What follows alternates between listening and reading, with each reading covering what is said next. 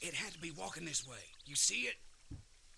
Dixon, it comes at me. You watch where you shoot that thing, okay?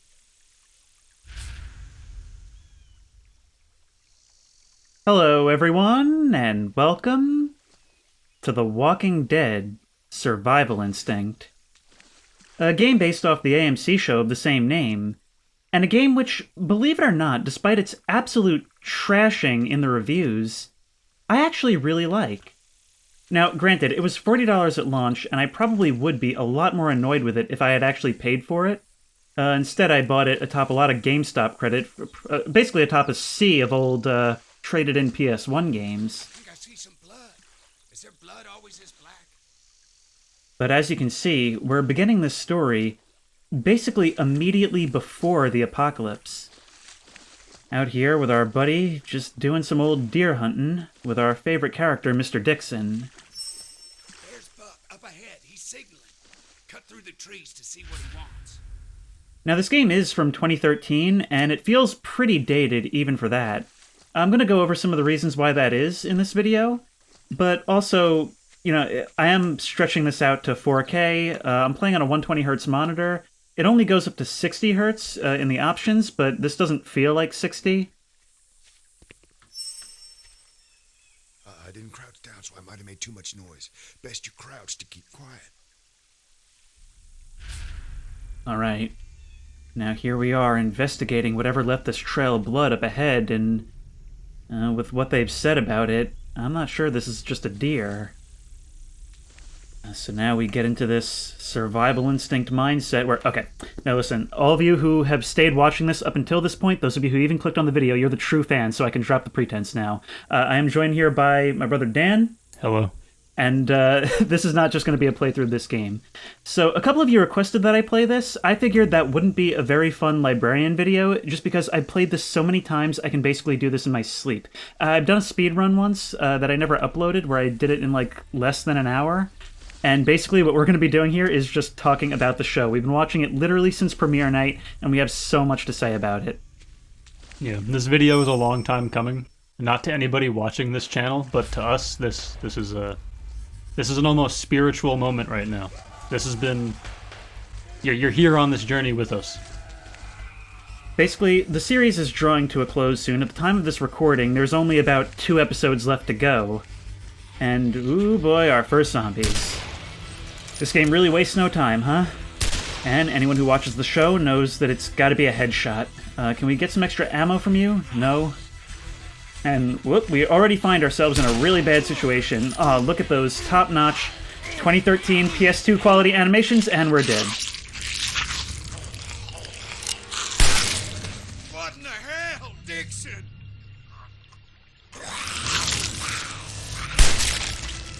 Oh, Dix, no, man. Help me. Daryl, you okay? Dad? Oh, Dad, no! We could... Daryl, he's too busted up. Nothing can be done now except ease his suffering.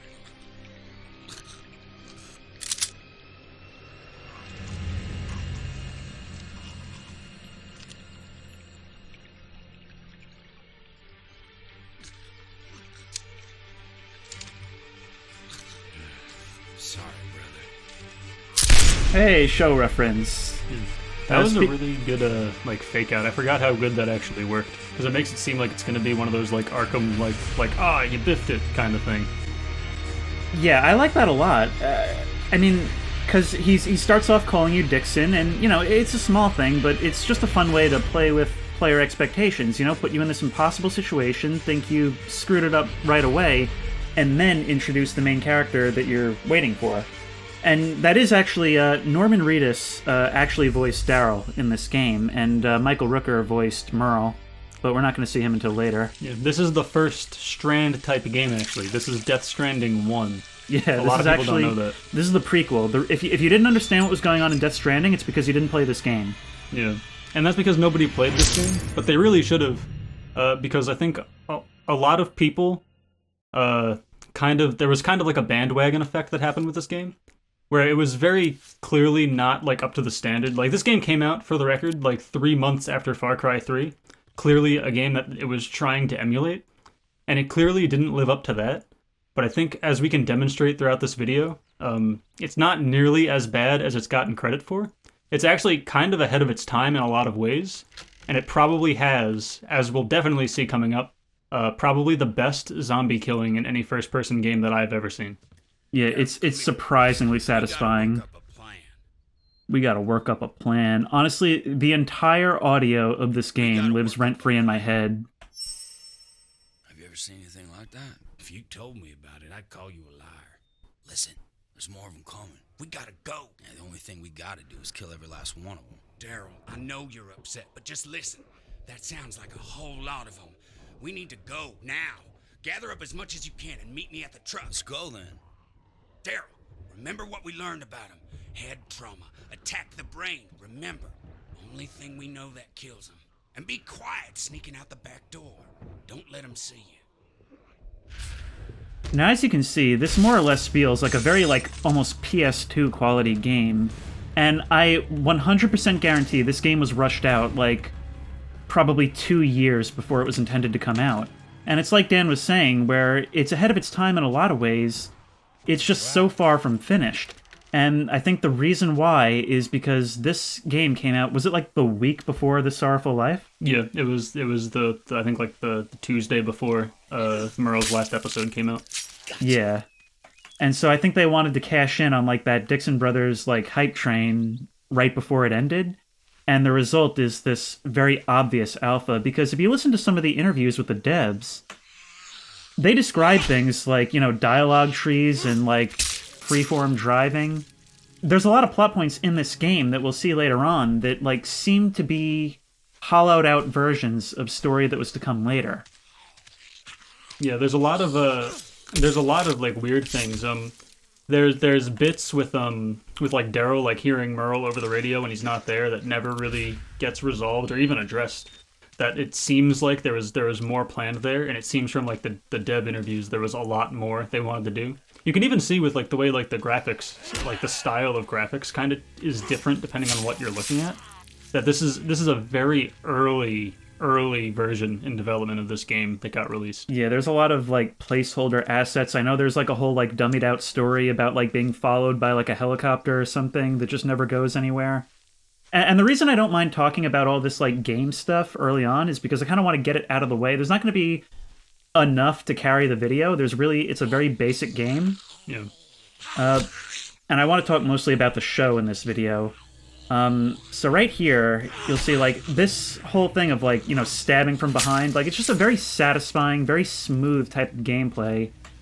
That was done, better in the Far Cry games and stuff, and it's very common in games now, but at the time there wasn't a whole lot like this, and it's actually a very satisfying way to do zombie combat with these takedowns. It's one of the only games that's actually done it right. A lot of games will make the deal with the devil and just be oh, you have to shoot them a couple times in the head.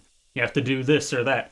This is a game where it was just, if you can get the headshot, they'll go down. It's just, you have to worry about how many of them there are, or if you'll attract more. It's the only game that's really... and nowadays there's more that have done it well, but at the time, this was really the only game that actually nailed it. Yeah, especially, I think you can see in the first level we're going to play, after this tutorial, you'll be able to see more what was intended, because the first level you'll see is very open-ended, requires a lot of, emergent things happening and thinking on your feet and different paths and different side things to accomplish. And it's a lot of fun, and it's the best level in the game. After that, you can tell that, the rest of the levels are a lot more unfinished because they don't have any of that. Get a move on, Daryl. Alright, let's go. Hurry it up. Yeah, and it's also just fun that they chose that you would play as Daryl, and they decided to base the gameplay based on, in this game, you're doing things that you've seen him do in the show. So it's really fun in that sense that you get to, you really do get to be the character that you've grown to like throughout watching the show. Hey, yeah, I mean, that's the cool thing, is that you have to think like Daryl in order to play it. So you can't really, until the later game when you get some better weapons, you can't really fight large groups of zombies. And so if you don't want to get cornered, you have to rely on sneaking around and picking them off one by one. Or just outright running if it goes wrong and closing doors behind you, and it's really cool in that way. This is another feature in this game that probably would have been more of an open world kind of thing. You see, you have your fuel bar that kind of acts as like a loading screen. You have to gather fuel throughout this game, and it's one of those things, if you don't do that, you won't be able to progress. So you have to do it in between these like levels, which for a game in 2013, like the idea of like having levels in an open world first person game is kind of like a major step backwards. But you can see just from everything happening here on screen that it was intended to be more open-ended. It was intended to be more about scavenging than it ended up being. Yeah, like what you'll see later is that there's random events where your car can break down or run out of gas or whatever, and you'll have to do a bonus segment where you just scavenge like a randomly generated area for supplies to get yourself going again. And I think that's probably like a hollowed out feature from what would have been the more road trip mechanics that basically would have likely been like the core feature. But I think we should probably start talking about the show now, because like I'm going to be taking my time a little bit more than I have to, just so that we'll have time to say things. But I don't really know where to start. I mean, right now, of course, they're airing season 11 with only 2 episodes left, and there's so much to talk about, because here's the thing. The show gets a lot of hate these days, and we are basically, Dan, I believe you once said that you are the show's biggest critic and most adamant defender. Yes, that is true. I have been. I mean, anybody who watched the show like definitely kind of feels this a lot. Is a lot of the times you're the odd man out at the lunch table, you know, because like everyone else kind of moved on, and then you're one of the only people like still watching the show. Because everyone who still watches the show, really, they're in for the long haul. They don't care how bad it gets. They stuck around through season 8. There's a lot of times in the show's history where it really was not looking good for like the writing or the story.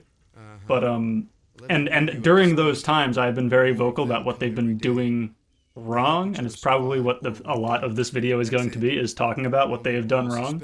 But the thing is, throughout all of that, it has maintained its ability to say a lot while being very bare bones in its story. It's, at the end of the day, it's a show about a bunch of people who you grow to like learn about over time and how they change throughout kind of very basic survival scenarios.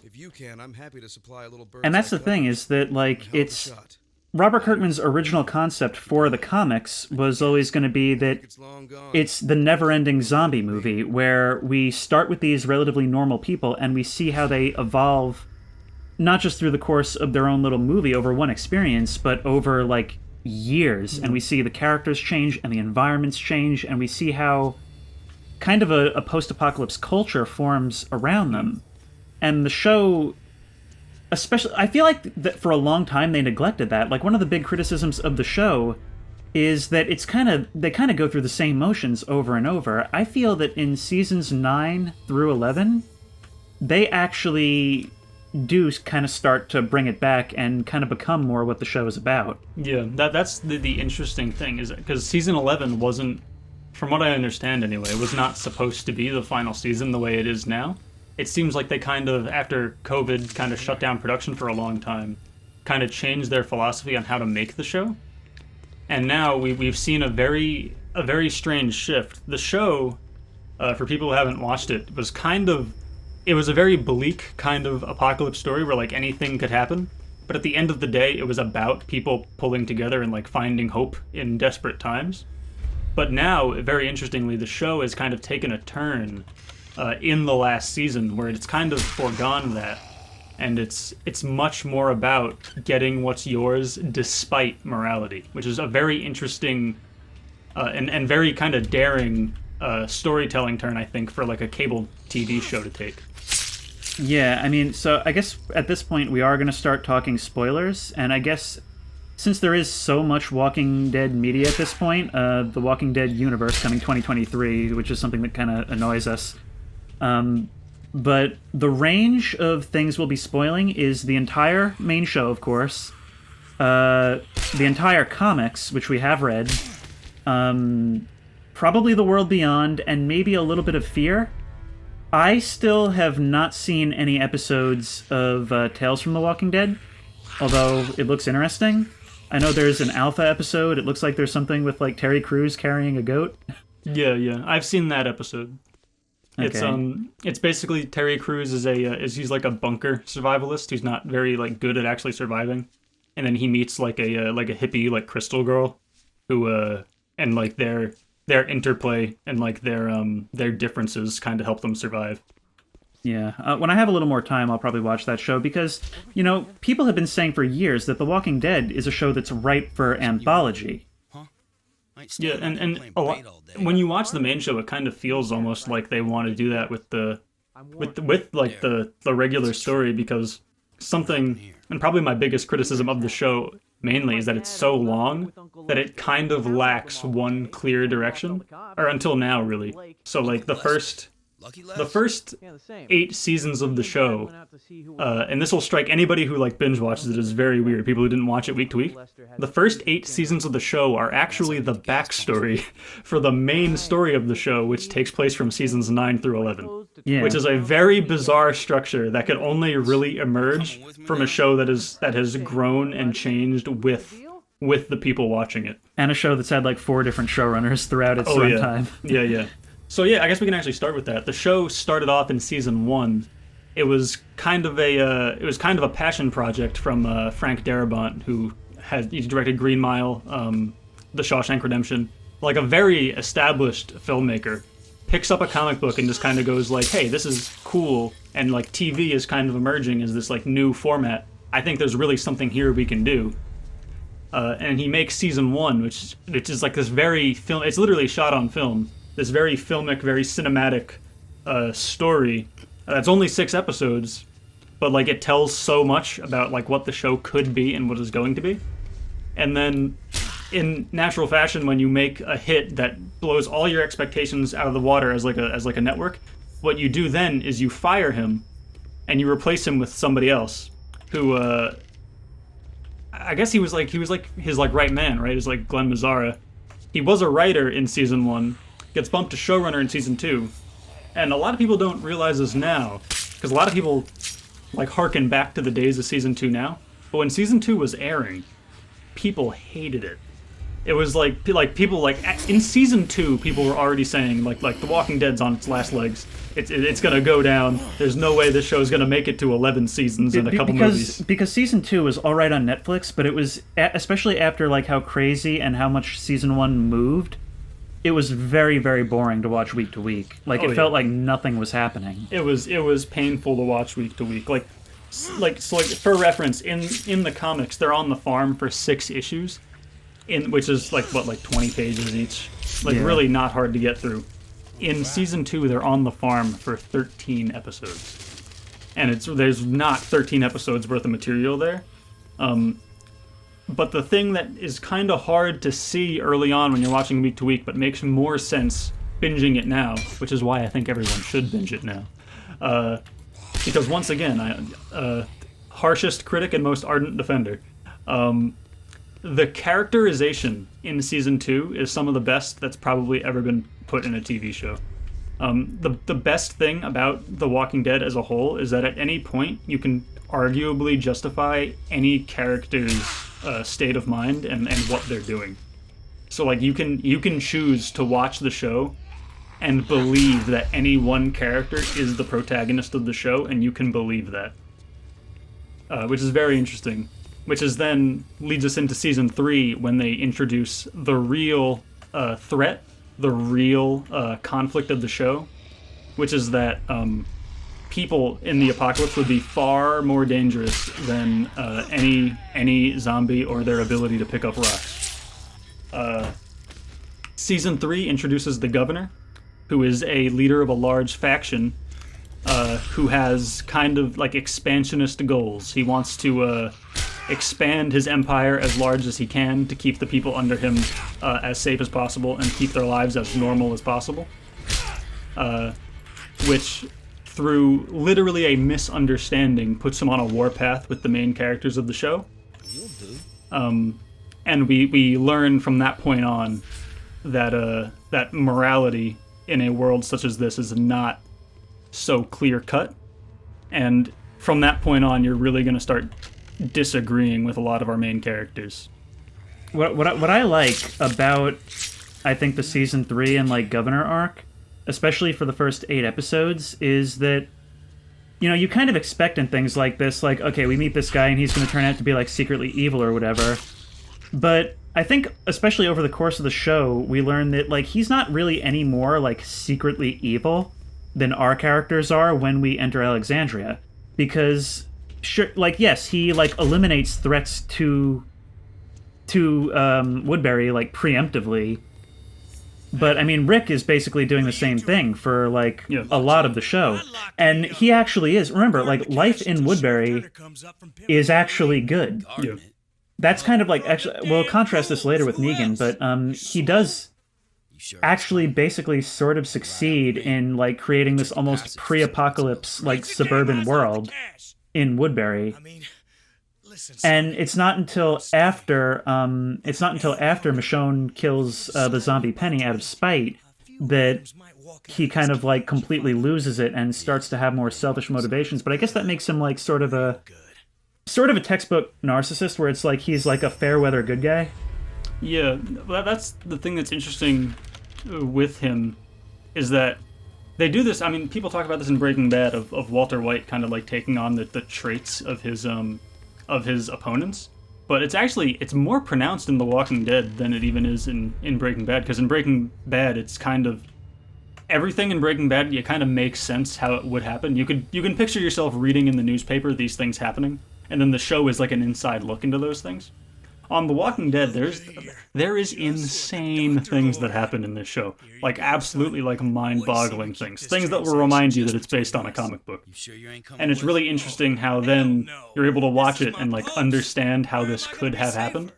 You don't have the key, do you? So like, for example, like with the comparison between the Governor and Rick, these are two characters who over the course of this show mention that they are going to preemptively kill all of their enemies, even if they have done nothing wrong, purely because it will ensure a future for them. Which is a very interesting way to write a show where your characters, the main characters, kind of become the antagonists over time, but you're with them the whole time. Yeah, so some people said that like Fear the Walking Dead was a bit of a wasted premise, because they thought that the interesting thing, like one of the common theories when that show premiered, was that the Clark Manoa family would eventually become the Whisperers. They thought that like a cool way to take that would be that this journey would be how we see these normal people become like the feral Whisperers. And I think like the cool thing is that by season 11, we learn that no, that was the main show. The main show is seeing our group become the Whisperers. And that's one of my favorite things about season 11, is how the Whisperers carried on. We see them using those Whisperer tactics just as a matter of how they do things. And I think it's even cooler to see them using those tactics against the Commonwealth, who in this represent civilization. Yeah, that is the interesting thing. Once again, going back to how I said, like the storytelling kind of gets more daring by the time of season 11. Season 11, like not even like subtext, like the text of season 11 is extremely like anti-society and anti-government, which I think is a very interesting direction to take a show that had been on for 11 years with like no such subtext whatsoever. It was a very, I mean, like it had deep stuff going on in its story, but it didn't make any like overarching statements about what should be done. It was kind of like very somewhat complicated morality tales told via like microcosm stories in a larger world with consistent characters. But then everything that happens later on in the show kind of becomes part of this overall thesis about what the world should be. And it's very interesting to do that. The entire show kind of becomes like an essay in that way about what would happen and what should be done. Which is also, once again, why I think everybody should watch this show. Because a lot of people will see the runtime and not even try to get into it. Like, oh no, he's not looking good. Oh, I forgot about this feature. I forgot about this. This is one of the most fun parts of the game. Yeah, so I'm gonna die here because I'm not really like paying attention. But you could actually, like, getting caught in these grapple segments can actually, like, paradoxically save you, because they'll just queue up like this, and you can just, like, chain this forever if you're good enough. I mean, I started with no health, but look at how many I'm killing here. Yeah, this is... this is a fun... Oh, Yeah, I'm like good. I got you. I had no health, because, like... Yeah, but see, this is the thing, is that, like, I'm used to this. I'm used to just kind of, like, running through. But I haven't played in a while, so I'm kind of getting used to the sluggish controls again. But you can't really just kill everything. You have to kind of think like Daryl in this level. You see, there's like a lot of side stuff. Like I had already gotten it because I already know this game inside and out. But I could have gone back to the grocery store and gotten the food and given that guy the food so that he would give me the ammo that's in the armory. But I didn't have to do that. That's all a side objective that I just kind of like preemptively accomplished. Did I get the keys or not? I think you did. Yeah, I don't see them glowing there. All right. Yeah, that's the interesting thing, back to what I was saying before about The Walking Dead, is that I think it gets credited as being like a dumb kind of like action, like zombie show. And I think part of that is just because of the time it came out. It came out at a time when like that was like the thing to do. What I don't think people realize, and what I hope more people realize now that the whole thing is kind of coming to a close, is that the whole story kind of acts as like this like apocalypse thesis in the same way that like The Road does, where it presents to you a story over time, and it's kind of like a philosophical reflection on the concept itself. And I think that aspect of the show kind of gets lost on people because it does have comic book kind of actiony stuff in it.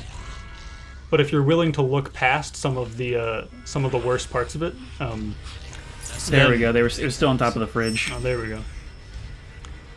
I guess before jumping into season 11, we were on season 3. I guess we can jump into now what we'll call the Scott Gimple era, which is a name that for people in the fan base is like kind of like Freddy Krueger.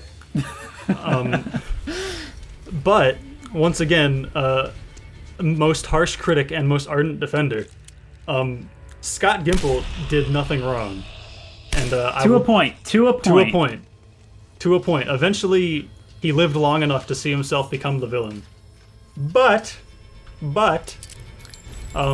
seasons 4 through 6 of The Walking Dead are basically perfect. You just have to get through seasons 1 through 3 to get there. Now, from what I understand, people watching the show now don't really have a problem with seasons 2 and 3. But at the time, people had a lot of problems with seasons 2 and 3. They were slow, they felt like they were kind of wasting time and then sprinting to the end when they didn't need to. But then in season 3, there was this episode. It was season 3, episode 12, titled Clear, where a character from the first episode of the show, Morgan Jones, played by Lenny James, comes back, and he is off-the-wall bonkers. Like, he's actually insane. And it serves as a point in the story.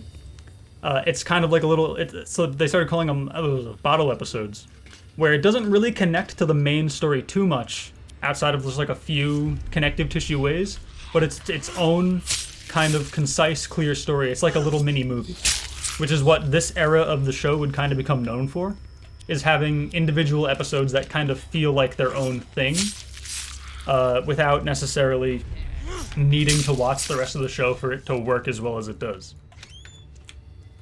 Now, season 3, episode 12, Clear, was probably the best episode of the show up until that point, and everybody loved it.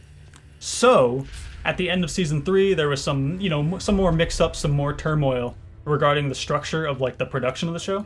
They fired Glenn Mazzara, and they hired Scott Gimple, who wrote Clear, to lead the show. Now, luckily for AMC, Scott Gimple is a lot like us, in that he has, like, an almost encyclopedic knowledge of this show and of this property. And he had seasons 4 through season 7, episode 1, pretty much already planned out to a T what he would do if he got the opportunity to be showrunner. And he, until season 7, episode 1, was able to fulfill that pretty much perfectly. Seasons 4 through 6 are probably, until later on, but we'll get to that. Up until this point, were the most tightly written, most like best shot, produced, edited piece of this entire show. It was one cohesive story over several seasons. Because seasons 1 through 3 kind of changed directions each season to accommodate what like new era of the apocalypse they were going into.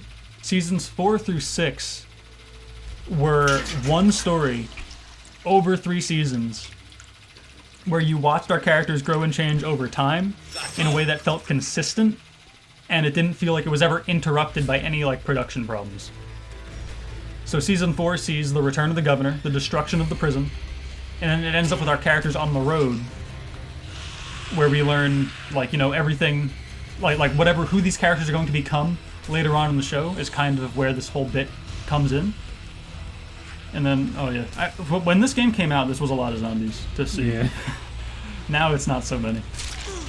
I mean, I'm playing Days Gone right now, so this is nothing. Yeah. What you think I'm doing, Jess? Season 5 comes out. Season 5 might still be most people's favorite season still. Season 5 is the most action-packed. It's the most bleak. It's the most similar to the road that The Walking Dead gets. Because it's really just about like our people starving to death on the highway, trying to go between states, trying to get to Washington D.C., and then all of the malicious actors they encounter throughout that journey. And then season 6 introduces what the show ultimately becomes, which I know will seem daunting to people who haven't seen it. That season 6 is when the show introduces what it's going to be about, but it's worth it because everything up until that point was, for the most part, everyone can agree, pretty good. Season 6 introduces probably the best character in the show. It introduces like kind of the concept the show will become about. It introduces Negan, who is basically like Rick's Joker, basically his like complete foil character. And he's probably the most famous character from the show at this point. He's also, as of season 11, probably one of the best characters like on the show, even like ongoing. Yeah. And that's because, honestly, I think he most encapsulates like what the show is about, which is how interesting it is to watch these characters change, as well as their roles in the show over time. So Negan is introduced literally with like a god comparison. Yeah. His episode introduces him. His episode is literally it's a retelling of the story of Abraham from the Bible. Yeah. With Negan in God's shoes. Yeah. But the interesting thing about it is that by the time of season 11, like, he's just like walking around with the group, just like doing stuff. And that's quite a turnaround, and it feels like it's so slow that it honestly feels like natural. Yeah. To the point where he literally is introduced, killing 2 longtime main characters, including, we told you there'd be spoilers, Glenn, of all people, who is arguably like among the most likable characters in the show. And people just totally accept now him as part of the group. Yeah, people cheer when Negan kills people now. Yeah. Which is quite a thing to like naturally achieve. Yeah. It's very interesting too, because what also you find out watching seasons, like his like real like character arc kind of happens. Like he's the villain of seasons 6, 7, and 8 definitively. But towards the end of 8, we start to see, it's really clever how they wrote this. We start to see a character arc with him where the show impresses upon you that it's a redemption arc. The show kind of tells you it's a redemption arc. But what you find out later on is that he didn't change a single thing about him. The world changed us to get closer to him. Yeah. Which I think is part of the genius of how they've written these last few seasons, is that you find out it wasn't like Negan like backsliding when he started doing bad stuff again. It was us realizing we were misjudging him when we thought he was redeeming himself. He was doing those things for his own reasons, not for any reason that we would originally have found good, but now we do. And it speaks more to the audience than it does to the character, which I think is a very interesting way to write it. Yeah, he is with our group now, basically, like you said, not because he has changed, but because A, it's like more convenient for his own self-preservation, and B, because he more approves of them from his own perspective now. Yeah. That's really, and so, I don't want to touch on season 11 yet, but I will. Season 11 was split into 3 bits. That's kind of part of the way the show is run, is they split the seasons in half. But season 11 is longer, so they split it into 3 segments. In the first segment of season 11, we literally watch Maggie, whose husband he murdered, basically completely come to terms with like, yeah, Negan's philosophy on survival is correct. He's like, if we do things the way he wants us to, we will do better. And like seeing that like complete turnaround is so cool, just to like watch over time, because it doesn't feel forced. I think that's like the most important part. There's some things in the writing in the show that feel forced. This doesn't, and it's like the hardest thing to do. It would have been the hardest thing to do writing wise, and they pulled it off like perfectly. Give me a description. I've in general just really liked the way they handle the concept of villains in season 11. For the most part, I do have some issues with the way they're handling Governor Milton the last couple episodes. I think Lance Hornsby was really cool. Clay's dad. Unfortunately, we haven't had Ghost Bryce in this show, but I really like the way that like they show him as like a middle management evil type. But just like his whole thing is like, just pure self-serving ambition. But in the end, he isn't nearly as important as he thinks it is. What I really like about season 11 is showing how the Commonwealth is this huge, like, essentially civilization, but they're just so... They've had it so good that they're so out of their depth in dealing with our characters. Yeah. That's the interesting thing to see, is that something like our characters are kind of built up as like these like mythic heroes at this point in the story. Probably too much even, because I mean like AMC seems to want to make this whole thing the MCU like all the time for some reason. But it's really interesting how a lot of the times the conflict in the show isn't like, oh no, our characters are gonna die. We're pretty confident for the most part. A lot of times they're not gonna die, because they're just that much better at what they do than everyone they encounter. And they still manage to keep the stakes good. An example, in Season 5, it's the last episode of Season 5, Rick Grimes is arrested and thrown in jail because he went a little Joker mode and started like pointing a gun and trying to kill people in Alexandria, because he was just going a little crazy over the way they were running things.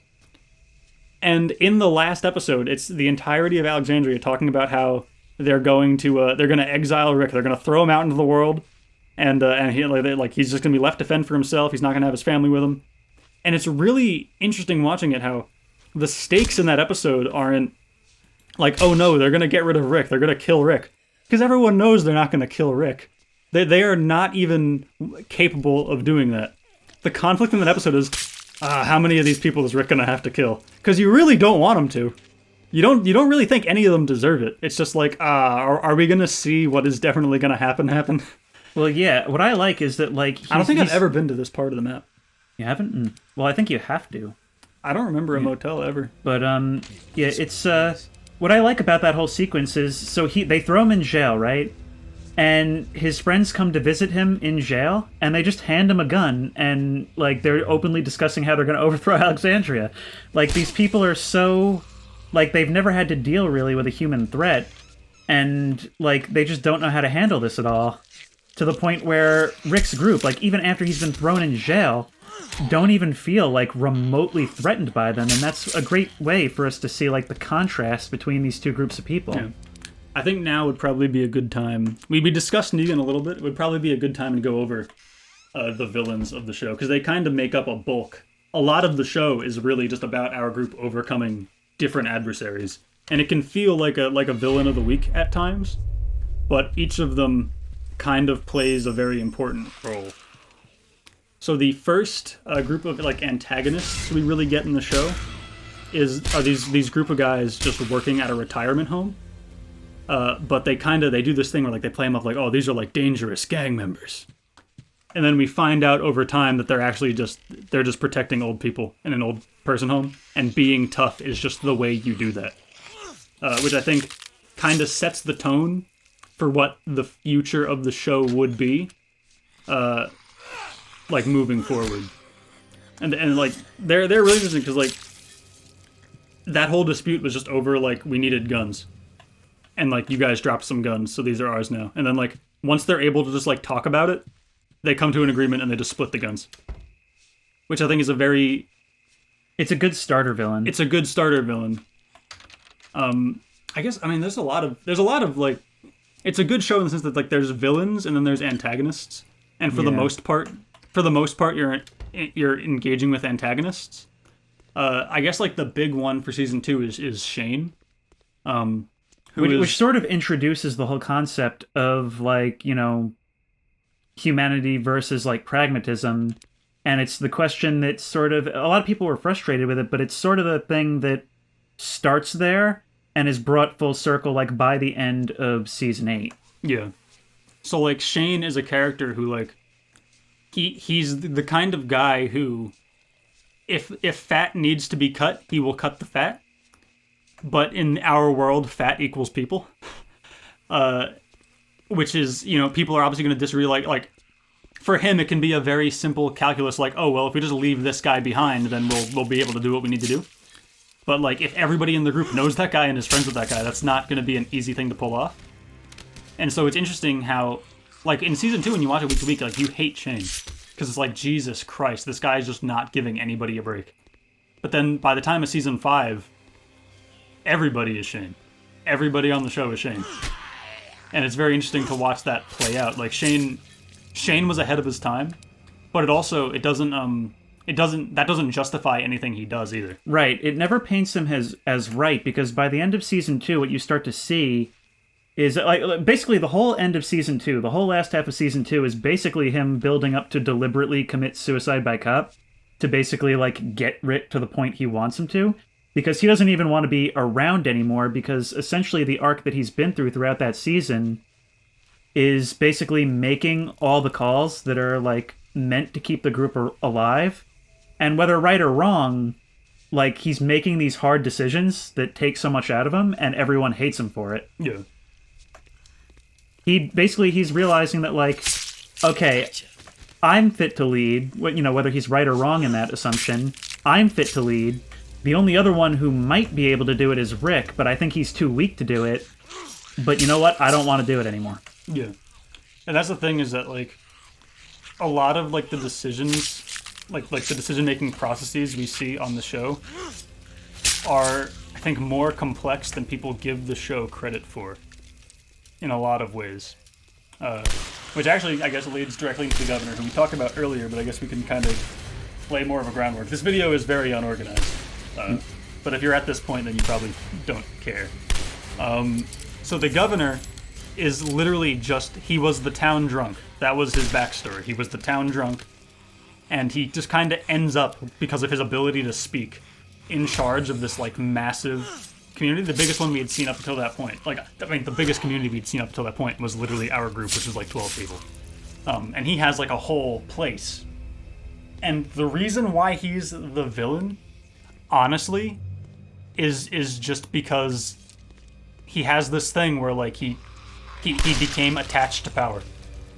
And that's it. He didn't start off as a bad guy. He honestly, comparing him even to like the later villains, he's not even that bad. He literally it's a territory dispute thing. He has a place that he wants. At least until the raid on Woodbury. Yeah. Because that was when he started to get like really unhinged, and that potential was always there. It's not like he was good and then became evil because of our group or anything simple like that. And what I like about the raid on Woodbury is that we see him like going around like checking on people, trying to make sure everybody's okay and safe. Yeah.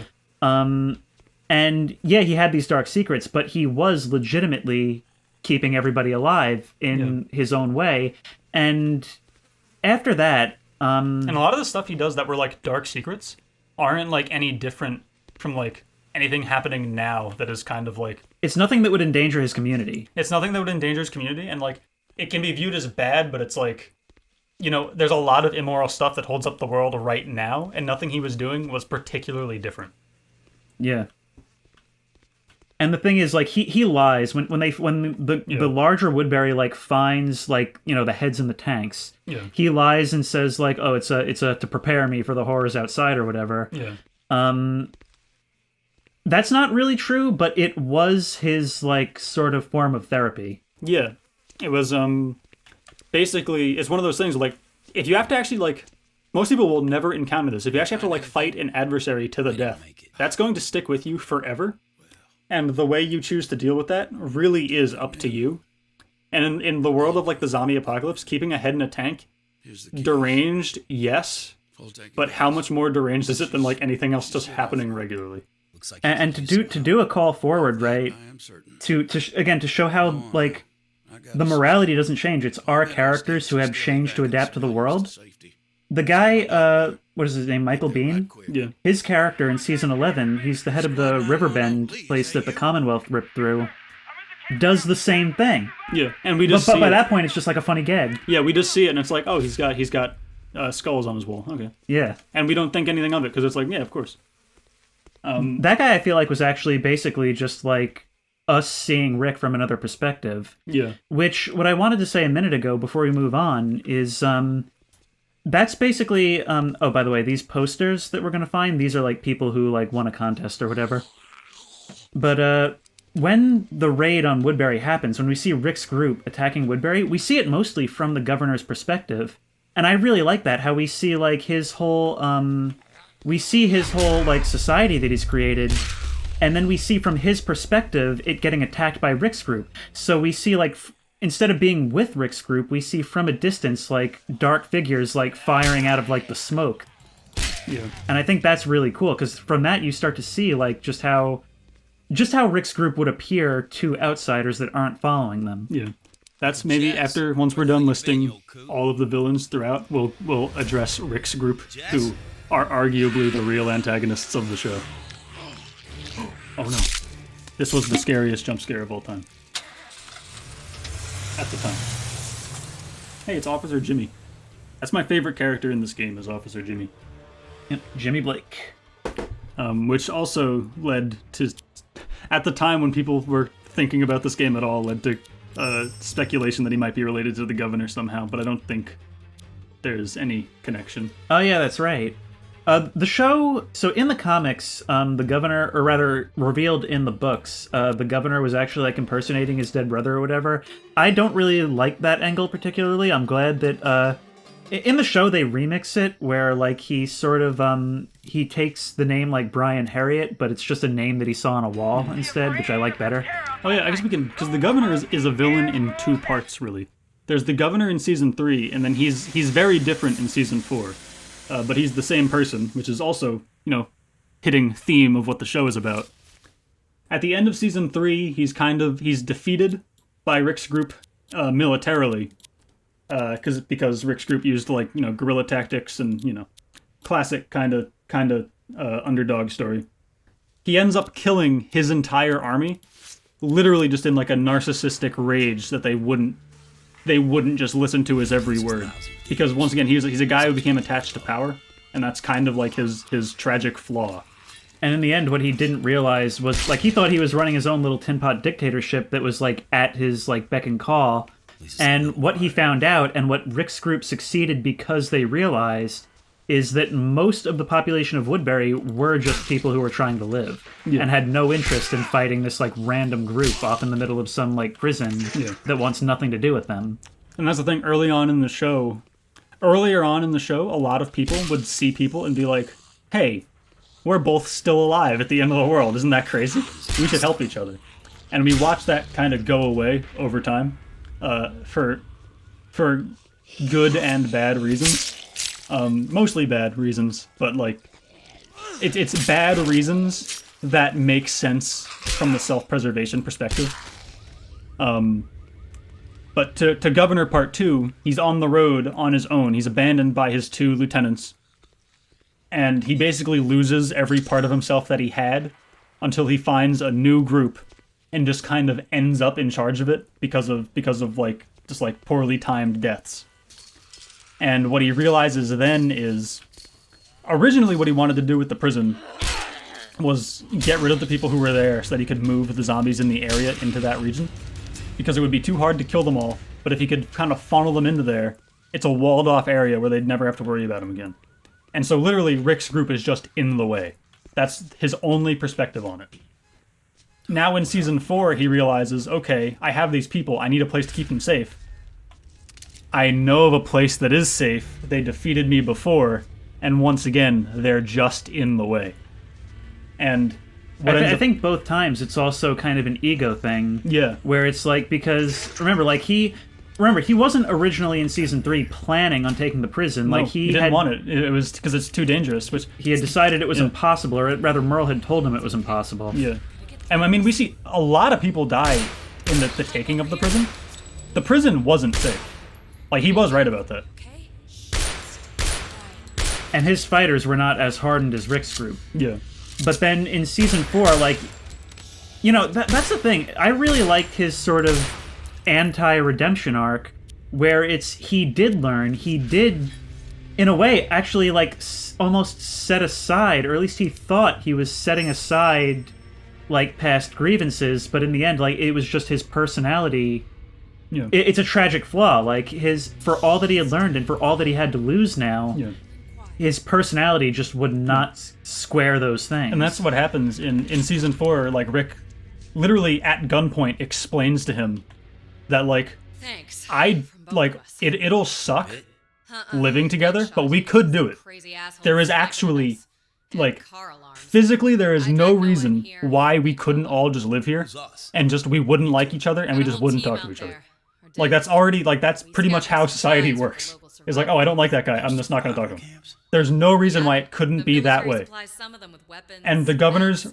his Big his one thing shared is he to just the goes, sawmill. We were doing nuh-uh. pretty well until And that that's it. psycho sniper That's the thing. showed He up and can't brought get whole over that fighters fact down on that he us. was bested one time, Got split up, and pinned down. he can't even fathom that other people would be able to overlook that. he can't even do it to, like, save his One of my runners second chance at a daughter. holed up in Yeah. a theater across the street. And then when he finds out that his second chance of the daughter also died, literally completely unrelated to this conflict, at that point he just decides it's basically Although because he wasn't there because he was doing this. yeah, that's true. Yeah, like if he was just there, not doing what he was doing there, everything would have been fine. And once again, really, it's kind of a suicide by cop situation, where he has a tank. He gets a tank. Did I mention that this was based on a comic book? Yeah. But it worked in the show, It too. worked in the show. Yeah, it was there's a Actually, in the comics, it was less comic booky because it was more of an APC. yeah. In the show, he has like a Vietnam era tank that was just stolen from a military base. Yeah, I think it's an M60. Yeah, Fun fact, I believe that was borrowed from a collector for the show, like Yeah, a it was. local collector. yeah. And it just ends up being a suicide because he's like, okay, well, my second chance at a daughter is dead. I don't have a reason to be around anymore. I'm gonna take everybody down with me. Yeah. And so he literally runs over the fence of the prison, literally just like a suicide attack, just like we are going to destroy this place just because. Right. I mean, once they run over that fence, like, there's literally nothing in it for him anymore. Yeah. Like, the place that you came here, the thing that this was all for is now useless. Yeah. It's literally spite, which is, Right. like... And that's what his character has always been. It's a repeat of the Highway Massacre, where it's just dumb rage at being defied. Yeah. Which I kind of suspect that, like, a person like that, he was the town drunk. I think he expresses to Rick in Arrow on the Doorpost that, like, he hated his job because, like, he was being basically ordered around by somebody younger than him. Yeah. He was probably like this with Penny. Yeah. Looks like the one Scout had. Mia? So anyway, the prison gets destroyed. They're forced onto the road yet again, where we meet our next group of antagonists, who are probably... Wait for me, you asshole. They're Ain't not... the asshole you're worried These about. antagonists are not the exception. They're probably the rule of the people who are just around in this world. Not me. In the show, they're Scout called the asked me to come Claimers, looking in on ya. but really, it's just a roaming gang of marauders. She's across the street. And that's it. There's nothing God, too the shooter. spectacular about them. Every time I put my head out, They it's all over. want... They're like Lost DayZ all my players, gear, so basically. I'm pretty They much want trapped. loot, The theater's locked 'cause up loot tight helps you since they started survive, loading corpses and in our the group exit still tunnel. has some stuff on them. There's a bunch of them. And There's a half ladder down. through just Either like way, sheer and I can get out circumstance, and back to Scout. Rick ends up strangling one of them in a bathroom just to keep himself alive, because he knows he'll get robbed if he doesn't do it. But that's where that killer is set up. And this sets off a vendetta against Rick, Got my suspicions. and that's really it. That's the whole conflict, really. Yeah, I mean, I think we didn't see a whole lot of that because it wouldn't make for interesting stories, but I'm glad that we did them as, like, a short villain. Just to, like, show that that's most of what's out there, and that's why you don't trust people. Because I feel like, when we spend a few episodes with them, like they're not mustache twirling bad guys. They're just trying to live. Yeah. But they just don't. They have grown numb to the things you have to do to stay alive. And they turned it into a joke because you'd have to. Yeah. And something, you know what? I didn't like this before, but I'm going to explain it now because I do like it now that you said that. So Jeff Kober, who plays Claimer Joe, you may also know him as the gun shop guy from Always Sunny in Philadelphia. He actually did we only heard him on a tape recorder, but he did the voice for one of the characters' grandfather on The World Beyond. We hear these recorded messages that he left, where these recorded happy birthday, how you doing, messages to one of the kids that's on this show. Now, I don't know if he's just the actor that's doing the voice, or if it's actually supposed to be that his granddad is Claimer Joe. I kind of like the idea that it is him, because just seeing none of the connective tissue, just hearing that contrast between what we know him to be and what he may have been like before the apocalypse, I think is really interesting. Yeah. That's the thing that's so interesting. And also, and it's definitely intentional, because Daryl joins up with the Claimers immediately after the prison falls, because everybody gets separated, which becomes another common thing in the show, is everyone getting separated. He joins up with them, and it's it's rough and tumble. There's a lot of conflict. It's a very Lord of the Flies situation. But, it's a Lord of the Flies world. Those scenarios are pretty much going to play out anytime you're not with our gang. The thing that makes our gang the good guys is that they generally do not throw their own under the bus. Yeah, that literally, that was cool. As Aaron explains after he meets our group, after they're on the road for months, is the reason why they stuck out to him is because they were without food and water for weeks, and at no point did they turn on each other.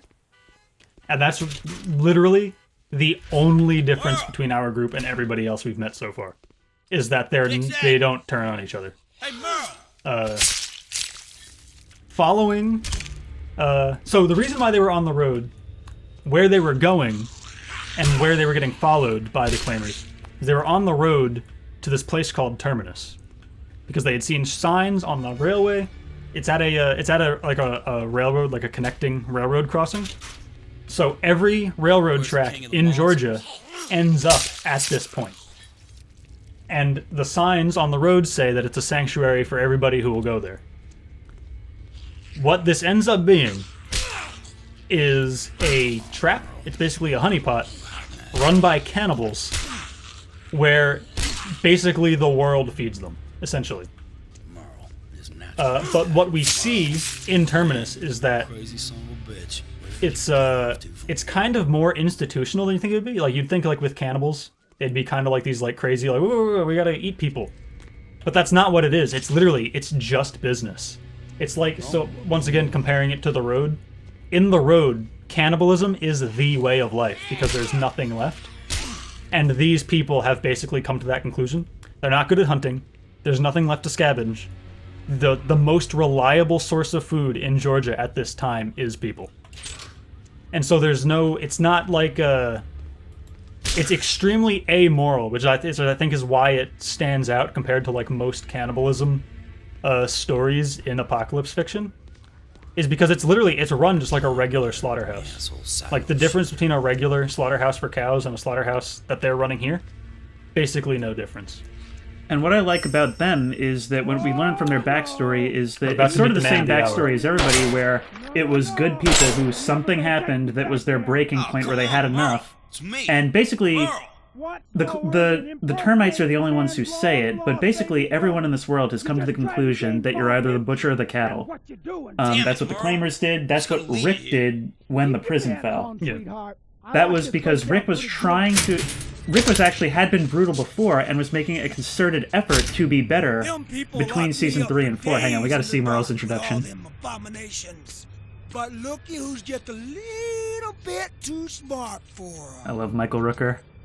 Bro, you're stir-fried from the sun. and the booze and whatever I else quote you bits get of into. this scene Yeah, all the I time. do feel a little warm now that I think like sneaking up, are we? Like that's every single time I spot an enemy in a game. Yeah, I might have said it in videos. probably. That Ricky's just a little bit too smart for him. I say that a lot. Yeah. Man, there's all soldiers down there. Just some scavengers trying to help people out. They don't even know who you are. They're in uniform, ain't they? I love how red he is. And they came to take me back to the hole. I'm not going anywhere but Michael Jason. Rooker That's is a where you're national gonna take treasure. me. Yeah, he is. He Come on. some of you might know him as Hey, Yondu guess I gotta in lug your Guardians thick of the ass back across Galaxy. town. Man, you must be running over 106. He's also My chair! Yeah. if you like oh yeah, this is if you like horror movies, he was also he was Henry in Henry Portrait of a Serial Killer, Yep. playing a much more subdued role than he normally does. He has a history of basically playing like racist cops. He was one of the bad guys in Mississippi Burning. Yeah. Well, that's the other thing. That's another interesting. This isn't really like a villain, but we'll go antagonist more because we kind of skipped over Merle. Merle starts off as like he's basically like a Nazi biker, and then what we see over time, and this is an interesting kind of like cool tidbit from the show, is there's actually racism is pretty common early on in the show, but what you see over time is like natural selection does pretty much happen in the show, and it basically kind of Racists kind of have to shape up or ship out. yeah, they have to shape up or shape out because like they're inherently irrational, and being irrational is not going to get you very far in a survival of the fittest situation. We don't see the transition, but we do see basically that like the governor had to like whip him into shape if he was going to be part of a society. Yeah.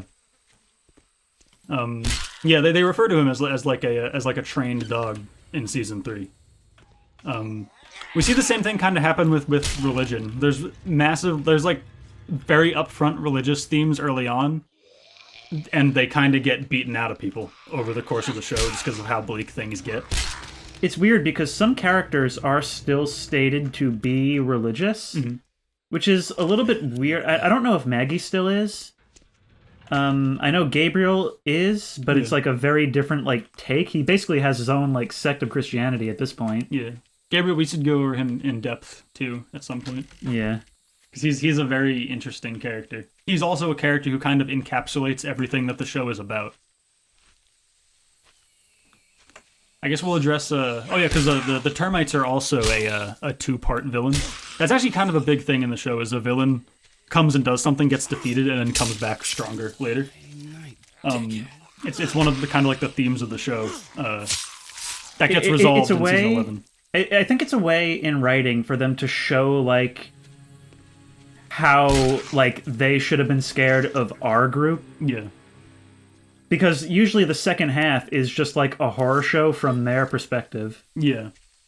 And it does get resolved in season 11 with the Reapers, but if we're going in order, we'll get to that when we get to that. Okay. We might end up playing this game twice because, like I said, this is a very short game. Yeah, this is a very short game, and at this point, we're not locked in here with you. You're locked in here with us. Yeah. So anybody who's still watching this is on board. Yeah, like you don't care how rambling this video is. We have, believe it or not, we do have an outline, but I'm serious. There is a notepad on the table for like topics that we have to cover in this video. Yeah. No, just because the show doesn't get enough credit, or even just like the medium, or not the medium. That's the wrong word. The IP, or like the franchise. IP, I think. Like the franchise. Yeah, it doesn't get nearly what it's due. And that's not even us saying the criticisms are wrong. No, a lot of the criticisms are right. We'll get to season 8. Trust me. We could fill an entire like 3-hour video with season 8. I literally re-edited season 8. No, it's true. He re-edited season 8, and I watched his edit like the way The Walking Dead was meant to be watched in the Vegas Pro timeline. He literally, it's 8 episodes long. Some of them are a little bit longer, but he literally cut half the season. And you guys, it was so much better Yeah, unfortunately it can't be released because I don't want to get sued. But on my computer I have it. So if anybody, listen, if anybody's in the know, I'll invite you over. You can watch it. You can sit in my chair and watch it in my room. But actually I won't do that. But I honestly maybe. have half a mind to, like, if I had some way to, like, consistently see, like, through a VPN, I really think, like, other people should see your edit because it's incredible. I mean, obviously you can't fix, like, the glaring problems with, like, the story structure, yeah. but it's incredible how much better you can make Season 8 by just chopping out, like, half of it. Ideally, I would have rewritten it from the jump. I would have wanted a page 1 rewrite from the get. But seeing as how I don't work at AMC and have had no part in the production other than just watching the show for 12 years, this is the best I can do.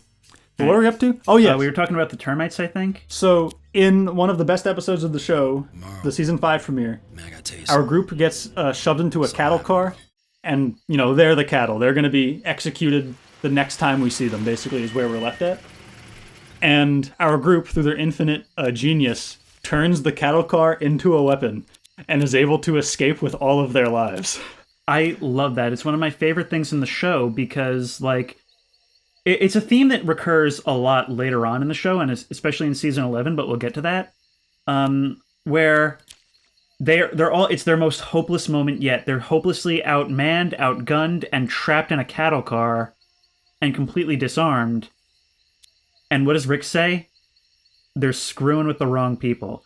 And why are they screwing with the wrong people? Because they're all together now. Yeah, they were split up all season, So you just and then they didn't know that they knew each other, so they all put them in the same rail car, not knowing that that was the worst thing they could have possibly done. Literally, they had a pocket watch on them, Yeah. and that was all they needed to make like a dozen weapons between all of them. I'm coming with Literally, like, they were in the car. They were in the car for a few minutes, and by the time those doors were opened again, all of them were armed and waiting. Yeah, they killed like 3 people the second the doors were open. No, I don't think they killed any because they dropped the gas in. Remember? Didn't I think they killed at least one because Rick stabbed a guy, Hell. but maybe he didn't die. They gotta eat. Yeah. Or no, you know what? I think he like broke his gas mask, and so he like one of them got tear gassed. Yeah, I don't know, but either way, all of them were dead within the next 30 minutes. So. Yeah, largely due to Carol. Yeah, so basically they're all split up. Which I'm just going to take this moment to give credit where credit is due because we may not get to mention him again. In season 3, the one true dog, T-Dog, saved Carol's life at the prison, right? Yeah. Carol has spent the entire rest of the show saving everyone else's life. Therefore, T-Dog saved the group. Yeah, that's a thing. This is probably on like every like Walking Dead iceberg that exists.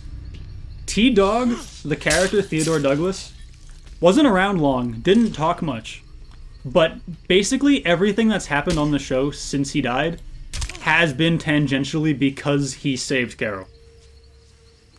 So just like appreciate, like he's, and also it's not even like he was like a joke character too. Like he got joked about because it was like at the time it was like, oh, the one black guy on the show and he doesn't get to talk. That was like kind of the thing. But he's an unironically good character. Like he's well written, well acted. His role in the story works. He needs to be there. But yeah, just quick Irony Singleton appreciation because he doesn't really get enough. Yeah. I was really glad when he showed up at like the like he still shows up at events sometimes, and I'm really glad for that. Yeah. So he saves Carol, who started off as literally like a battered housewife, and is now basically probably the most like capable character. Because what the show does, and it's always good seeing how smartly written this show is. They understand that a battered housewife has been surviving her whole life. So we get to see that extrapolated to what would happen now if she had a sniper rifle, basically. And they have to survive basically like security through obscurity. Basically, she's been trained her whole life pretty much to keep her head down. And so that's what she does, is she is very aware of how to be perceived as non-threatening. Yeah. And she uses that throughout the show. Yeah. So she ends up saving our characters. Basically, everybody was heading to Terminus, but Carol was smart enough to kind of figure out, like, this place is most likely a trap, so I'm not going to go in. I'm going to watch outside for a while before I decide to go in, and she gets there when our group is being brought into the slaughterhouse. So she's able to figure out pretty much right away that something's amiss here. She saves them. Terminus is destroyed, and there's just a few stragglers left, and they become much more of that bugaboo kind of like horror movie cannibals. And what's cool about that is that it's a position that they were forced into by our group. Yeah. Although that's not treated as them doing anything wrong. That's just how it is. That's the Terminus, like, cannibal characters are our first look into a kind of detached from morality, just business kind of survival, where it's like there's no emotional attachment to what anybody on either side is doing. It's just, we want to live and you need to kill us to live, so we are going to do what we have to make sure that we win. I believe, I don't remember if it was like the casting call or if it was the actor who played Gareth, who said that, like, he thinks that before the apocalypse he was a Starbucks barista. Yeah. He is just, it's almost weird how, like, normal he is. Yeah. And one of the things that I really, first of all, I think it's just a cool way, I think the show has always done a cool job of the way it messes with audience expectations when it comes to how they expect comic stories to play out. So Terminus is a very different take on the Hunters. Yeah. And after Terminus falls, they become the Hunters from the comics, basically. Yeah. Yeah, and I also like, it seems kind of weird. It can probably, to some people, this will seem lazy. But I do like that, a big part of the reason why the cannibals are cannibals in the first place is just because, like, you know, like, these people, like our group, like, Rick was, like, you know, like a good old boy sheriff. Everybody, like, Daryl's a hunter. They have people there who had skills beforehand. The hunters didn't really. They were just regular people working, like, 9 to 5s. So when it's like, oh, why don't they just, like, hunt squirrels? They don't know how to. Like, they've probably done it, but they probably don't get enough. They make too much noise. They don't know how to track. People are people, you know? Like, they think they can trust people, and they use that against them. It's easier to get close to people if you're a person. And it's sort of what we see throughout the show is that, like, anyone who's still alive, like, there's the obvious skills like Daryl has where he's very self-sufficient, but then there's others like Eugene where it's just they have that one thing that enables them to have an edge, and they have to tailor their entire, like, world around that. Yeah, and that's something, I think, this isn't, I don't think they say this in the show, but I think I heard Andrew Lincoln say this in an interview, which is by the time of season 5, any character who is alive at this point, because timeline-wise it's like a year and a half in, anybody who is alive for a good reason. There's no more people who are alive for, like, out of, like, a fluke anymore. Which is why Gabriel is kind of so interesting for a while. Yeah. Which I guess we'll cover Gabriel, I guess, right after. Or maybe when we inevitably end up playing this for a second time. Yeah, because at this rate, like, we're like halfway through the game now, and we're on Terminus. Yeah, as far as the villain overview. Yeah.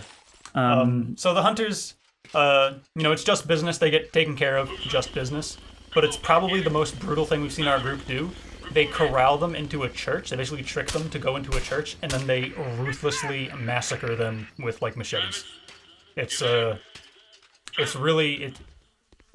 interesting where, like, if you were to, like, show that, and they depict it like a horror movie, like, it's a group of normal guys getting hacked up by a bunch of, like, woodsman survival people with machetes in a church.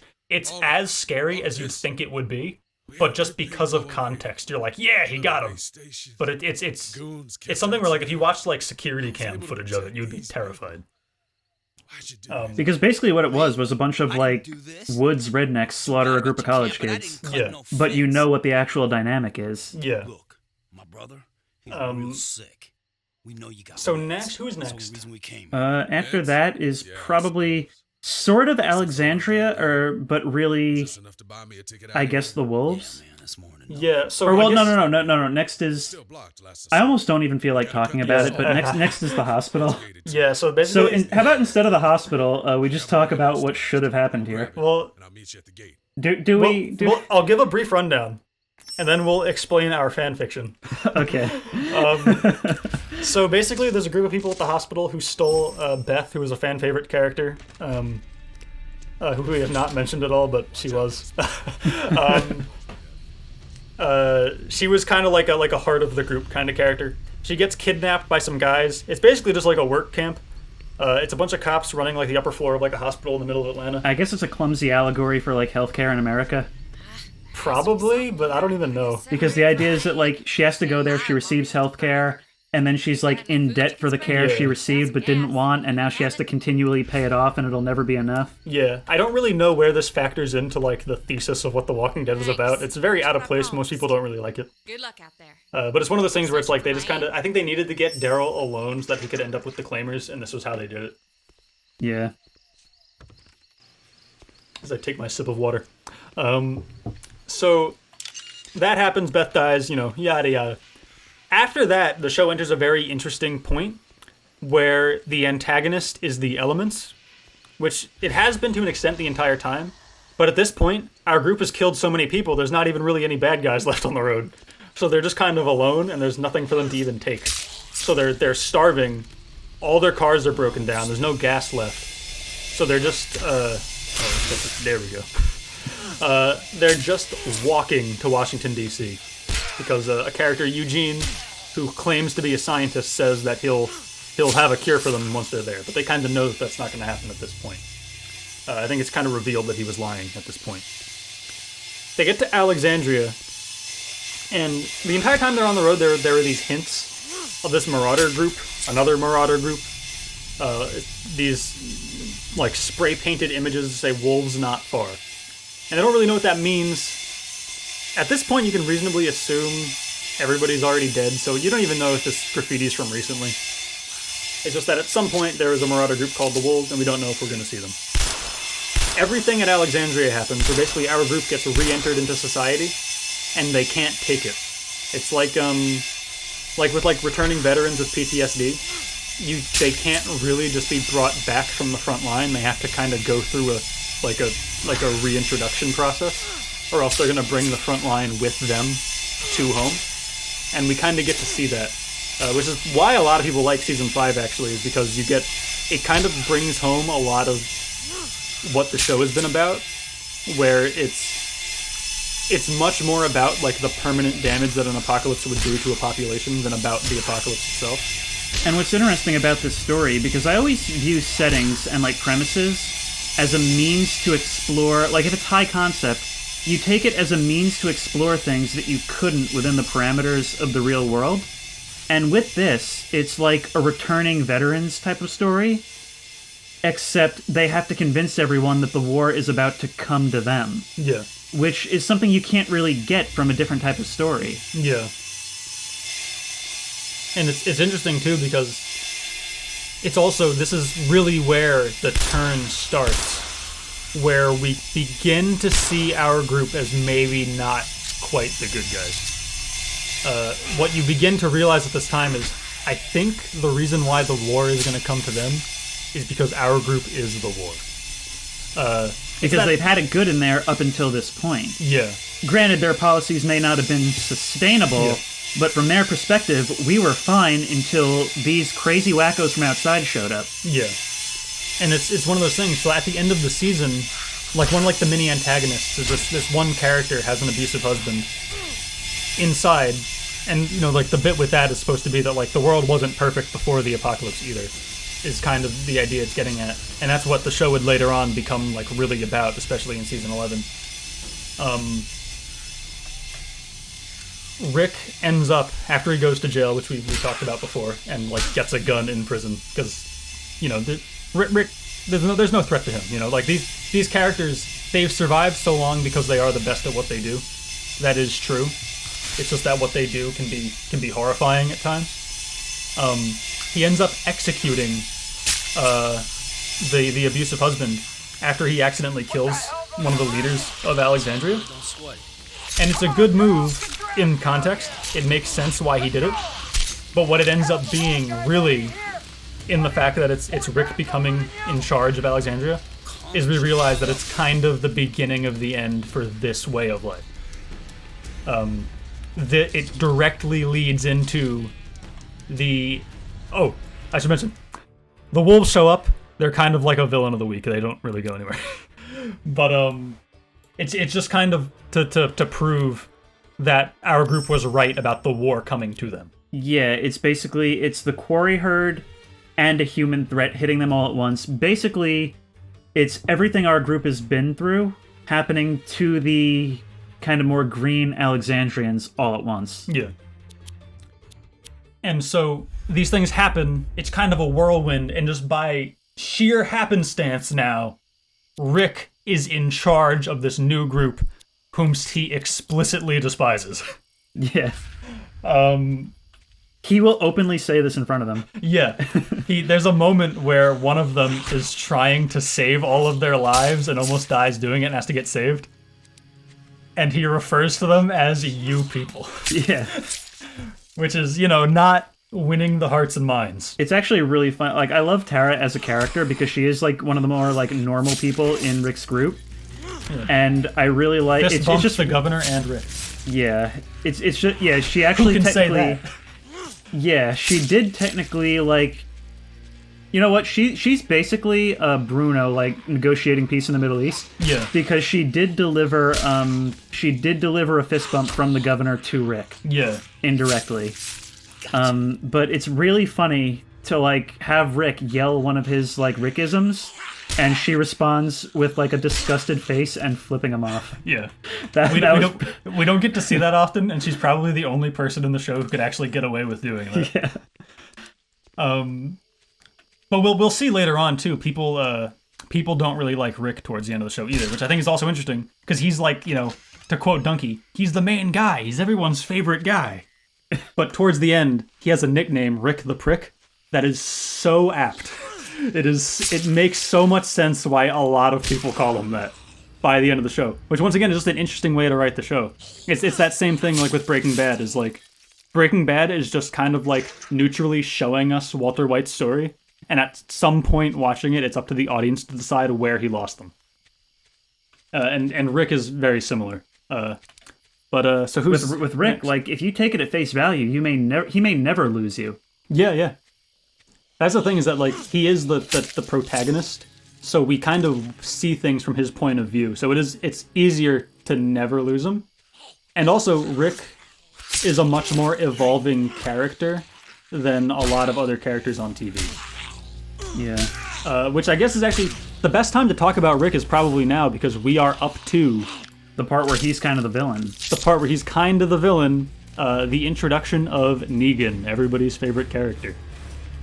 For a reason. So we mentioned before, he gets introduced literally like analogized to God showing up to kind of lay the New World Order down. Now, before we get to Negan and discussing him as a villain, I feel like the first thing we should do is discuss the Saviors and how they're introduced, because we've gotten used to them laying waste to things like Terminus and Woodbury. But what happens is we do sort of the same thing, and we get like a really cool, we start to learn that there's all these other communities out there. They meet the Hilltop and they learn about the kingdom, and then they decide okay, we're going to help them deal with the Saviors, who, in terms of what they know about the Saviors, this is one of my favorite levels, is basically a group about the size of Woodbury, only more heavily armed and a little bit more organized, more fighters. Yeah. Instead of just like random civilians making up the population, they know it's kind of like a rough and tumble gang of bikers. Right. Because they've already encountered them a couple of times, they've had run-ins before, which is why they have no trouble accepting the offer by Gregory at the Hilltop to just go wipe them out and you'll have your share of food forever.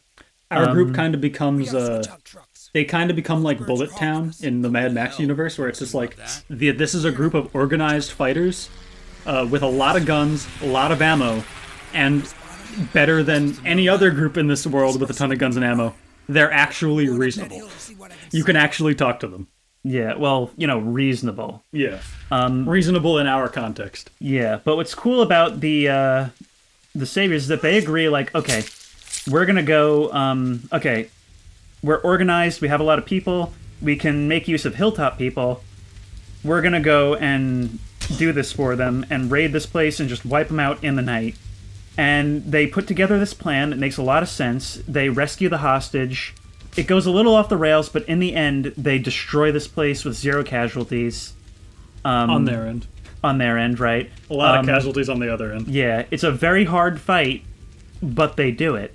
And there's a bit of a complication when Maggie and Carol get kidnapped, but again, they are hardened survivors, and they outwit their captors, and they're able to free themselves before the rescue team is able to show up.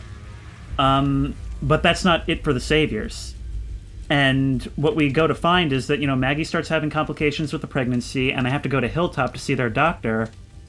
And that is when the dread starts to set in that for as hardened as our group is, they have bitten off more than they can chew, and it's too late to go back. Yeah.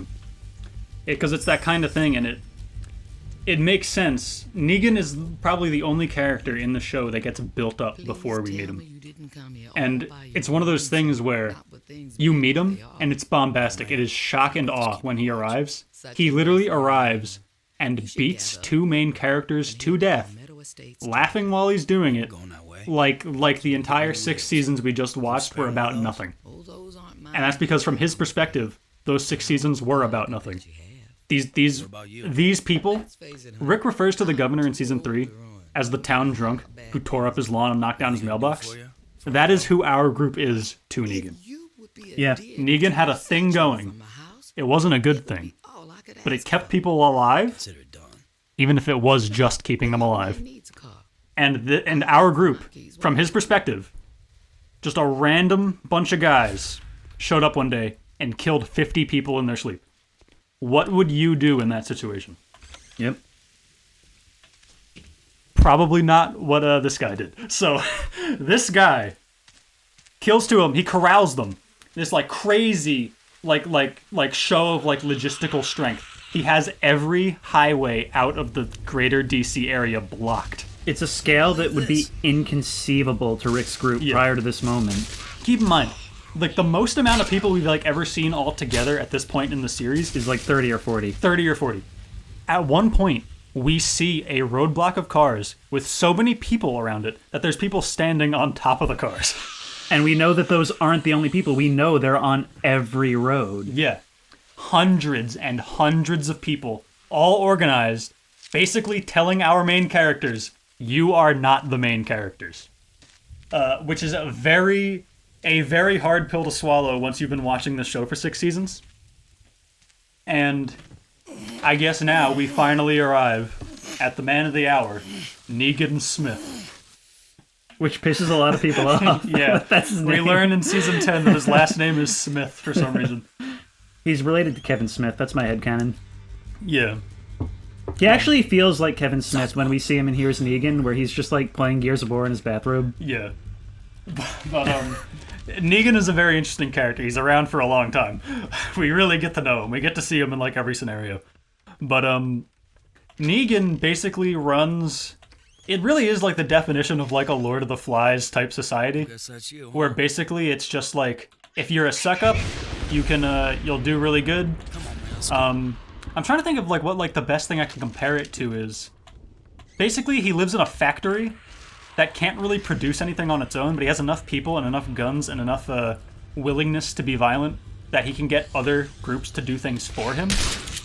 And so basically he limits the amount he and his people have to do by just taking from other people and having the ability to enact violence to back it up. Right, so it's the kingdom has materials and produce, Hilltop has food, Alexandria has spiders, he has violence, and he uses that basically as currency. Yeah. And it's one of those things where watching the show, watching him kind of subjugate our groups like a tyrant, which is what he was a tyrant. It's let's be real, let's just cut through the fat. He was a tyrant, he was a rapist, he was a genocider, he every bad thing. He really, really bad dude. What the show becomes about at this point, or at this point what the show becomes about is about defeating him. In a literal sense. But what the narrative reason for this is basically to show that there is no such thing as an inconceivable act. Basically, you can justify anything, which is a very scary thing for a show to be about. But in a show such as this, it's kind of a necessary thing for the show to be about. It's about, basically, the viewer can come to a conclusion on where they think the absolute line is. And Negan basically exists to show us what probably over the line looks like. He's not actually that different from our group in the sense that he does all of these things with a sense of pragmatism. He is the worst person that we've met at this point. And it's, you have to acknowledge that he is also the one who has kept the most people alive up until this point. Yeah. It's one of those things where it's like, he views survival as a matter of who's alive and who is dead. And in his mind, being alive is the only thing, or it's the best thing you can hope for. Which, like, at that point, it's literally, it's not a matter of objective good or bad, it's just a matter of philosophy. It's a matter of what you can overlook. Which is really what his whole storyline is about with the Saviors. He has all these lieutenants, people under him, because he can't do everything. He doesn't want to do everything. Like, he's a pampered tyrant, but he's not as pampered a tyrant as you'd think. Unfortunately for our group, he is also very good at the day-to-day survival stuff. It's one of those things you can kind of understand how he got into that position, no matter how much of a bad person he can seem to be. I feel like our group, in this sense, doesn't even defeat him. I think I'm cornered. I think I'm dead. I don't know if there's anything I can do. I'm out. But see, what's tripping me up is these invisible walls. Like, I can't actually get close to these hills, which makes it impossible to juke around. This game is unfinished, as you mentioned. Yeah, but we'll mention the game that's being played again real quick. So with something that I like, and I think something that the show generally does wrong, is that we spend too much time with our villains instead of with our group. Yeah, it should be about the contrast. Yeah, but one thing that I do like is some of the scenes in season 8 and 7 where we spend some time at the sanctuary, and we see this sort of, because a lot of the time, so All Out War visually looks a lot like a Soviet war movie, and a lot of the time what we see with the atmosphere at the sanctuary where Negan runs is that it's a very, like, Stalinist, like, paranoia vibe, where it's on the surface it seems like a tightly run ship, but everyone is scheming in the background. Yeah. Because nobody is happy with the situation. Yeah. It's the thing, if Negan learns anything in his quote-unquote redemption arc, it's that is no way to run a place.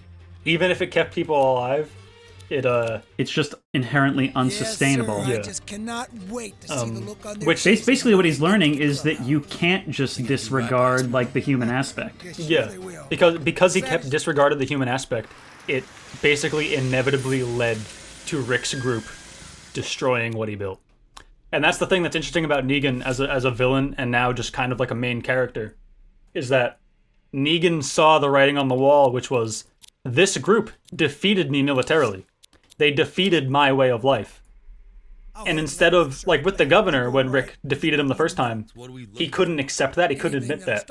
What makes Negan so different and so unique is that Negan sees that he was defeated militarily and goes, well, I guess I was wrong.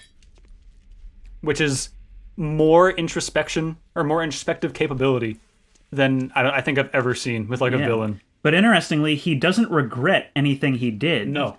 Or no, he does regret something. Losing. And that's what he tells to Maggie, which is not just killing them all. Yeah. Because if he had, he would probably still be in charge of the sanctuary. Yeah. He doesn't try to kill them after that because they are in charge now. Negan has no, like, political capital, and him surviving is just doing what they want, and he's fine with that because he is surviving. Yeah. Negan's whole thing, and it's what we realized, because, like, seeing, like, the structure that got built with the Sanctuary and the Saviors out of his ideology, it's something, it kind of, like, runs away from him. Negan's only goal, like, his, like, axiomatic belief at the end of the day is staying alive at all costs. That's it. And so seeing like the structures and like all the things that can kind of like come about because of that is the interesting thing about him. So it's interesting now seeing he's on our group's side later on, like after the war, after he's in prison, after all of that. It's interesting seeing that he's on our group's side, not because he's had any kind of like change in belief, but because at the end of the day, he believes in living. And that's it. Right. He sees that their way of life is working, and there is no reason to change it. Now, when he went to, and I'm getting a little ahead of myself, and I'll keep this brief and circle back around to it later, but later on, when he was rolling with the Whisperers, he was doing that to save the communities because he would rather live in the communities than with the Whisperers. However, if out of his hands something had happened where he, like, the communities were overrun or something, he would have just gone and lived with the Whisperers. Yeah.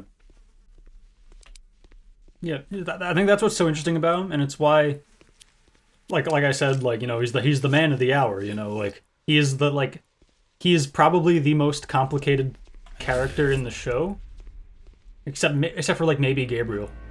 And the thing is, he's really simple. Yeah, that's the thing, he's so simple, but, like, it can be hard to wrap your head around, because, like... because he's the only one who doesn't do, like, the whole moralizing game. Yeah. Like, in our world, people can be complicated because we can hold two contradictory ideas in our head at the same time. And I think the thing that confounds people about Negan is that he doesn't.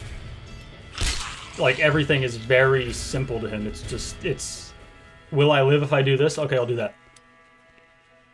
Yeah. I mean, people like, so when it comes to, like, tactics or whatever, right? Where it's like, or say, like, debate tactics, where it's like, you know, one person might argue for something and say, and then you make the same argument, and people will be like, well, you would never accept that if, like, the opposition had said it. What Negan would say is, yeah, I say what I need to win.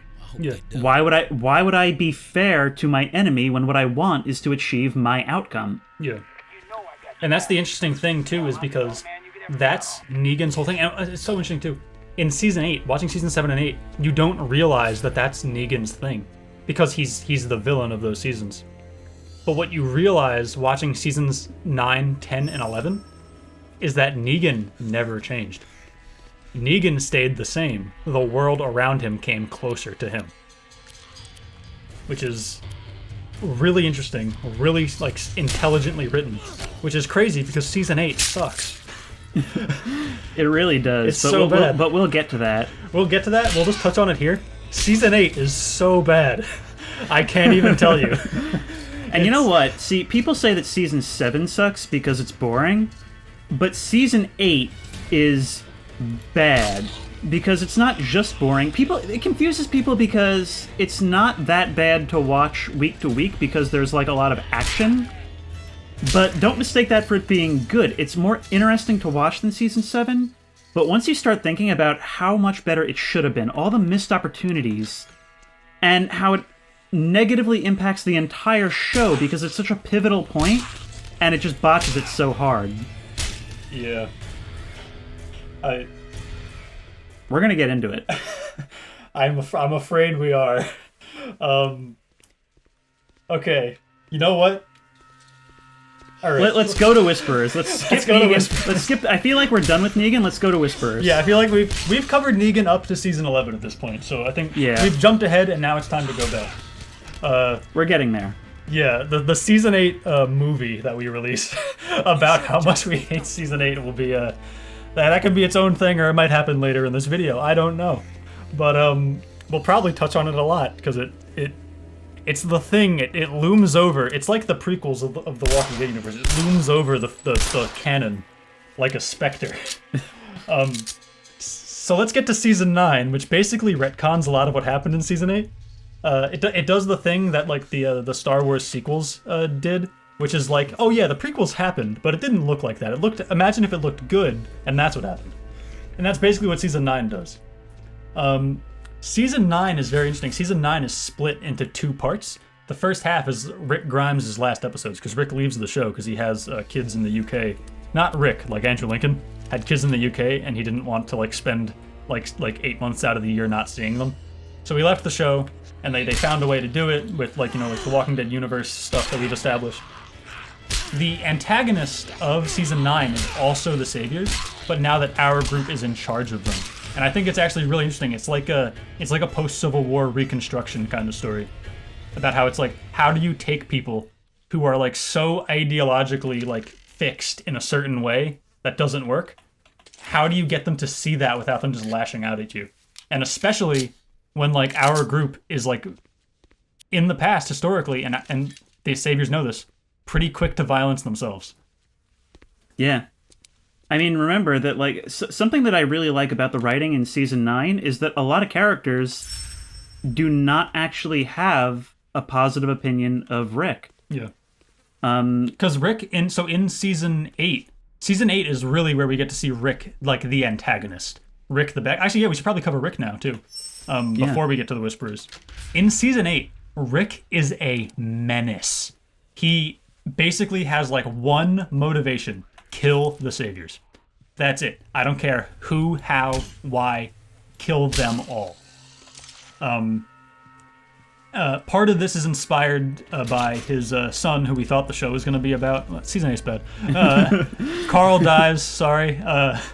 It's out of nowhere. It doesn't really make sense, but it does act as a pretty good motivation for at least this part of the story. Is Carl dies doing something else during the Savior War, and Rick, not knowing what to do with that information, decides, I'm going to take it out on these people.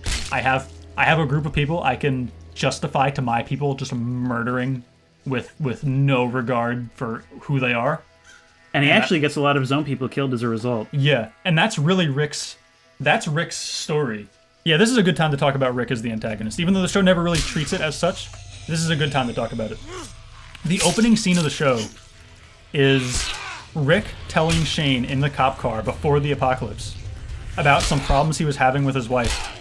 And something his wife tells him in that argument is, sometimes I wonder if you even care about us at all. This is Rick's flaw in the show. Rick thinks he's doing things for his family, which is an amorphous, ever-growing thing. That's one of his, like, noble traits, that is his ability to enter people into his family, to, like, bring people in. But sometimes he gets a little myopic, and he thinks his personal narrative is everyone's narrative. He has main character syndrome. Yeah. And it's intentional in the show.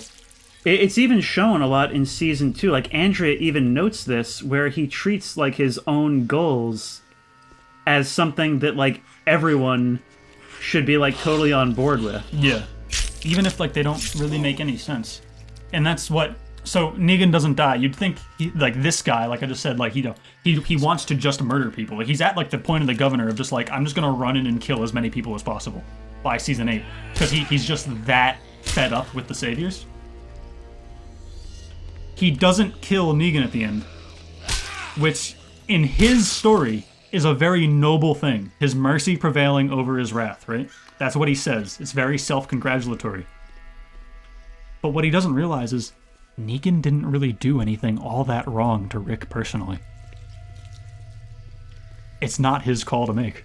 Well, he's doing it all in the name of Carl, and Negan Carl didn't kill Carl. basically, first of all, Negan didn't have anything to do with killing Carl. Nothing at all. And also, like, first of all, Carl did actually die because of Rick. Yeah. He died trying to save Sadiq, who Rick had earlier turned away, just because he was feeling mad that morning. Yeah. It's, it is well written. It might sound like there's like a bit of like regret in my voice talking about this, but it's because Rick is the main character. It's really sad to see this happen in the show. But it's worth noting, it is intentional. It is there on purpose. Yeah. You're supposed to, over time, kind of realize all these people having all these problems with Rick this whole time made perfect sense. Rick was never really that good of a guy. Yeah. And it's interesting to watch it play out. And then in Season 9, it's like his mercy prevails over his wrath. At the end of Season 8, he spares Negan. It wasn't really his call to make, but he makes it. And now he has to do his best with what he has. And it's so interesting. Rick in season 9 is the best he's ever been. Season 9 is probably the best season of the show. Which, like, sorry, anybody who wants to get started. But that's quite a thing to say as a recommendation. But we had to wait 9 years. You'll have to wait, like, however many hours, like the 60 or whatever episodes. Or I think it's like over 100 episodes. But it's fine. They go fast. They go fast. Some of them are literally less than 40 minutes I think long. the season 8 premiere is episode 100, right? Yeah. Sorry. it gets worse from there on for a little bit. But season 9 is like the peak of the show, in my opinion. And part of it, I think, is because it gets rid of Rick. I think that was actually like probably like the boldest thing they could have done, because it forces the show to become about the periphery characters, who have always been interesting, who have always been fan favorites. But now we have the narrative of the show without Rick like spearheading it. So we get to understand and empathize with people's positions more than we used to, because we don't have like a main protagonist anymore. What I really like about season 9 is how, like, you know, Rick does, after his, like, villain arc in season 8, which, you know, I think comes to a head, really, with, basically, 14. obviously, when he kills the prisoners, the savior prisoners, Yeah. who had escaped, and in the end, he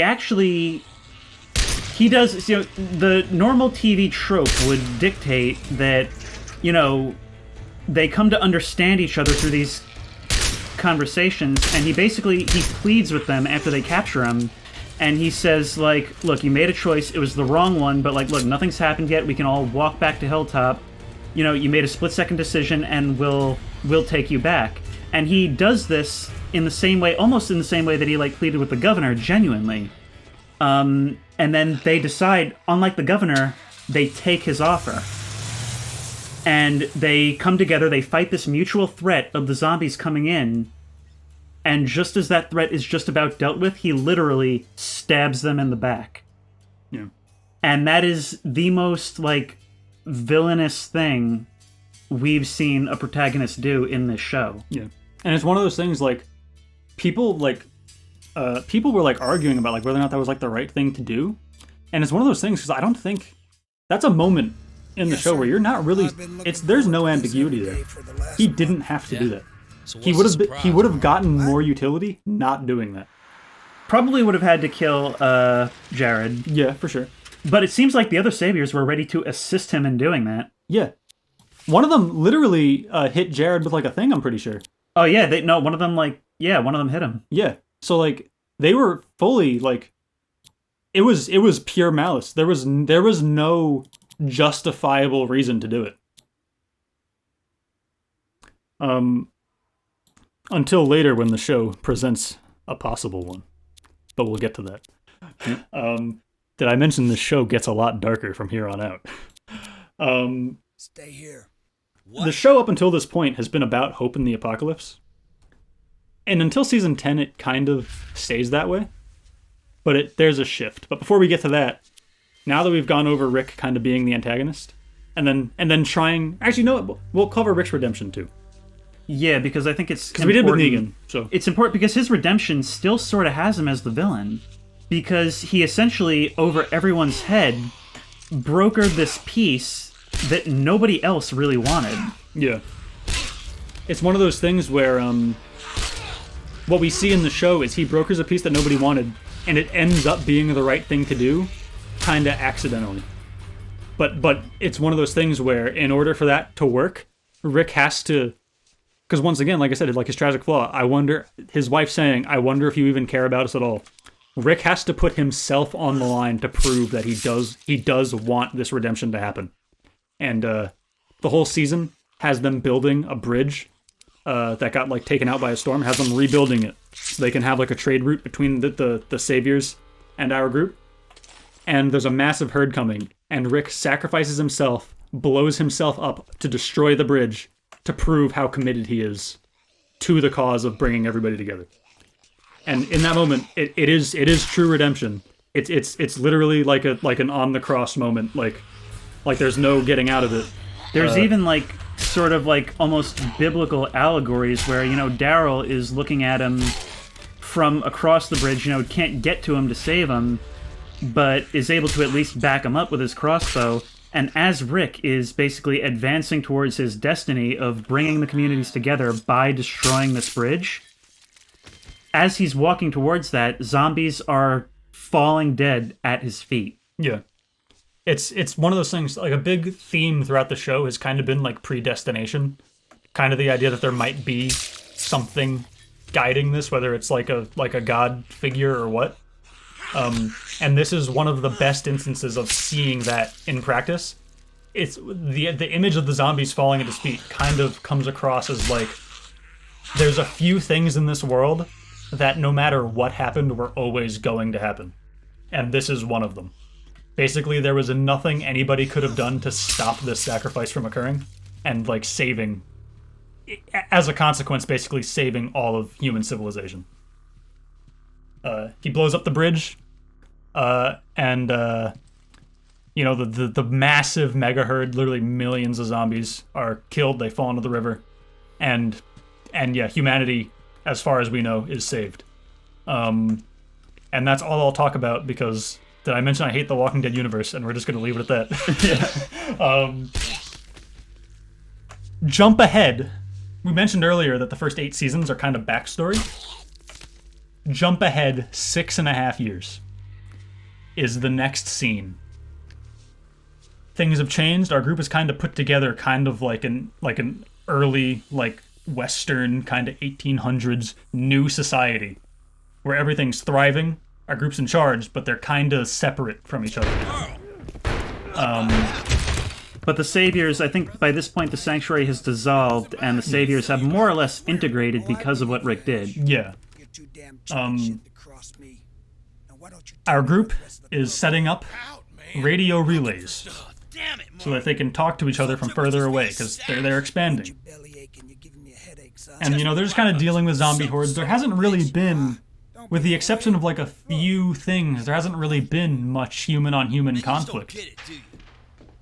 And they notice while they're setting up the radio relay that a herd is coming, and they have ways to kind of get around that. They have different ways to kind of redirect where zombies are going, and they use them, but they notice that the zombies are for the most part ignoring their strategies. And so the question is like, oh Jesus, like they're learning clearly. Oh, we're getting the crossbow now. Yep. Finally, I thought about using the. I thought about playing with that thing you can get, that starting modifier where you start with the crossbow and assault rifle. But I thought we'd play this more vanilla. Yeah. And this is really interesting how we've done this. How we can kind of talk about the whole story of the show by just talking about the villains. Yeah, I'm actually really good because that's going to save us. Like, it feels like we're just getting started, but it's going to save us a lot of time later. Yeah. Good. This is good groundwork. Yeah. It's 11 seasons. Yeah. There's a lot. It's 11 seasons, a whole book series, and we've seen all of it. This was one of my biggest criticisms of the game. If we could also just talk about the game we've been playing this whole time. You don't get the crossbow until like 2/3 of the way through. Yeah, there's only like a couple more levels until the end. Yeah. I think maybe on the second playthrough, if we go into a second playthrough... We'll just start with the... Yeah. Everything enabled. I think even if it's not unlocked in this version, because, like, I don't know if... I haven't played this game in forever. I don't know if this save has it. Mm-hmm. But it's the reward... I checked before, and it's the reward for beating the game once. So either way, we'll have it. Yeah. So what ends up happening is our group is just... through going about their regular day-to-day stuff in the apocalypse, that they have a command of the apocalypse at this point. They, like, these people, they got here for a reason. They are good at this. They are full-on survivalists. They don't even think about what the old world was like anymore, because they're so good at this, they're so used to it. It's not even a question. You don't even care anymore. Like, you don't look at the past with any kind of nostalgia at all, because it's just, there's no reason for it. For a lot of them, this has been their life most of the time. A lot of the kids now are like 10 years old. This is all they've known. And that's the point in the apocalypse we're at this point. But things are about to change, because zombies are not behaving the way they used to anymore. They're ignoring certain like distractions they used to use to get them off their tails. Some of them are circling an area 3 or 4 times, actively hunting them, looking for them. And then at one point, somebody notices that they're talking to each other. Which is a huge, like, what the hell is going on moment in the show. And I like the way they handled it a lot better than the way it was handled in the comics. In the comics, it was like you could kind of figure out what was going on pretty quick. There wasn't much build up. There's a little bit, but not much. But in the show, the creepy aspect. And by the way, if at this point we've already sold you on watching the show, stop watching right now. because this bit is so good. So we will now continue. Yeah. Jesus. We haven't really talked about him. He's from the hilltop. He's like the coolest guy. He's like this like ninja Jesus. He's ninja Jesus, right? He's Jesus because he has long hair and a beard, which pretty much everybody in the show does, but he looks like especially like Jesus. So they call him Jesus. That's like the whole bit. They're killing zombies. The zombies have been like corralling them. It's like weird. I believe it's at this moment, and you gotta picture this if you haven't seen it. You know, the scene is like it's dark, it's foggy, they're in a graveyard, and what they find is that because they came through this graveyard to find their man in the beginning, and they come back and find that the gate that they had entered through is now locked. Yeah. So what was with that? They're fighting the zombies in the graveyard. At this point, they've been cornered. They have to fight this horde. You know, fighting hordes, they can do it, but they try to avoid it because it's a pain in the ass every single time. They're fighting them, and Jesus is like the best at this. Like, this is his thing. He's a ninja. He can like jump over zombies. He can just slash them real quick. He's basically got them. He pretty much took out most of the herd. He's walking back to the gate, which they now have open, and there's just one walking past him, and he goes to swing at it, and it ducks out of the way and stabs him in the back with a knife. The craziest, like absolutely like eyes popping out of your head, what is going on moment in the entire show. Because at this point, like, you are so used to zombies and the way they behave, because it's, you know, 9 seasons, like 100 and something episodes. Yeah, with the exception of like very early on in the show, they behave in an extremely consistent, extremely predictable fashion. So it's almost like your mind can't comprehend when you see a zombie actively dodge a blow. Yeah, it's pristine television. You have to watch it. It's so good. That's the thing, is that like it only works if you watch all 9 seasons. There's really only one bad season of the show. Season 7's pretty... Two. Well, season 7's pretty good. Or it's not really, but it's like, okay, it's better than season 8. So there's like, when you look at it comparably. And to binge, season 7... Oh, the other problem with season 7 is that the episodes are like an hour and a half long for some reason. Oh yeah, they extended all the episodes in that area, but it's not for any good reason. It was just so they could show more ads on TV. But the episodes are also longer. They're longer, but not... Because remember, they were 90 minutes on TV. That's true, they were... it was 90 minutes on TV. But they're like 5 to 10 minutes longer, like, on Netflix. Yeah, it's... But they didn't need to be, is the thing. They did not. Anyway, but it's good. It's like season 2. There is good character stuff in there. It's just that like there's a lot of not good character stuff in there too. But anyway, season 9 though is so good. They end up, Daryl shoots the one that kills Jesus, and they killed Jesus. That didn't happen in the books, so it's like very. Like, I think Jesus survives the entire like run in the book. Jesus is alive until the end of the book. You see him like an old man with white hair and a beard in like a flash forward like little panel at the end. So this is like out of nowhere, and like Jesus is everybody's like you know, once again to quote Donkey, that's like everybody's favorite guy. Like you can't do that, and especially because he also didn't get to do nearly as much of the cool stuff he did in the books. So yeah, from what I understand, the actor was pretty pissed about it, and so were we. Yeah, well, that's the thing, though, that I think works about it so well, is that he dies, and you're like, no! You can't do that! Yeah. But it's that thing where it's like, it's so conflicting, because, like, you're disappointed because he never got to do more, but at the same time, it's the coolest death in the show. Yeah. It's like, you wouldn't want it to happen to, like, anybody else, almost. Saved your ass at the Like, counter. it is an honor to get that death. And also, when he stabs him in the back, he leans into his ear and whispers, "You are where you do not belong." Which is also like, That bag you promised me at the like counter. your brain is soup at this point. You have no idea what's going on. Give a girl a ride and we'll talk. And Jesus died not knowing what whisperers are. Yeah, he had no idea what just happened to him. So they kill that one, Daryl cuts. He notices there's a seam in the back of its head, and he cuts it off, and he notices it's a person wearing a walker skin suit.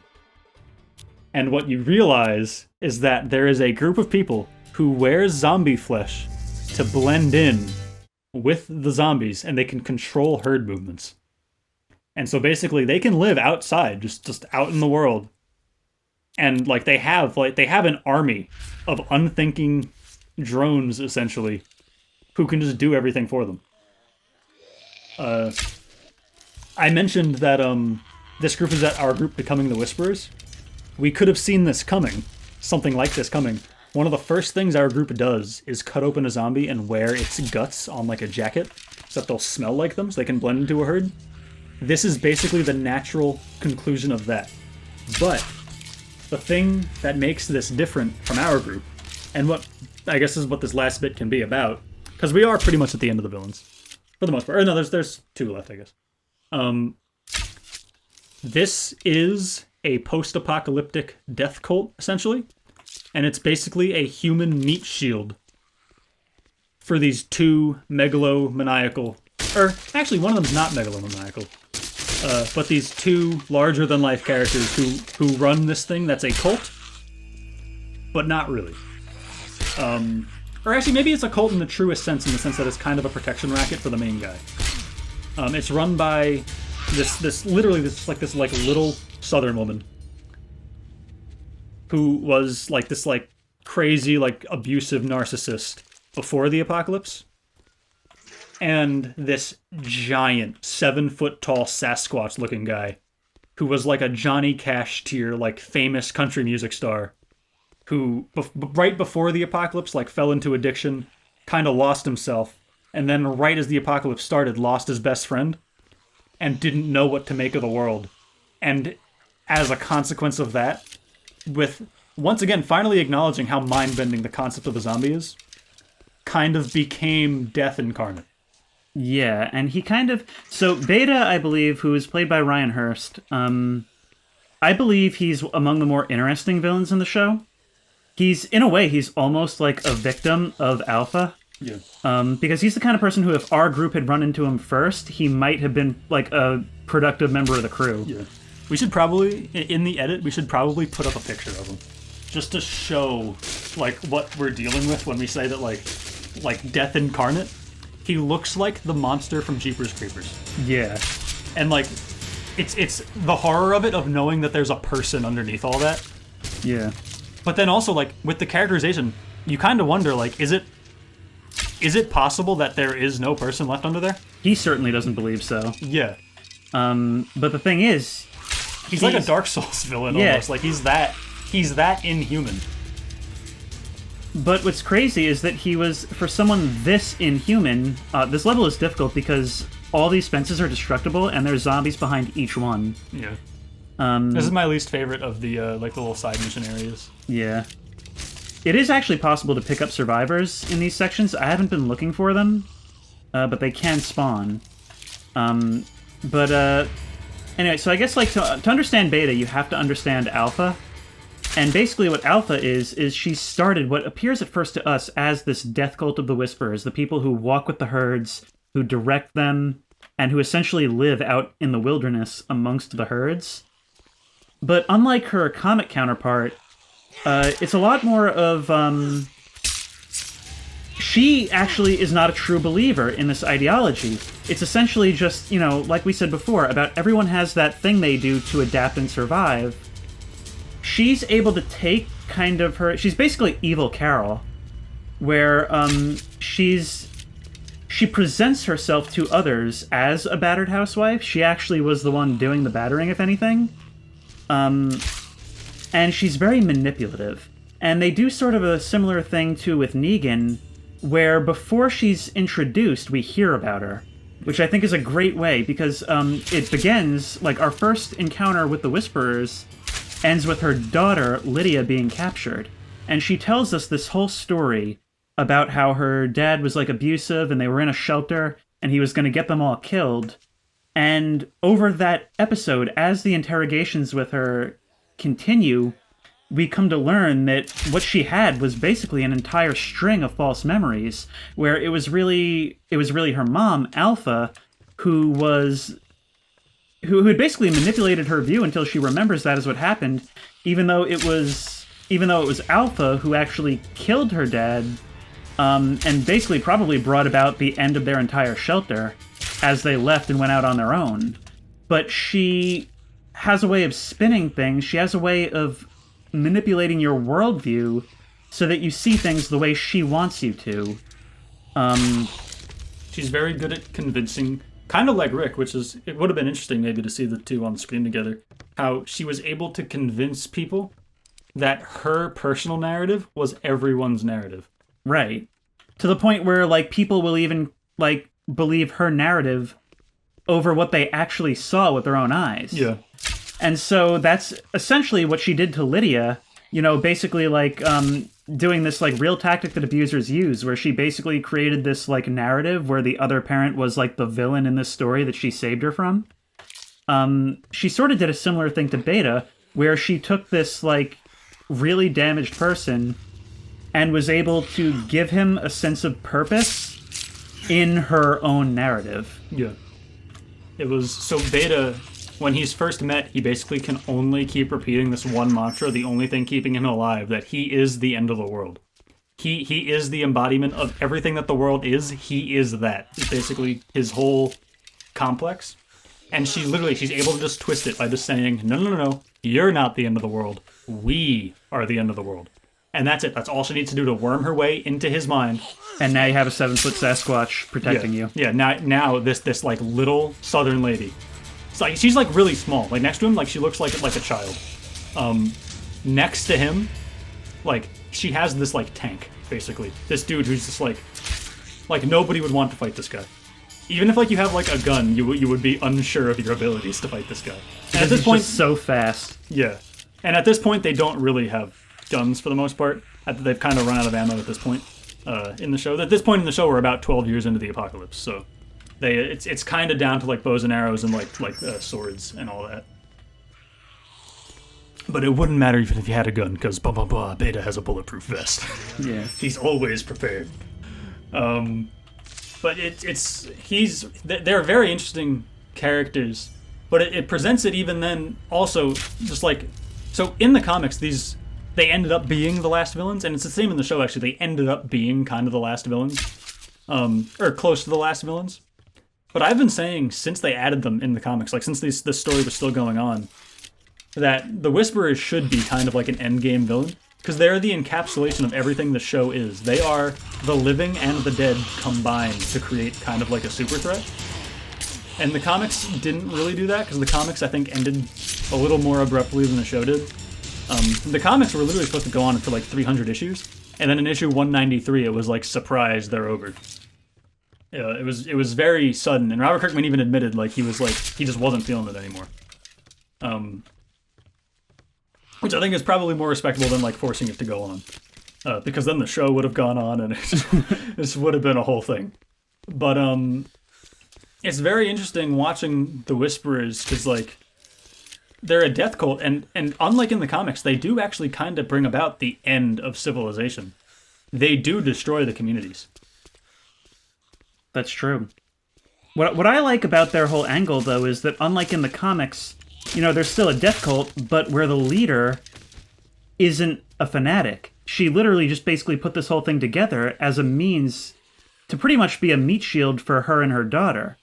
Which is why I really like the idea that she actually dies midway through the story, and after that, the Whisperers are basically piloted by their most fanatical member.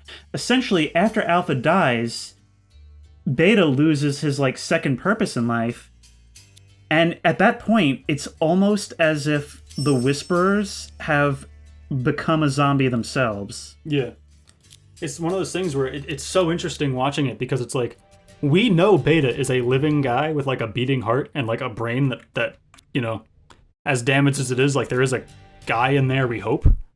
And it's interesting watching it, because by the end of it, there's no difference between Beta and a zombie other than strength. And planning. Strength and planning, that's it. when he's and leading, his planning's not even that good. Literally, in the last episode, just to give you guys an idea of how Looney Tunes this character is, but it's so interesting to watch. Like, when I say Looney Tunes, I don't mean that to make fun of him. Like, it's so good. He sees a cat run along the road, and he's just like, "I'll follow that," and it actually works. Yeah, he just has an intuition. This is a sign. Yeah, he's literally, for the record, he has Alpha's head in a bag, and he's talking to it. He has literally used her face to replace his damaged mask. Yeah, this guy, like, when I say like a Heart of Darkness style character, like, it is so well played. Like, now the Whisperers, it was also this show, the casting on this show, down the line, pretty much the entire time is perfect. I don't think they've ever had bad casting in this entire show. yeah. Ryan Hurst himself, like, the actors actually do have a decent amount of leeway to sort of guide the character to an extent. And Ryan Hurst is one of the better examples of that as Beta. He had a lot to say with, like, the design and, like, character directions and stuff. And so the Whisperers, you know, their whole thing is they maneuver within the herds and they whisper to each other when they need to communicate. By the end, when Beta has completely lost it, and he no longer even cares about preserving the Whisperers, he just cares about destroying the communities. And But he's just trying to die. Right. Even more so. But because of their hierarchy, the other Whisperers are still forced to follow him, even though he's clearly lost it. And what we see is that he begins to even start talking just to zombies. Yeah. Who obviously can't, like, talk back, but in his mind, that's what he's doing.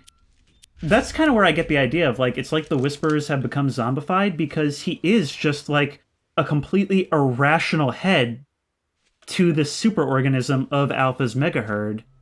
And yeah, you're right. It is basically he's just trying to die and leading the suicidal march. But because he's the ultimate survivor, it's just not happening. Yeah. And he does basically succeed in destroying. They succeed in destroying the hilltop. They succeed in destroying Alexandria.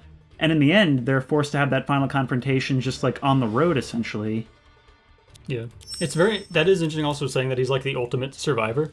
It's so interesting that, like, this guy, You don't like, say a whole if Alpha lot, didn't do you? find him, he was 3 days away Right. from ending So, it. Like I'm he Anna he Turner, he would have but just all done my it. friends call me Scout.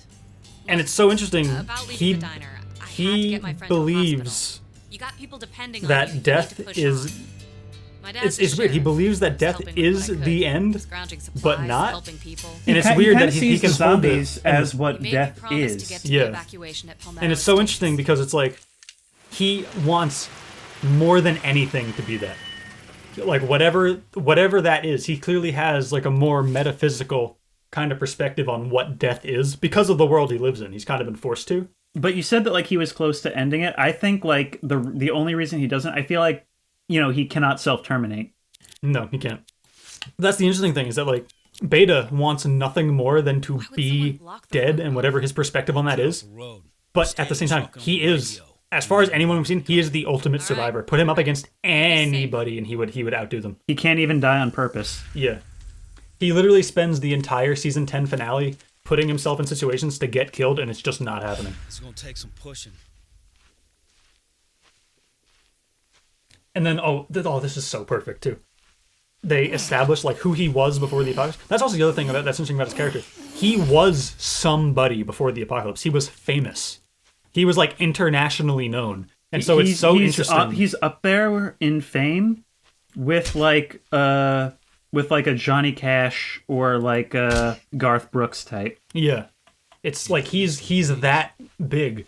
And so it's really interesting now seeing his whole thing in this world is that he has no name, he has no face. He's the only Whisperer who never takes his mask off. In fact, I believe the reason he was in that psych facility in the first place was because he was very famous. He was, you know, a great singer and all. And they actually did record some albums for the show.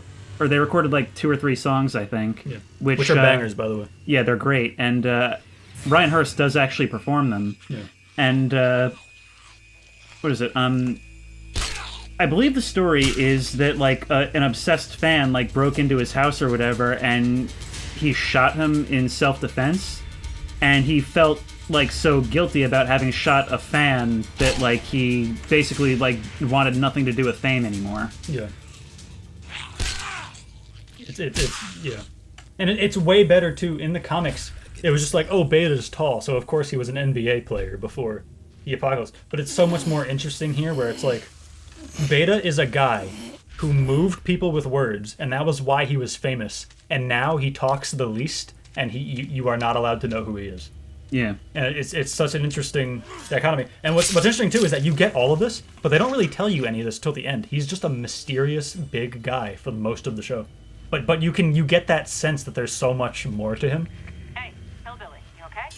Shut it. And in keeping with the concert, he does eventually get his wish, and he is killed, and he joins the herd. He actually joins the herd. And what's so interesting is he gets stabbed, and so I think like it's one of those things where like the Whisperer suits work to an extent. So if you like do something like crazy out of character for a zombie, they will know that there's something up and they'll start eating you.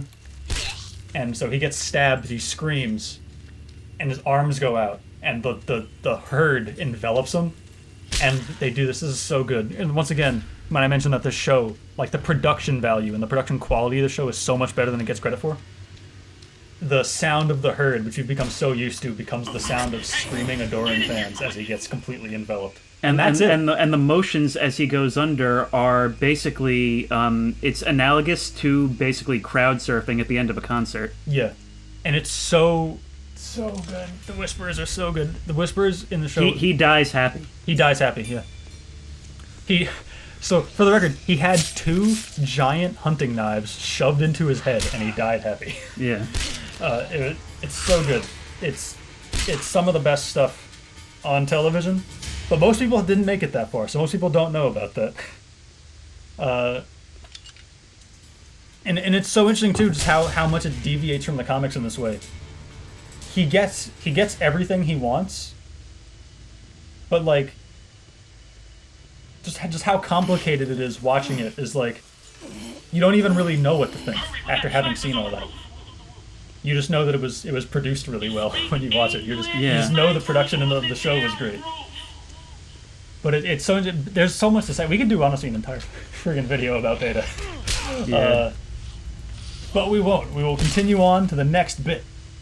So COVID-19. Oh, we should mention this. Season 10. The villain of Season 10C is COVID. Yeah. So Season 10, for the record, started in October of 2019. Now, you might be saying, Dan, it's 2022, almost 2023. How are we only on Season 11? Well, this little thing called COVID happened. But it didn't happen before Season 10 was over. It happened, it happened right before it ended. So, the promise by Scott M. Gimple, who we didn't mention but has also been fired as showrunner at this point, and was replaced by Angela Kang in Season 9. He said and this will be a funny date, in March of 2020, that every week, starting from the beginning of Season 10, or of the second half of Season 10, there would be a new piece of Walking Dead content every week until the end of the year. 6 weeks later, COVID happened, and it shut down the season, and we didn't get to see the season finale for like 8 months. Yeah. Which is very funny. There was not a bit of content between them. There was nothing. So that's very hilarious. Once again, just from the perspective of like, we watched this show week to week. So episode 15 of Season 10 ends, and Beta is leading a herd to the this like secondary outpost that our characters are at. And we didn't get to see what happened with that until October of 2020. Oh yeah, no, because it's not like it was like a mid-season that got delayed. It was literally just the finale. Yeah, they didn't finish editing the last episode, and so we had to wait that long to watch just the last episode. And the last episode was pretty good. Yeah, it was like April to October, I think. Yeah. Which is very funny, and they knew that was like unacceptable, which is why they did the bonus episodes, which is where I think things start to get... I think that's where they kind of found their new voice, and it's too little too late, but their new voice is a very good one for the show to end on. Yeah. This is where things get really interesting. So here's the thing, though. I was going to say, like, okay, so the next villain is the Commonwealth. No. I would say that the next villain is Maze. I feel like we have to talk about Maze. Well, the Reapers show up first. I want to tease Do they? I want to tease at the Reapers, and then we'll get back to them. Weren't the Reapers? Reapers oh, are no. the first episode back. We saw the one in the bonus episode, yeah. So they added 6 more episodes to season 10, just as like a consolation prize for having survived the real-life apocalypse. And what's very interesting, I mentioned this show was a show about hope for the longest time. It was no longer about hope. That was one of the core things that changed. The voice of this show becomes very different, it becomes very jaded, and it becomes very cynical, I think, as a result of the real-world equivalent of what happened, or as close as we could probably get, happening in real life to the people, to the creatives behind the show. I think it changed their perspective on what an apocalypse would be and the type of people you would get out of it. And they've been pretty good about it up until this point, but I think they get really good as of now. I think part of what influenced that is, like, you know, everybody would like to say, like, you know, if I were in the apocalypse, I would try to, like, you know, do right by people and try to gather people up and, you know, create a society that's for everyone. But I think a lot of people started to view each other the way Rick views, like, Alexandrians. Yeah. Because we had the whole thing with, like, you know, anti-maskers and later anti-vaxxers. And I think, like, you know, a lot of us reached the point where we wished those people would just die so they would be out of the way. Yeah. Which is, you know, very dark, but if you want to have good analysis, you got to be honest about what's going on inside people's heads. And I think Season 10C and into Season 11, I think it really reflects that. Yeah. Season 10 is about being, or not Season 10, Season 10C specifically is about being exhausted with it all. Which is also a very good perspective to take going into the 11th season of a TV show that has been about the same thing the whole time. Because there was a sense of fatigue with the show by the end of Season 10B already, even before COVID. So then having a very true-to-life situation happen, or not true-to-life situation happen in real life, because that doesn't make any sense, but having something very close to the show happen in real life, the show runs the risk of becoming exhausting. So the show has to update its messaging with what the real world can now see would be the case. So we're introduced to this group called the Reapers. We don't know much about them. They have military prowess. They're really good at surviving. I mean, every group at this point has to be like the best of the best to be out there. We learn they're out here. They killed. Oh yeah, Maggie also left at one point. She's back now. Yeah, there were a lot of like cast revolving door things happening. We've been talking for a long time, and it might seem like we've covered a lot, but like for the record, we haven't even spoiled most of what we could spoil. I guess maybe we have, because we've covered like the main things. Whatever. Either way, if you're this far, I assume you don't care. That was a phone. That was my phone. Okay. Or yours. We have the same phone. Yeah, that's true. So, what was that? Okay, so the Reapers are around. It's once again following the same trend of everyone who's around now has a very good reason to be around. They are very good at what they do. And that's all we learn. So, this character, someone calls himself the Reapers, part of a group called the Reapers, who's been tracking Maggie across the east coast of the United States, blows himself up before he can give up any information on his group, and we're just left with that. This is the harbinger of things to come in Season 11.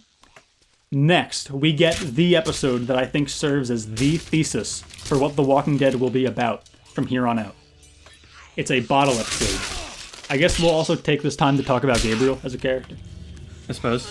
If you need that to like kind of seg into what the Reapers are about. So, Gabriel was a cowardly priest that our group found in Season 5 in the middle of the cannibal arc.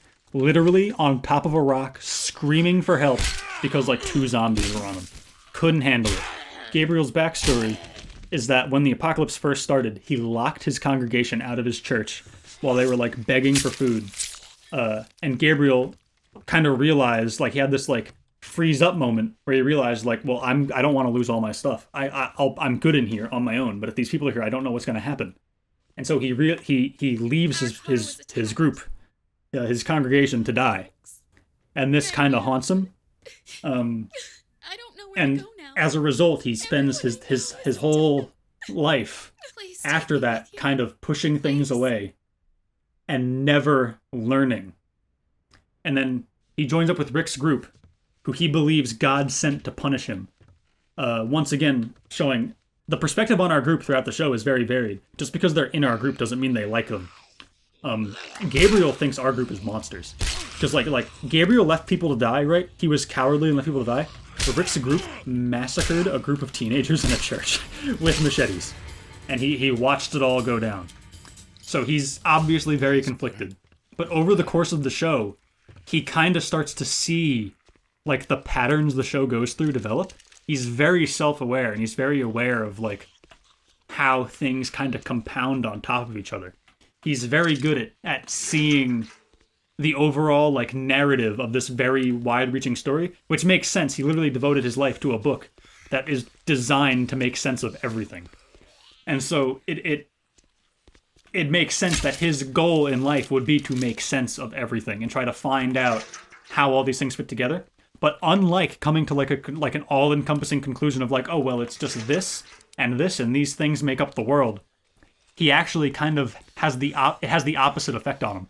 He develops this like extreme, ultra-pragmatist view on the world of just like a ones and zeros, means and ends kind of way of living, which is a very interesting way to take a priest.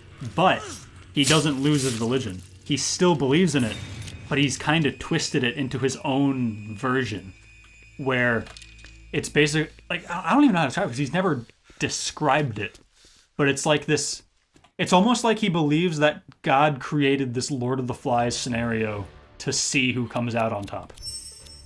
And there's kind of this essence that Gabriel is determined it's like a weird, like, Daddy. it's almost like here. a weird, Where like, are you? all-loving Darwinist thing. Yeah. Which it seems to conflict, but, like, I don't know, it's really hard to describe. It's very complicated. It's and super interesting to just, like, see in practice. Because Gabriel becomes one of the most, like, ruthless, pragmatist people. He's like another Robert Kirkman property, Battle take it Pope, easy. in a lot of Who ways. knows what's in Yeah, he is a Battle Pope.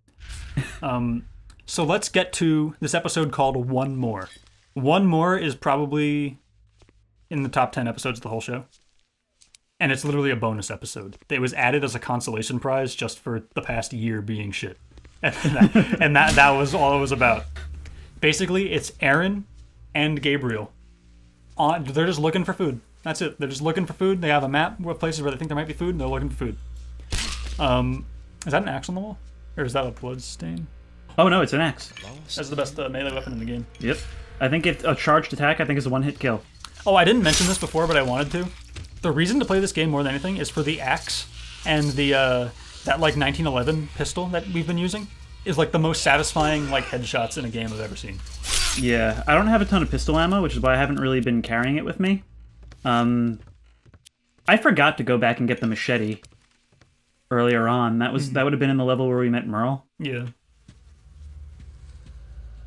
I think originally the machete was just for like pre-order, wasn't it? Yeah, and like wasn't there supposed to be like a... We were supposed to get a exclusive game mode in the pre-order, and they just never gave it to us. I could swear there was... I've never seen any gameplay of it. I'm honestly not... That might have been a mass hallucination, but I could swear... I saw a YouTube video once. Because I was going to say, I could swear there was supposed to be a game mode that was like a pre-order bonus that was basically like an up to 2-player survival mode. Yeah. Yeah, it was supposed to be like Daryl and Merle, and it was like Nazi zombies. I guess it's just zombies now. I'm sorry, I'm not up to date with the Call of Duty game. What were we on? Okay, so they're on like this looting run, and there's nothing left. Like mind you, we're 12 years into the apocalypse. They're not finding canned goods anywhere. And they come across this warehouse that has a lot of stuff in it. And it is, it turns out that it is being defended by this guy named Maze, played by Robert Patrick, who is a little bit like Beta, where he's like kind of like this like ultimate survivor kind of character. Not quite as off the deep end as Beta, but like pretty close. And the episode, it's so interesting. Basically, Maze has been shaped by the world because early on in the apocalypse, his brother tried to steal his last can of food, which is a story that we would see play out in the real world a lot, but it's not something we've seen play out in the show very much, which is basically once like the comfort of modern living is gone, a lot of people cannot cope with the basic realities of what the world is. What's that saying? I don't know who the quote is attributed to, but basically that like civilized people are only 9 meals from chaos. Yeah, exactly. And so what's so interesting going into season 10C and all of season 11 is what we realize is that the show has been about our characters who, despite how bleak we've described the story as being, are actually the lucky ones. The corpses you see on the side of the road, they didn't get their 3-act structure, you know? But some of those people are still alive, and we're about to meet a lot of them in season 11. There's, for reference, right, just like for what the show is getting at, in season 5 they hear like mumbling coming from a trunk, and they open it, and there's a zombie tied up. It's like this like young blonde woman who's like all like rotted and decayed, tied up in the trunk of this car. I have a feeling whatever was going on there had nothing to do with the apocalypse. It's dark, it's bleak. That person did not get a fair shake at life. They did not get a storyline. They got nothing. That person, they were born and they were killed, and that was their whole life story. Something that an early story in season 11 sort of briefly alluded to, without going into it, is that there are still serial killers active in the apocalypse. Yeah, that's the thing. I think that's what's so good about this part of the show now, is after its perspective change, after the COVID break, is that the show very much becomes about kind of what the original Romero zombie movies were about, which is that you could argue that it's better now. You could argue that the world is better having this happen to it. And I'm gonna, now that you've said that, I'm gonna step forward just a little bit, and we're gonna go back to Maze, because I don't want to end this without talking about him. Mm-hmm. But I think the Commonwealth is the ultimate encapsulation of that, because it's the closest thing we've seen, actually very close to society before the apocalypse. They're essentially America now. And the cool thing about it is that in the beginning, the main source of despair among our characters is like kind of gradually realizing that it's not going to go back to the way it was. And then throughout the course of the show, they kind of learn their own ways of surviving. They put together their own systems. And then the reason the Commonwealth is villainous when they arrive later on is because they're trying to put it back to the way it was before. Yeah. Yeah. That's what's so interesting about the show over time, and it's why everyone should watch this show, because your understanding of the world will be so much deeper and so much better with this piece of fiction in your headcanon of like this is like things that can happen in fiction, is because it puts the world in perspective in a way that no other media can. And that's the point of apocalypse media, to an extent, is to put the world you live in now in perspective of like the contrast to what it could be. But The Walking Dead is 11 seasons long. You can consider every angle, which is what's so good about it. With Maze, the way it concludes with Maze. Well, have we really explained who Maze is? Or yeah, we did. We did, yeah. Yeah. But to explain even more, like, you know, he's become kind of like an ultimate survivor. He's alive 12 years in. He has to. With Maze, he makes them play Russian roulette, because he wants to prove to them that, like, they're trying to tell him, they're trying to convince him that, like, you know, the world doesn't have to be like this crazy, like, Darwinist thing. You know, like, we could all, like, work together and live good lives. And he's trying to demonstrate to them a game of Russian roulette is all life is. That's it. You are either alive in this moment, or you are dead. That is it. Basically, you're in this situation, your survival instincts will take over, you will do, like, no matter how much you may think you know and care about this person, you will do what it takes to get yourself out of this situation. It's, in a way, the game of Russian roulette is life down to its bare essentials. You are either alive in this moment, or you are dead, and what goes on in your brain during that very basic, it's literally a binary choice. But it's not a choice either. That's the thing. That's the interesting thing, is it's not a choice. It's random. Or I guess a 1 in 6 chance, but you know, that's pretty close to random. And what they do is they successfully actually convince him that, like, you know, on like a pure, just like utilitarian basis. If you didn't make us literally play Russian roulette right now, nobody would have to die. Like, you understand that? Like, if you just didn't put us in a situation where somebody would have to die, you wouldn't have to die. And so they convinced him to let him go. And then when his back is turned, Gabriel bashes his head in. And then we're just left with that, like, whoa. This is like a huge moment. Like, what? Like, it leaves the audience not quite sure of what they're meant to learn from this episode. Because the lesson in this episode is kind of the opposite of what you would hope media to, like, tell you the lesson should be. You would hope the lesson to be like everybody can get along. And so it's very interesting, and it's very dark to see a show that has been about hope up until this point tell you the reason Gabriel gives is he murdered his family. We can't bring him back. Yeah. And, you know, to an extent, I think there's probably merit to that. And it's weird because that's early the thing on in is, the like, show, that would have been like, oh, we should Gabriel's a villain now. We got to get rid of Gabriel. But you think at the end of this, like, wow, this guy really did just put us through all that. I'm kind of glad we just don't have to deal with him. Which is like, I mean, we've at that point, we've fully come around to Negan's ideology at that point. Yeah, because that's the thing, is somebody as unstable as that, it is like, it's kind of cool. You are happy to see this guy, like, see their reasoning, and you think there's hope for him, but, like, from their perspective, they have to bring him back to where they live now. They're not seeing it from the perspective of what would happen, what would the story beats be in a TV show. They're seeing it from the perspective of, we have to bring this nut job back who could snap in the middle of the night and kill us all. Yeah. And so they go upstairs and they find that he's actually kept his brother locked up in this warehouse for the past 12 years with his brother's wife and daughter there. He forced them to play Russian roulette as well.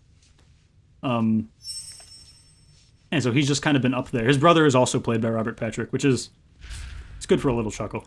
Yeah. it's He has like an unkempt beard, so he looks different enough. He looks a lot different. He has like long hair and like a giant beard. He looks like Robin Williams in Jumanji. Yeah, he kind of does. But what's cool about it, what I think brings it back around, is we see, because, you know, we see Maze, and he's like this like wild-haired, like, you know, crazy-eyed, like scarred face. He's wearing like these like ratty jackets and holding an AK. He's the first instinct of what you would think an apocalypse survivor would look like. Right, he's a DayZ player.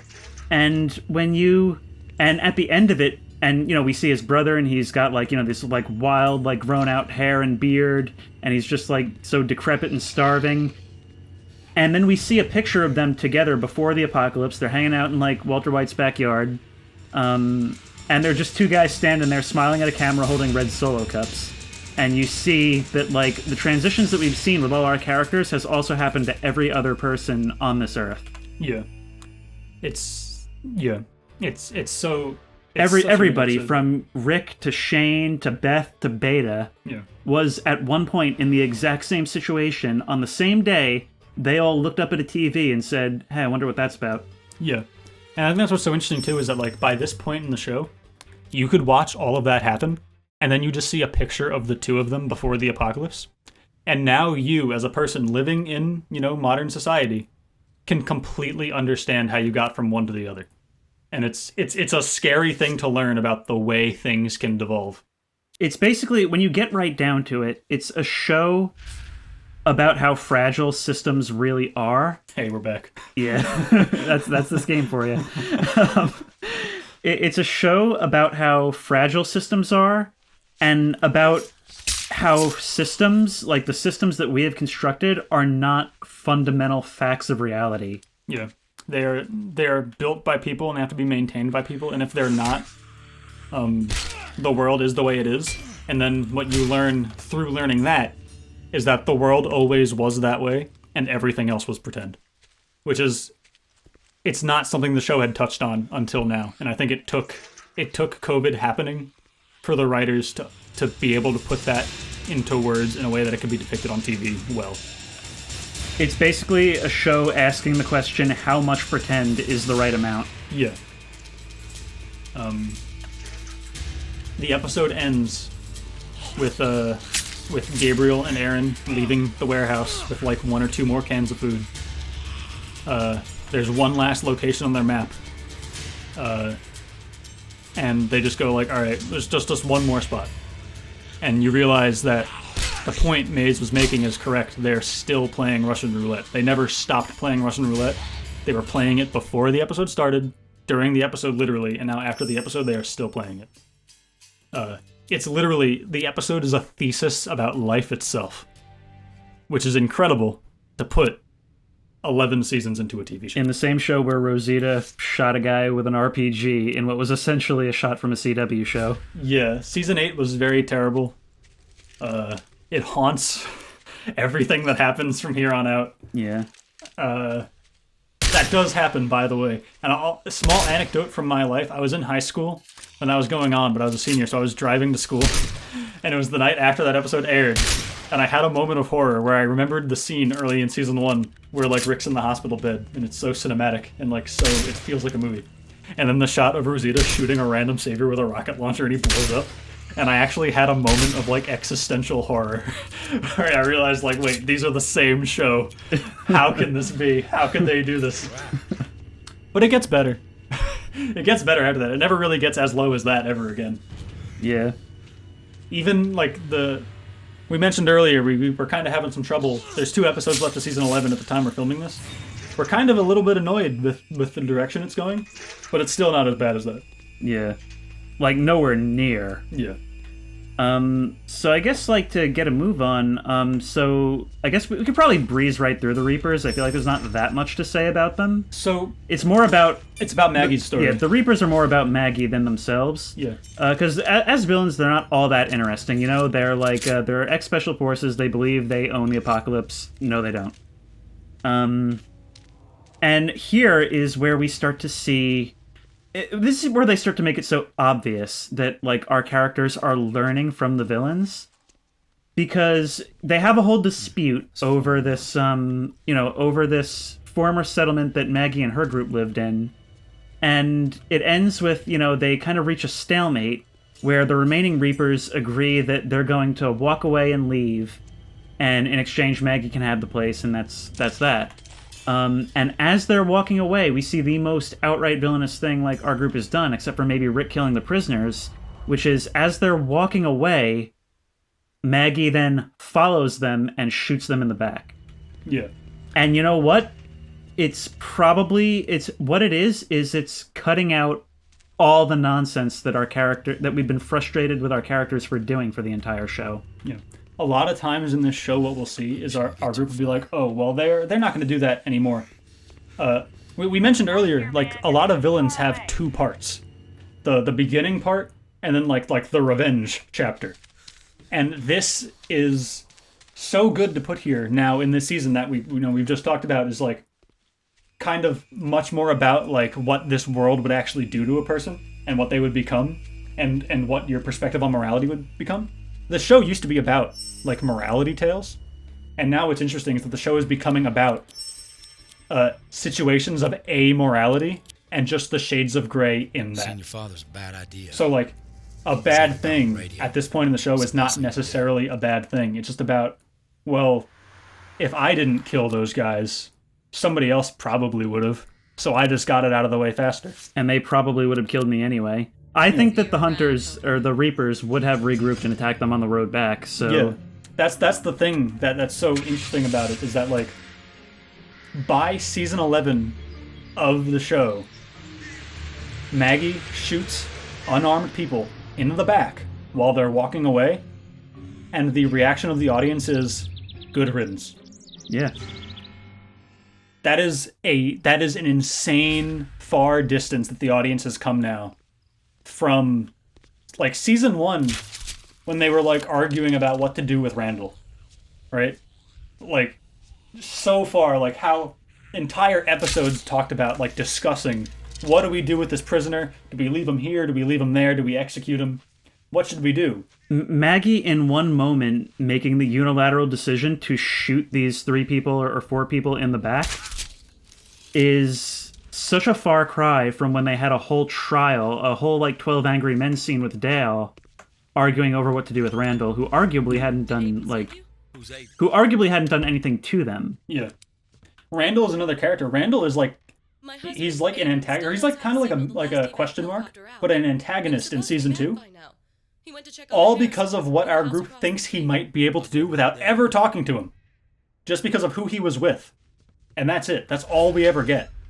And now, in season 11, when it's pretty much just territory dispute in this situation. It's just, it would be easier if you were gone, so I'm going to make that happen. And that's the morality of the show at this point. Yeah. It's cynical, it's dark. It's a turn from from the kind of stories the show had been telling. But I think there's something important about doing that towards the end of the story. Yeah. Now, granted, I don't think it had to take this long to get us here. But you're right, it should happen towards the end of the story. Yeah. I think everything has its place in the greater context of the show, being able to like look back in retrospect. But I do think it could have made more use of all the time that it took. Yeah, well, the trouble also is, it's changed showrunners so many times, and it's changed, each season kind of has, its own, narrative direction. So sometimes it can be hard to look at it as all, one cohesive whole. 4, 5, 6 are really the only time there's one idea for multiple seasons. Yeah. The Reapers, they get rid of the Reapers, or kind of, it's more complicated than that, because it has to be, TV show writing. But the essence of the idea with the Reapers is that they kind of know from history that there's going to be a part 1 and part 2 with confronting villains. And so they just say, no, there won't be. We have them on the run, we're just going to get them. And they do. Yep. It's interesting watching... There is a part 2, but it's dumb and it shouldn't have been there. Yeah, it's just kind of filler. It's a part of the next antagonist group. Thankfully, it is short. Yeah, it's short, but it's a piece of the next antagonist group, which honestly is it's the Commonwealth, but it's the concept of the concept of paid actors acting as mercenaries for plausible deniability. Well, it's modern society. It's the conflict of season 11 is our group versus modern society. Yeah. And we even see that in that, basically, these communities that we've seen built up so much, they kind of go out, not with a roar but a whimper, because they kind of get overtaken by bureaucracy. Because after the Reapers, they make contact with the Commonwealth, who is this large city of, I think they say 50,000 people. That we will never see. That we will never see. For budget reasons. For budget reasons, because for some reason, this supposedly massive city... the only place we ever see is this one town square in front of the train station, and that's because it is I think it's the Sanctuary, right? It's AMC has this backlot, which is where they built the prison. It's where they built the Sanctuary, and now it's where they've built the Commonwealth. I think the Kingdom is the exception. That was a Tyler Perry studio. That was Tyler Perry Studios, yeah. Yeah. But also probably the nicest looking. If there was ever one place in the show that I would want to live in, it was the Kingdom. Yeah. So where would I go with this?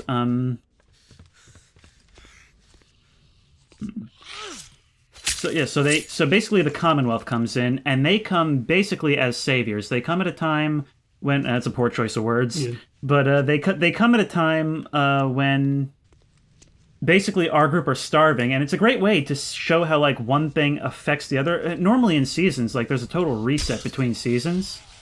But what happens here is they're starving because the Whisperers ran through Alexandria. They destroyed all the crops, they destroyed a lot of their equipment, and they're essentially, they're surviving outdoors in their settlement, pretty much. It's very much like a Fallout 4 type scenario. Yeah, basically. And it's, they're kind of just back to surviving within, these walls that don't stay up. They have very little going for them at this point. I think I didn't pick something up back in town. Because the door to the pharmacy is locked. The guy's supposed to be on the roof, right? I think so. Yeah, there's so much I don't remember about this game, but, what is it? I used to be able to beat this game in, a fraction of the time that we've been recording. Yeah. But I'm also kind of taking it slow deliberately. This entire thing is kind of just like a Trojan horse to try to convince as many people as possible to watch this show. Yeah, or at least if not to watch it, to at least, show that it... Yeah, to appreciate it. Show that it gets way more hate than it deserves. Yeah.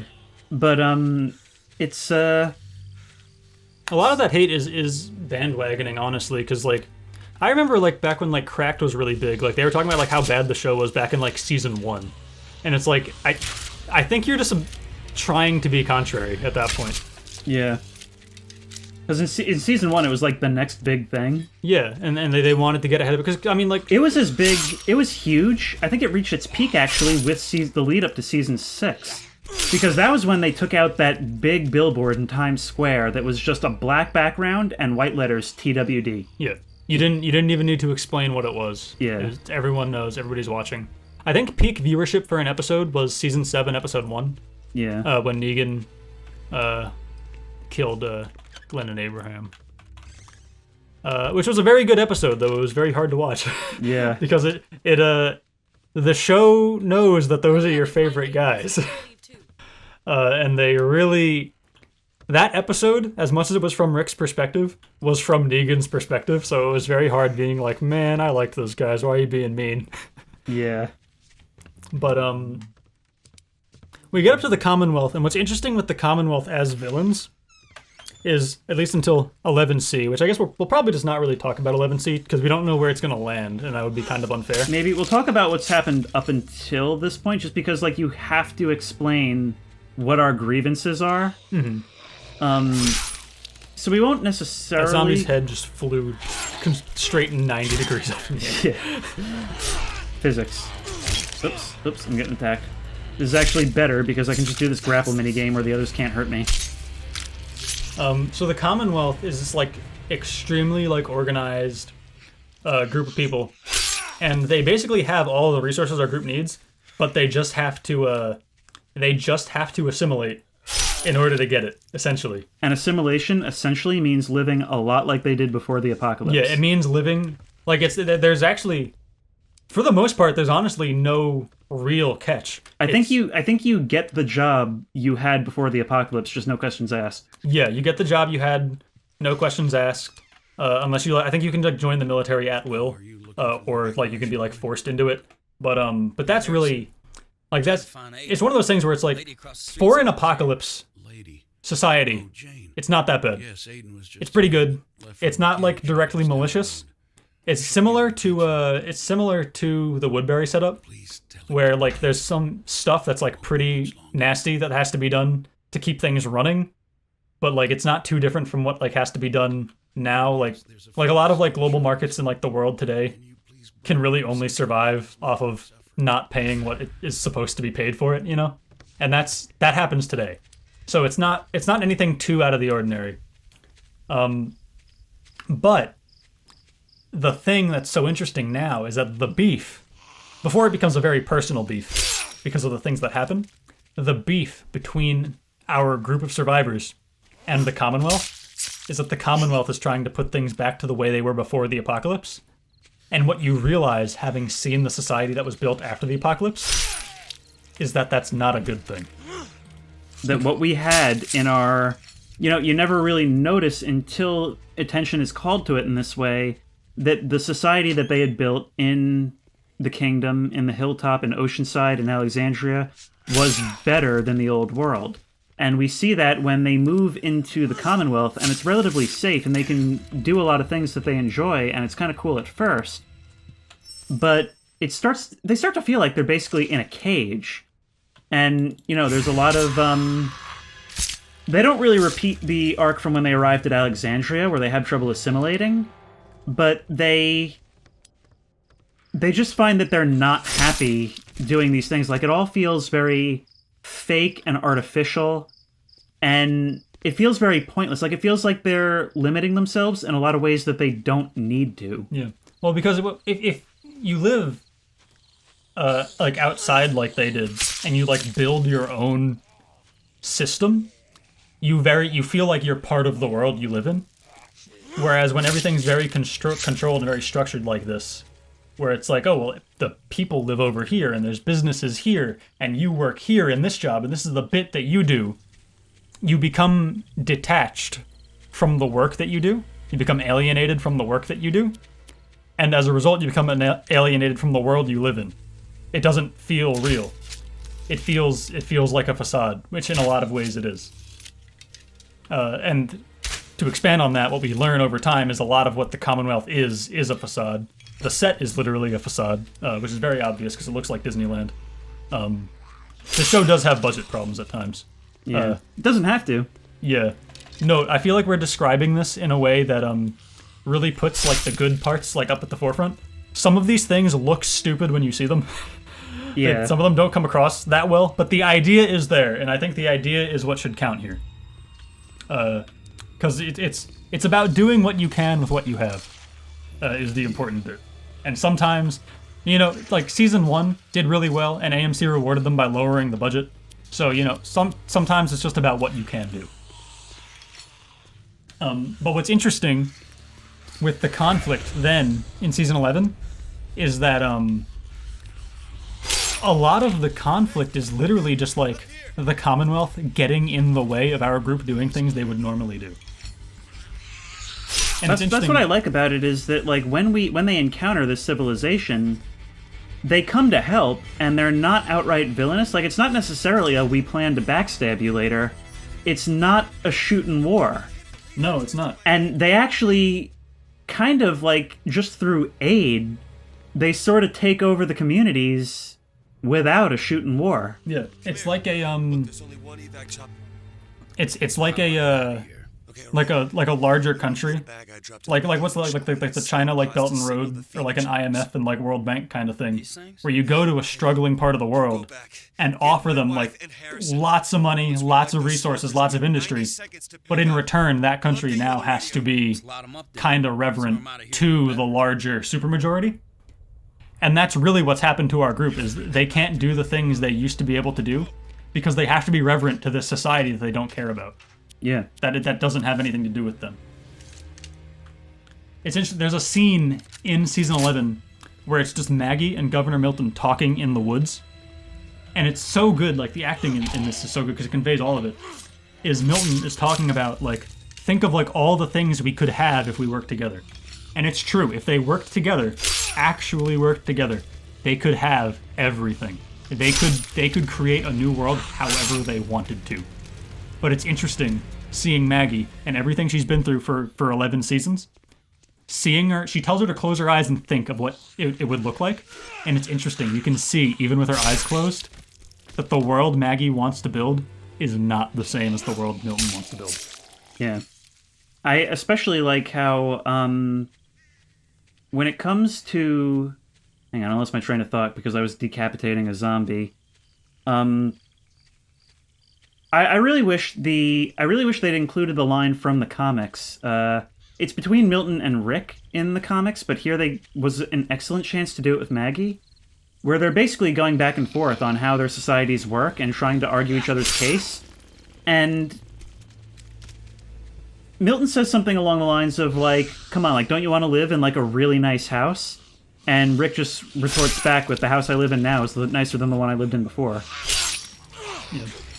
It's really good, and that's actually also getting into kind of what, like, the idea in the Romero zombie movies were, which is, like, if you look at what's going on from kind of like a zoomed out perspective, you notice that a lot of what's going on isn't any different from what was going on before, and in a lot of ways it's better, even without the humans being there at all.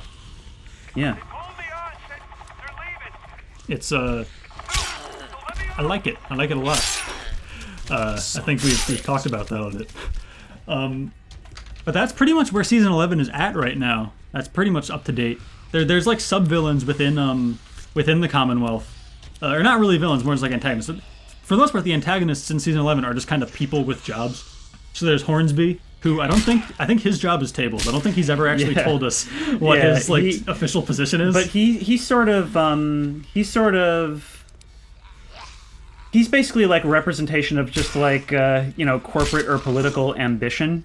Yeah. Where it's just like, but in the end, like, he thinks he's really important, but he's really not, and the show treats it that way. Yeah. Where he sort of comes and goes as a villain, where he seems like he'd be like this big thing, and he's not. He's like a pencil pushing bureaucrat, and basically who thinks that gives him a lot more power than it does. In reality, kind of smacks him in the face. it's one of those things where like the damage he's capable of doing has much more to do with just where he allocates resources rather than like with like Rick Grimes, right? We've seen Rick Grimes like gun down people all the time. We've seen Rick very up close and personal kill people. Hornsby can kill people just by being like, nah, I don't think those guys are going to get their medicine this week. And he can kill just as many people that way. Wake up. He is just as capable of it. It's just a matter of what you perceive violence to be. Look, Firesign Stadium. There's Because that's the thing, is that the Commonwealth does very little of its violence through actual killing people. Yeah. Or at least as far as Milton knows. Yeah. Though they do some of it. Yeah. There's a section, we see this, there's an ex-CIA agent who works for the Commonwealth, but he was like retired and they gotta like call him in for one last job. He's the hero of his own action movie. He's the hero of his own action movie, or he was, and now he kind of regrets it, but like, you know, he's good at it. He's been doing it his whole life. He, I think, is one of the more interesting characters in the show. Yeah. Because, like, we get very little. He's basically introduced doing, like, yoga or whatever. And he's very much about, like, you know, like, self-improvement, like, peace of mind type of guy. Very much a retiree. But we get the impression, like, through just his actions, that when he was working for the CIA, this guy was probably an animal. Yeah. And that's the thing, is that his whole role... He was actually worse before the apocalypse, which is kind of interesting. Yeah, for sure. His whole role... Don't forget to pick up that bad boy. Oops, what can we drop? We don't need the pipe anymore. No. His whole role is just to kind of show up in places and be a mouthpiece for this larger empire. You're talking about Hornsby, right? No. The CIA guy. Well, the CIA guy, does he really act as a mouthpiece, or does? Oh, well, no, because they have him doing like the Aaron job. Yeah. But basically, what we see is he's like Aaron, if Aaron was doing what Rick's group thought he was doing, which is like I'm gonna come here and present like a friendly face so that we can kind of weasel our way in and get what we want out of this. So basically, a CIA agent. Yeah, and it's very interesting watching it because it's like... He fools the audience, which is cool. He fools the audience, yeah. And it's very interesting watching it because it's like, you realize, like, for the most part, he's doing this because he got good at it, just because it was his job. He's not emotionally attached to this at all. Like, it's just business. We see something with him, or I don't know if we see this with him or Hornsby, but it makes the case really well. The Commonwealth is so put together. They're making pharmaceuticals. They're making medicine, and they have a guy who's just a guy living in a house out in the world, and he's growing poppy flowers and just making opiates for them. And that's the level that this group is working on. But it also shows like the disconnect, like it shows the fundamental problem with the Commonwealth and the thing that like our group like doesn't respect about them at all, which is that they try to pretend things aren't what they are. Yep. Where like presumably drugs are still like illegal in the Commonwealth. But they use opiates for medicine, and it's got to come from somewhere. Yeah. And so through Hornsby, through like that like plausible deniability middleman, they source all their opiates from a drug dealer. Yeah. Who presumably will sell to anyone, but he also sells to the Commonwealth. Yeah. And it's interesting too, because it's like, you know, he's a drug dealer. There's connotations with that, but is he not also just a gardener? And that's kind of the thing that, like, he's the not show's shown about. to be, like, some, like, ruthless, like, cartel boss. He is just a guy growing, you know, poppies. Yeah, it's really cool. And it's interesting because, I mean, like, that's literally how it works now. That's exactly how it works now. It's like, we get to watch the Commonwealth do statecraft for a while, which is very interesting because it's not particularly different than how actual statecraft works in the real world.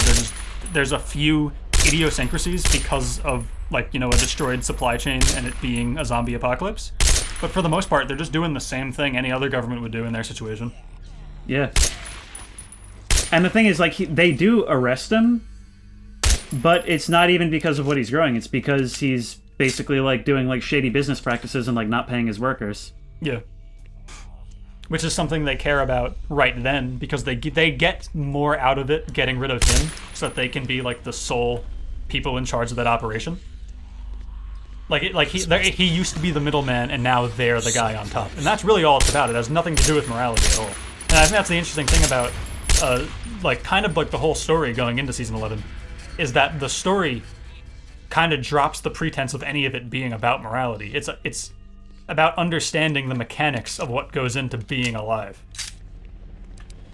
Which is why the Commonwealth is so unequipped to deal with it, because Hornsby, through his ambitions, basically what he wants is to be, even though he basically came as basically like just nothing more than a representative of the Commonwealth, he basically, like, through his ambitions, wants control of the communities. And that bites him in the face in a big way, because he fundamentally does not understand how our people work. Yeah. And he intended to basically use and discard people like Maggie, and in the end, that's exactly what happens to him. Is he's eliminated by our group the moment he's no longer useful. Yeah. It's... Which is a very fitting end for somebody like him. Yeah. Somebody who was made out to be this big villain, but was just in way over his head, has never dealt with anything like our group before, and it's, in a way, it's our group is the end of the world. Yeah. Which is, we mentioned this right at the beginning of the video, and it's interesting. At this point in the show, our group is utilizing Whisperer tactics, literally wearing zombie skins to do kind of like hit and run attacks. They did it on the Reapers, they've done it on the Commonwealth, and it's because the difference in our group is they're not a death cult doing this. It's just wearing zombie skin is kind of a meta strategy, and they're doing it, and it's something that the Commonwealth is not ready to prepare for. People who will be able to remove themselves from like the context of where they are to do what needs to be done to fulfill a certain end. And it's funny because the Commonwealth thinks that when they're like sourcing like poppy seeds so they can make opiates, they think they're being that, but they don't know that because of their like bureaucratic system, they don't realize that they're actually far from these super pragmatists. They don't realize how more complicated what they're doing is than it needs to be. It's essentially a system where, and they almost can't help it, because when you have this many people, you have to be fundamentally out of touch with like what everyone is doing. With our group, it was always a very tight-knit group. If there was a grievance, they would all talk about it. Here, like, there almost has to be subterfuge. There has to be, like, conflicts of interest. And I think we sort of start to see that where, remember, we build up Daryl, right? As he is, like, basically the face of the show. He's, like, the coolest guy. And when Lance tries to make his power grab during the Founders Day thing, and there's zombies like in amongst the crowd, there's like hundreds of people running all over the place, he's like a deer in headlights. He doesn't know what to do. And you could sort of reach the conclusion there that you just can't be safe with this many people in one place. We are not meant to gather like this. Yeah. It's very interesting, like, 'cause that's not a stance that I think most apocalypse media would take, because it is actually a stretch, like, just like coming right out and kind of saying that humans should not be gathered like that. That's a very different kind of message for fiction, especially fiction from network TV, to come out and just like kind of demonstrate. It's very interesting. Like I've been joking that like season 11 is about industrial society and its future, because like it really in a lot of ways is, which I think is very different and bold for a network television show to just do that. And it's why, once again, I really think people should watch this show, because it's about a lot more than people will really give it credit for at any given time. Now, of course, now I believe we've pretty much been through, like, most of the villains, because here, I think now is a good time to start talking about, like, criticisms and stuff. Yeah. Here in the final part of the game. I think we will restart, but we probably won't play all the way through it the second time. Yeah. We're actually at over 3 hours record time now, which is, like, many times longer than it would normally take me to play this.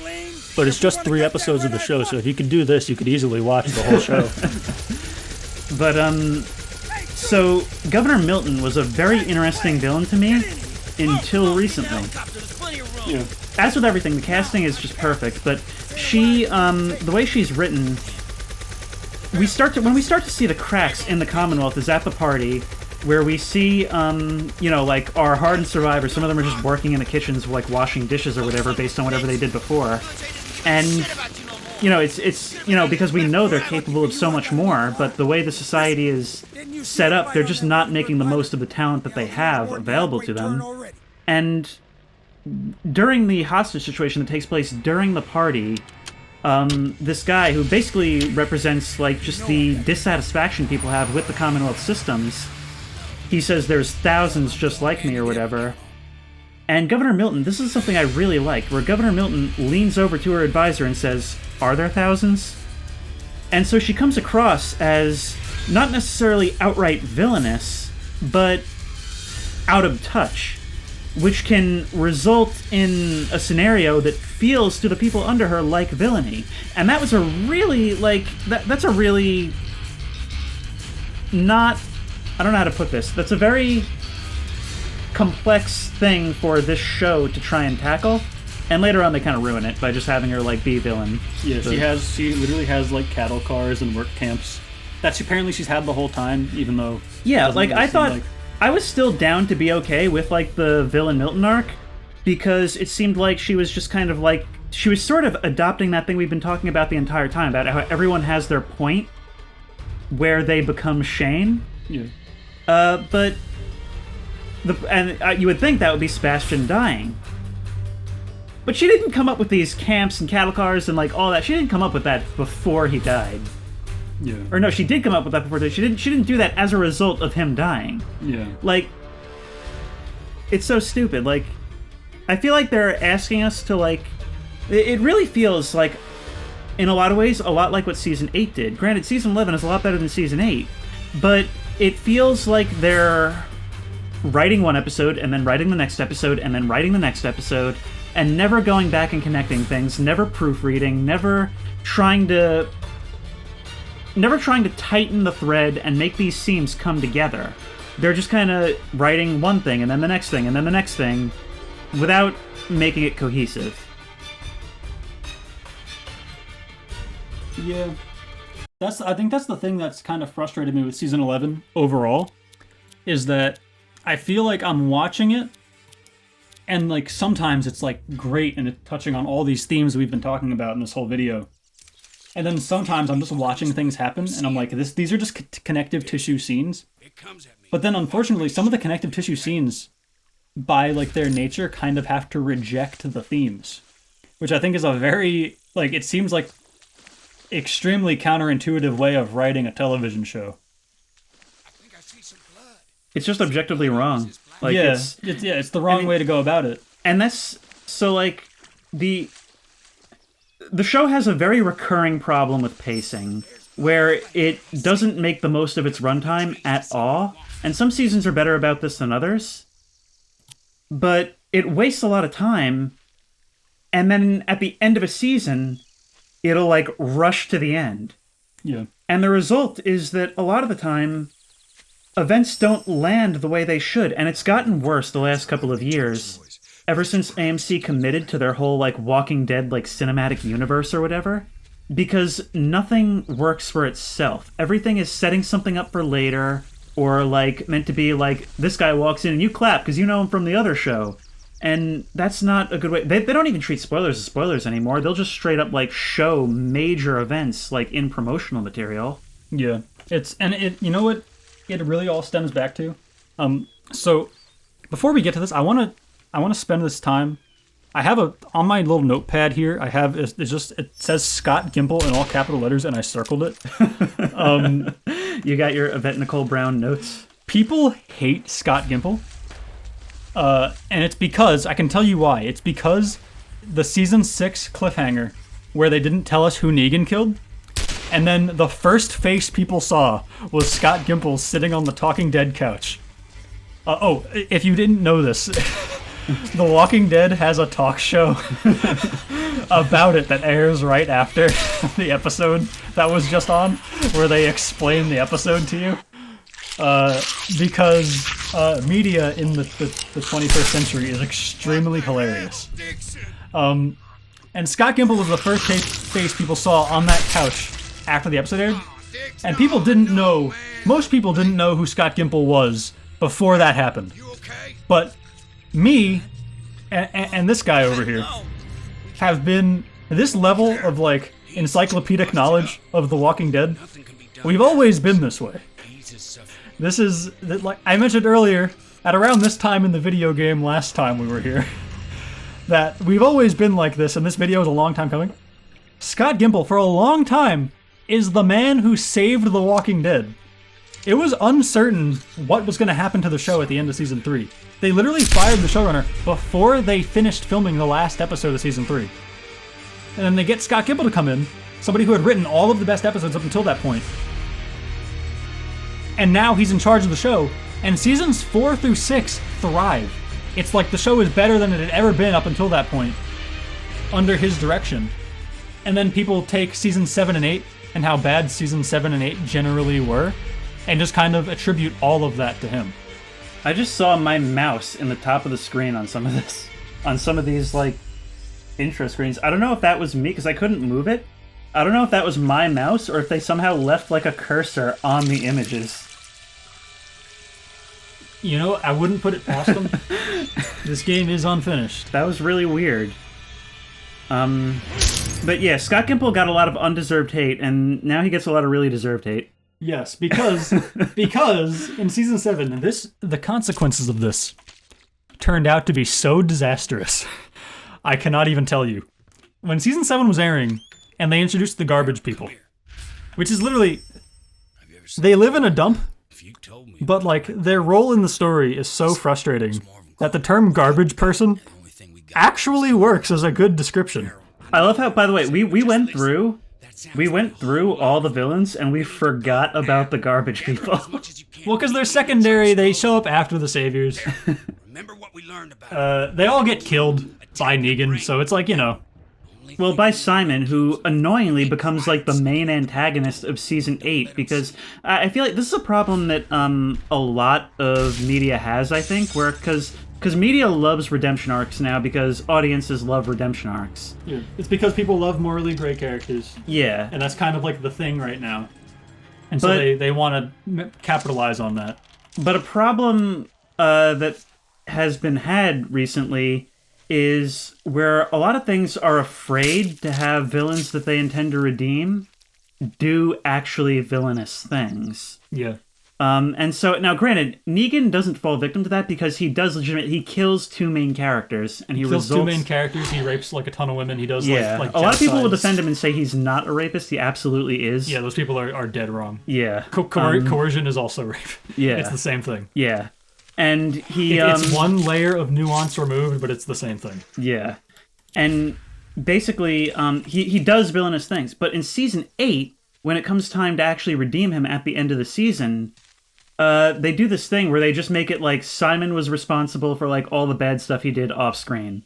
Yeah. And they kind of make Simon like the real villain of Season 8 while humanizing Negan. And that's weak. Yeah, it's a cop-out.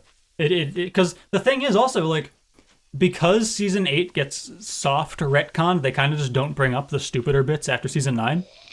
Negan's redemption arc ends up still working because, like, the show still acknowledges all the bad stuff that Negan did and does properly credit him with those things. Like, Simon doesn't really ever get mentioned again after Season 8. No. But why was it there in the first place? Yeah, like, I like the idea of Simon as a character, as just like a spooky right-hand man type. Yeah. I don't like him as, like, oh, that genocide we did on Oceanside? No, that was really him. Attacking the hilltop with, like, chemical weapons, basically? No, that was him. Like, literally, Season 8, Negan is the villain. They have a whole arc towards the end where Negan has been kidnapped. Yeah, it's like, we don't... There's 2 episodes left. Yeah, He gets like, we kidnapped. don't have time for this. Yeah, and that is like the show's like core struggle. Honestly, is that like it's always like the biggest thing has always been pacing and time. Like it always, it didn't happen in Season 9. It did happen again in Season 10, but I think they did a better job, and it kind of made a little more sense in Season 10. It's happening really bad in Season 11. Oh yeah, real bad. Like I'm so uncertain on what the end of the show is going to be, and like whether or not the show's even They're going to not have going an to do ending. the 25-year-later epilogue. No, they're not going to do the comic because ending. it would ruin the spin-offs. Yeah. Because look, characters that we know survived the show: Carol, Daryl, Negan, Maggie. Yeah. because they're like they're like the core main characters at this point. So like, yeah, no worrying about that. and Carol, like, you know, I know she's not going to be in the spinoff, but they didn't know that when they wrapped filming. Yeah. And for the record, too, there's 2 episodes left. They would have to resolve the entire season's story arc next episode to be able to do the 25-year jump. Yeah, And they're not going to do that. There's too much stuff left. Unless they just skip over stuff, which they have been doing. yeah, that's another problem with the show is that there's a strong tendency to, because a big part of, you know, big events happening and what makes them land, because the show also has a big problem with not allowing events to land properly, is they tend to skip seeing characters' reactions to things. Yeah. In season, perfect example is in season 7. You know, Negan kills Glenn and Abraham, creates a new deal where like half of the community's stuff has to go to Negan every month, and like they have to like work for him, and it's literal tyranny.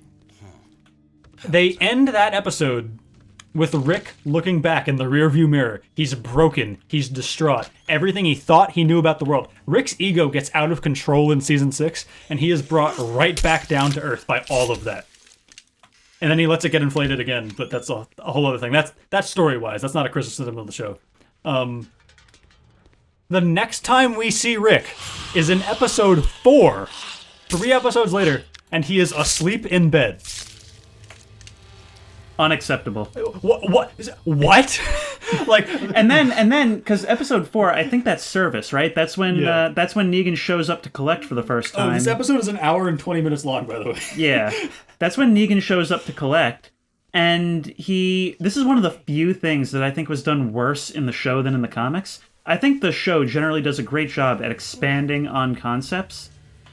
Not here, because in the comics, Negan was very much like he's a hypocrite, but he has his rules, and they sort of make sense if you don't like look at his actual actions.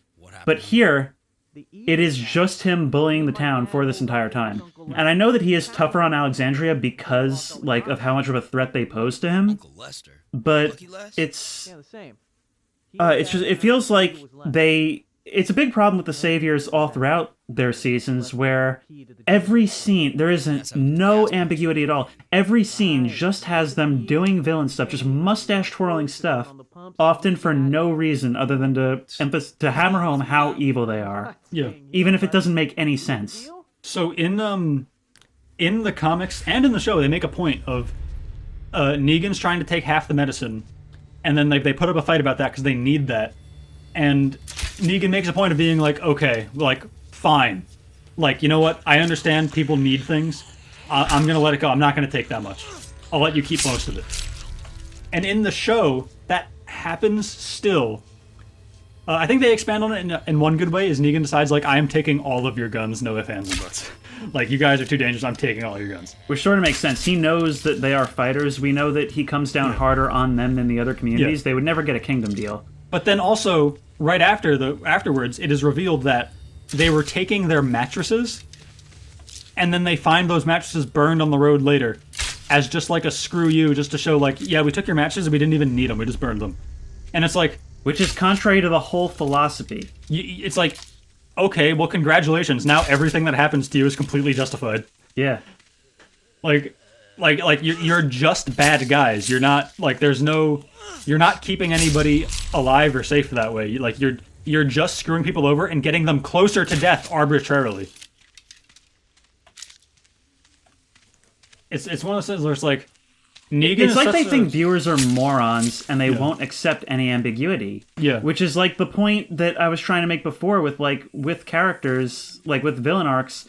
They're afraid to have them do villainous things because they're worried audiences won't accept a redemption arc. Yeah.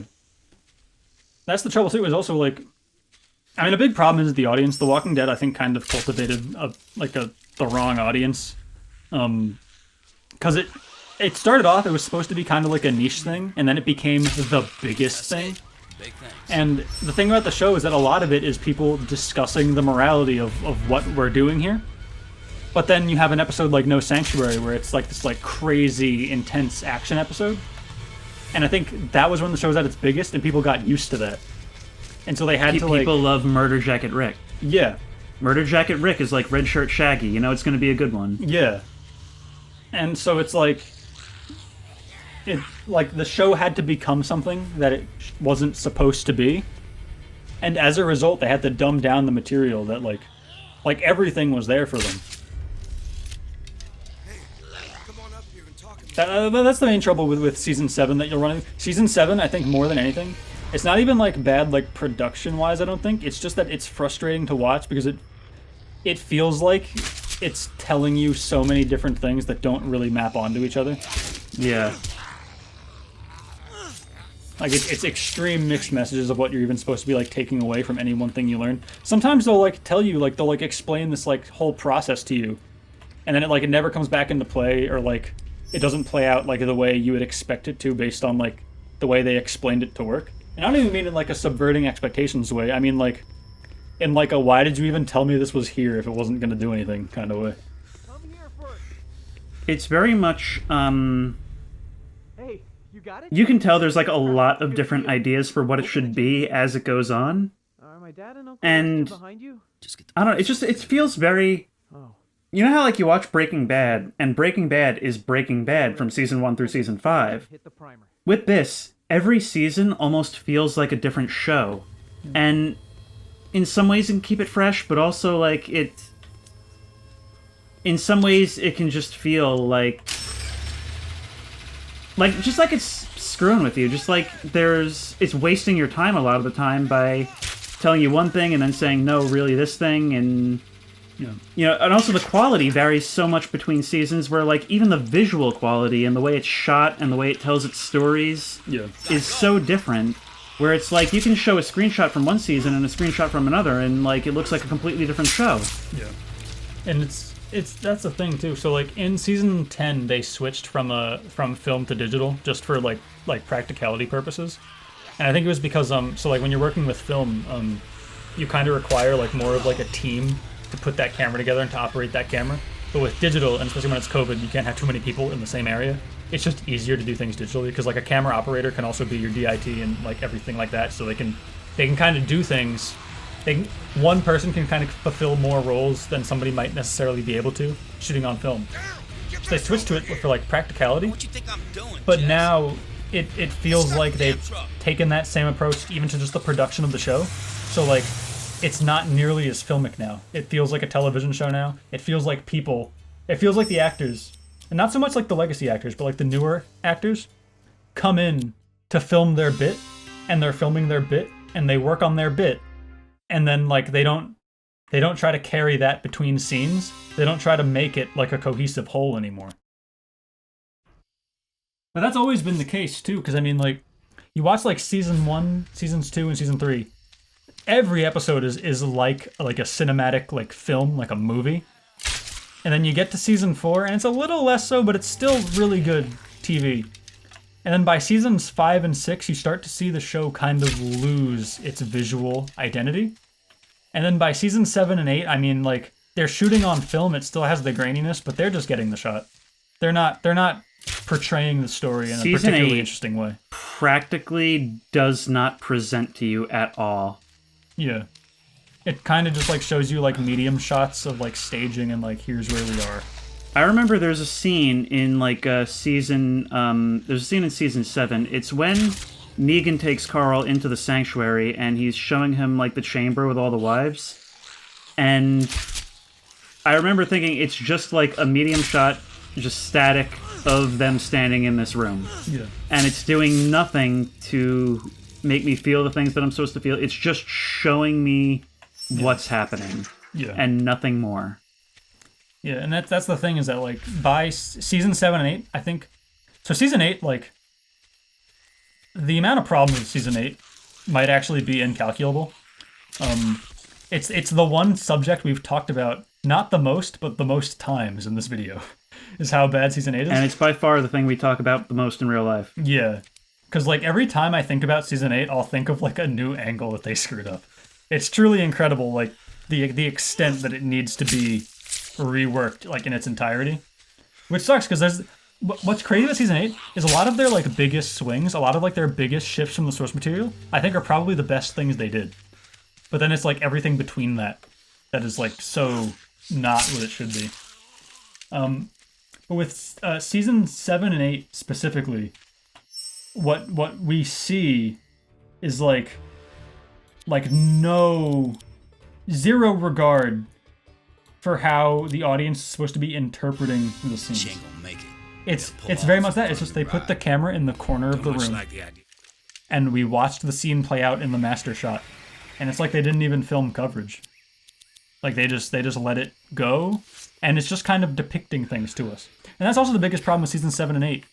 A lot of the times it was just showing us stuff from the comics because it was in the comics.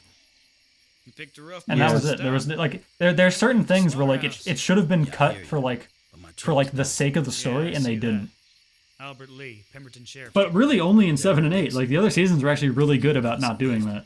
Yeah. Gotta get them over to Memorial if it's still open. It does sometimes treat things as like iconic, even though it really isn't. Yeah. Just because something was in the comics, they'll treat it as like this legendary thing when it's introduced in the show. Yeah.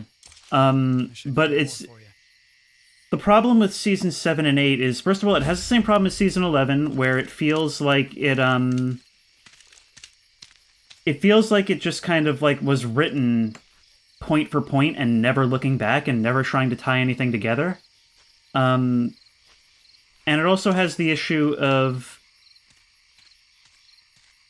well, that's the thing, it doesn't manage its themes well, and because it is the conclusion, basically season 8 is the conclusion of the first, 8 seasons of the show.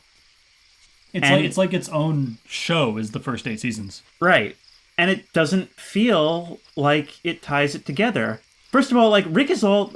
Dan said before about how self-congratulatory Rick is for, his mercy prevailing over his wrath and sparing Negan, right? He killed Negan. He slashed his throat. And only afterwards decided, yeah, patch him up. Yeah. It's, That's the trouble is, we could go on all day about Season 8, because, Season 8, from, a production level, an actual, filming level, the editing in Season 8 is actually not terrible. It was even better when I edited it. It's true. But, the writing, the production, the acting, actually, the acting on The Walking Dead, for the most part, is usually on point. But it's just, it's just worse there. Every step of the way. Well, because sometimes they just don't have anything to work off of. Yeah. And, some of the actors have been very vocal about how, Season 8, they just felt like a lot of the decisions made were stupid. Yeah. Some of the actors left because they felt they weren't interested in the story anymore after Carl died. Maggie came back, but, that was also part of the reason why Andrew Lincoln and, I think it was Andrew Lincoln, Denai Guerrera, and Lauren Cohan. They left the show for the most part because they read Season 8 and they were like, this isn't going to be interesting anymore. I mean, Yeah. They ended up being proven wrong because the spearheading of the show by Angela Kang ended up being so much better than I think anybody expected. But at that point it was too late. They didn't sign the next year. So, and it's a damn shame. Oh, I didn't finish this bit because there's so much to complain about the show. It's a long show. There's a lot to complain about, and a lot of it isn't nitpicks too, which is also the problem. A lot of it is big problems. When the garbage people were introduced, they introduced the helicopter people, is what we called them at the time. Now, if you've seen The World Beyond, which I haven't, but Or Fear. yeah, but I am content to learn about these things through word of mouth and through reading on the internet whenever I see an interesting screenshot. It's basically this other large group that's basically the Commonwealth, but instead of white armor, it's black armor. And their role in the story is that they have helicopters, so if they ever have to do something for the Walking Dead greater universe, they can just do that without needing any explanation. It's just, oh, this guy has a helicopter, so we can just bring them over here, and then now there's a spin-off show, which will make even more money. Yeah. And here's the thing, they were interesting for a while, the spooky helicopter people, what's their deal? And then, first of all, they just told us in, Fear and The World Beyond. And it's the big issue that I have with their whole, cinematic universe is, these guys, these people who took Rick, the people who were, the mysterious guys buzzing over during all of Season 8, if you want to know who they are, watch different media. Yeah. That is unacceptable. It's basically a big-lipped alligator moment in the context of the actual show. And it's how you remove your main character? Yeah. Yeah, it's really frustrating because it's like now going into these last 2 episodes, I'm like, oh well, how is this gonna conclude? And the thing is, I have a sneaking suspicion it's just not gonna conclude. They're just gonna be like, oh well, watch the Rick and Michonne miniseries, watch the Daryl show because now Carol's not in it apparently.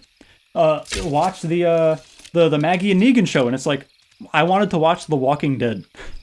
Yeah. I thought I would get a story out of it. And that's the thing, is that they focus so much on this universe that they don't even bother to tell stories when you watch those things. Everything is just hooks for other things, and expecting that you'll be so, like, happy to see stuff you recognize from the other things in different things that you won't care about what you're actually watching. Yeah. And then that's the trouble, too. So it's like, I know they want to do the Marvel thing, because Marvel is like the roadmap for like how to make big money in media, right? I understand that. But like with the Marvel Cinematic Universe, right? It was cool because superhero movies existed, and we got an Iron Man movie. And then we got an Incredible Hulk movie. And it was cool because at the end of the Incredible Hulk movie, you're like, that's Iron Man. That's crazy that they're I remember like being a kid when that came out and being like, wow, like it's like they can just do that? But in The Walking Dead, I don't think AMC realizes it doesn't matter because it's the Walking Dead universe. I don't care if Morgan is in a different show in the same universe. He's from this universe. There's nothing special about that. Yeah. If anything, it just takes away from the main show, which started off as just its own thing. Yeah. Granted, the show did get a lot better when he showed up, but that's incidental. Yeah. That has more to do with Lenny James, honestly. Yeah, Lenny James has, because, like, Morgan has, for as much as he's one of my favorite characters, his character has had some ups and downs in the writing. It's just, he saves a lot through the fact that he's just a really great actor. That jump scare failed. Yeah. I think there's some grenades in this place that we can use. Inventory already full. I am not going to be using the rifle in this playthrough, or the double barrel shotgun. Yeah, it's an issue because it's like, at some point, I think because the fan base is so big, and because like these characters are like mythic kind of like hero characters in our universe, in our mythos, what I think AMC failed to realize, and what unfortunately Scott Gimple is feeding into, even though he was smart enough not to when he was showrunner, at least for the most part, is that these characters were important to us because of where they started and where they ended up. But then what ended up happening is that AMC and like the universe as a whole ended up just being like, oh, well, these are our mythic characters. Of course they're mythic. Don't you know they're mythic? And it's like, all right, but like, how did they get there? Like when, like season 9, another good example of how they kind of turned it around. Rick is mythic. He's literally a folk hero. He blew himself up on a bridge that he built to protect all of society, right? That's a mythic action. That's an important action. But if the show was being written the way they're writing these like universe things at that time, they wouldn't have done that. They wouldn't have even explained how it was mythic. It was just been like, oh, well, he's Rick. Everybody knows Rick. Don't you know, everybody in the United States of America who watches this show knows who Rick Grimes is. So we don't have to justify why he's so great. And it's like they're putting the cart before the horse. Like they're putting the universe before story. Yeah, I earned these.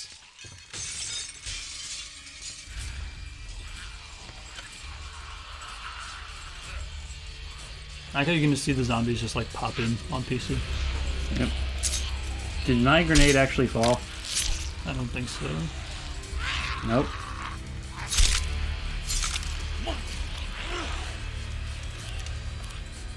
Yeah, so that's kind of like the core issue right now. Like you know, the Walking Dead having like kind of like iffy like writing, we're used to that at this point. You know, we've experienced the show. So the fact that like the show in its ending point is having kind of writing troubles, it seems, at least, you know, we haven't seen the last 2 episodes. They could tie it all together. I don't think they're going to, but they could. But like we're not like, it's not like we're not used to it. But this like universe thing, and it's like a greater problem too, because like every piece of media is doing this, and it's a mistake. Like it's objectively a mistake. I guess like business wise, like the pencil pushers say, it isn't a mistake because it makes money. Because it's like, oh well, if you can't just watch this, if you watch this, now you have to watch this. But like I don't. This might sound funny, because I've spent now the last 3 hours and 44 minutes talking about this show at length. but I don't want my entire life to be spent focusing on Walking Dead media. I would really prefer if that wasn't the case. Well, it's the same reason why I don't like ARGs and stuff. I like my media to be self-contained. I don't want to form an opinion on something and then have that be outdated by the time the week is out, you know? Yeah. Like, I want to be able to take things self-contained at face value. Yeah. Not necessarily at face value, just self-contained. And that's the thing is that, like I know the industry is moving towards watch time. And that's why, like you'll see, like, they'll call it, like, content. Like, because it is content. They're putting out movies and TV shows, which during, like, the golden age of television was when The Walking Dead came out in, from, like, 2010 to, like, 2015. It was about putting together quality, like, media, quality material that would stand on its own and stand the test of time. But now it's about, well, this week we're going to get this out, and this week we're going to get this out, and we're going to have an entire show just about Daryl. And it's like, well, I liked Daryl in the context of this story. I don't necessarily care about Daryl just, like as a thing, you know? Yeah, like, they're so...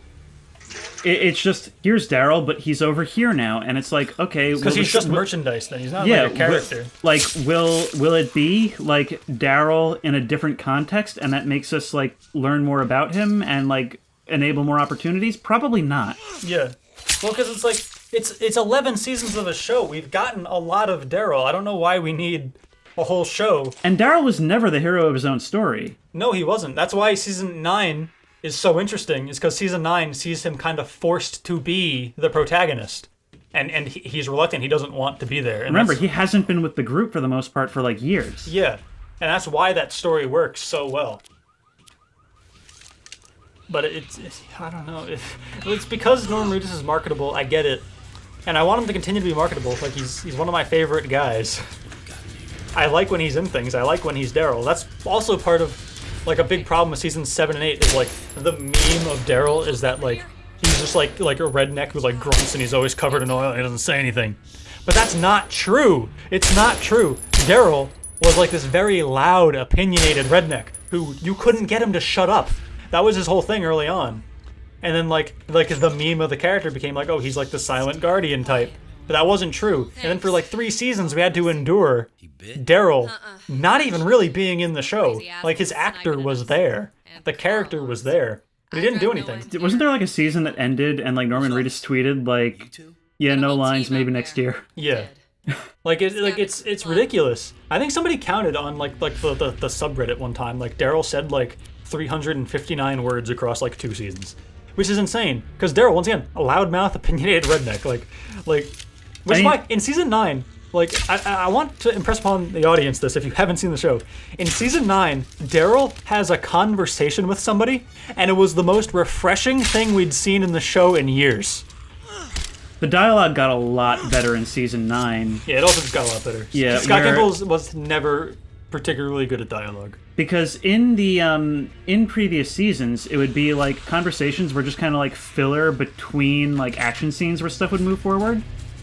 But and a lot of the time they would just have whole conversations saying nothing at all. It would just be like, you know, things don't be like they did before, but they do. Yeah. In season 9, like, they actually, like, conversations will be shorter and yet serve multiple purposes in that short length of time. Yeah. And it was also another, like, writing problem in the show for a long time. And I'm talking, like, even, like, when the show was at its peak in, like, seasons, like, 4, 5, and 6. Characters would, like, kind of refuse to, like, acknowledge the past, which is very interesting because, like, the show is about how people, like, grow and change over time, but it's like they were allergic to mentioning, like, oh, well, like, I learned this from this. It's like they didn't want to mention previous episodes. Did they actually do the thing in season... Once Angela Kang took over, like most things, they got a lot better about this. But, did they do the line in season 11? I can't remember if they did or not, where, like, Governor Milton, like, introduces herself to Maggie, and Maggie says something about not liking that title. I don't think they did. Which is in season 11. I don't remember. That's the other thing. Yeah, I'm not sure about, because season 11 is so long at this point too. Like, for reference, season 11 has been airing for the past year.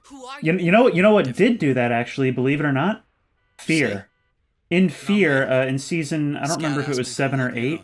I don't know what they're up to now, but She's across the street. in the one where Strand is like basically a Fallout like villain, Every time I put my head out, he's all over me.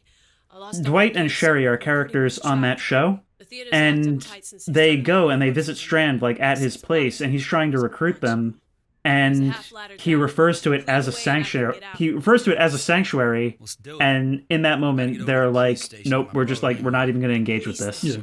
But that's where that killer And they is don't set up. explain what a sanctuary is to the audience. They just, you can see from the look on their face that they have already checked out of this idea. Yeah.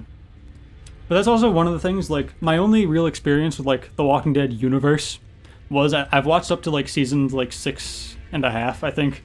Or, like, halfway through season 6 of Fear the Walking Dead. I think I skipped season 2 for the most part. I don't know. I've had a very on and off relationship with Fear the Walking Dead. I know a lot of people really like it, but I've kind of always, I've always been very iffy about it. Like, something's always, like, not, like, sat right with me about, like, kind of anything about it. But, at one point, there's a scene where Morgan is, like, talking to, like, Nick, who is kind of the protagonist of a large portion of Fear the Walking Dead until he is killed unceremoniously in season 4, because once again, the actor wanted to leave. Which is a pretty consistent through line throughout this universe. Pretty much the only way anyone dies in Fear is if the actor left. Yeah. And Morgan's talking to him, and he's like, yeah, and there's this guy, he's got a tiger, and, like, this one guy, like, had, like, a tank, and he's like, he's explaining The Walking Dead via meme, and it rubbed me the wrong way so much, and it's kind of what I knew we were in store with for The Walking Dead universe when they talked about it, is that it's going to memify it in a way that takes away from character. It's just going to be characters we haven't met yet learning about stuff we know. Yeah. And that's the thing, is that, like, why, like, just like from a writing perspective, why would you have a new character explain that there's another character with a tiger somewhere else in a show? Why would you do that, like, story-wise? And there's really not a reason in the show for them to do it.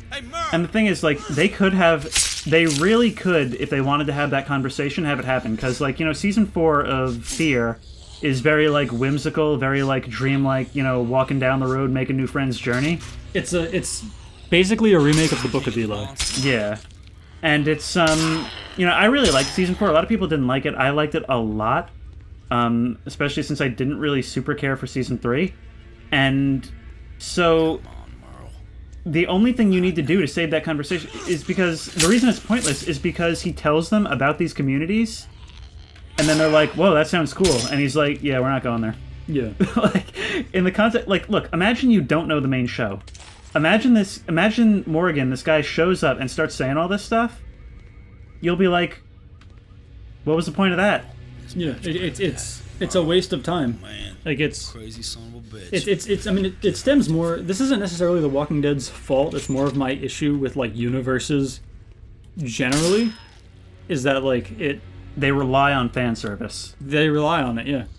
And it's like, it takes away. Come on, brother. The thing is, like, there's nothing wrong with the universe. I mean, the Marvel movies actually did it really well for a long time. Yep. Hang on, we're sneaking up again. It's the scene. It's the famous scene. Oh no, sneaking up, are we? No. You're never gonna take me back there. Oh, come on, Merle. It's me. Merle. What's lower than impersonating I love the your all own caps baby subtitles. brother? You're just trying to gain false interest. Yeah, this is we're back, folks. We're back at this scene. Yeah. This is a benchmark for how long we've been talking about the show. The thing is, this video could be a lot longer. Yeah. So consider.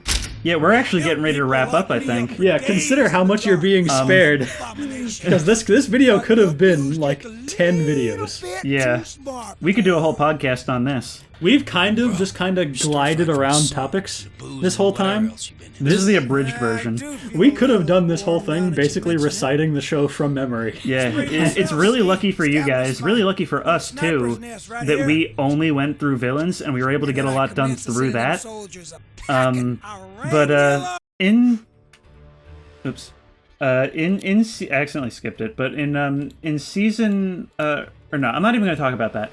I'm just going to talk about the fact that, like, the show has a problem with, like, it has a problem with audience experience. I think that's what Scott Gimple called it. Yeah. Is audience experience, which is basically where we don't care about spoilers at all, and we just like it's all fan service. Yeah. Things don't land like they used to. Like I remember, like it's very hard to describe, but things have to feel meaningful in your work of fiction, and things often in The Walking Dead don't. So what we had, like at the end of season 3. It felt like we were moving on up in the world when they came back from Woodbury with a bus. Like, our group had a bus to call its own and, like, 20 or 30 people. It felt like... It was like civilization was back. That was, like, one of the most amazing things ever, and it felt so cool. Because we had been down in the dirt getting shot at, like, you know, basically living like homeless, like, the entire season. And things were really bleak up until that point. And now, come season like 10 and 11, we learn that there's this whole society with power and electricity and water, and they have 50,000 people at their disposal, trains, helicopters, cars.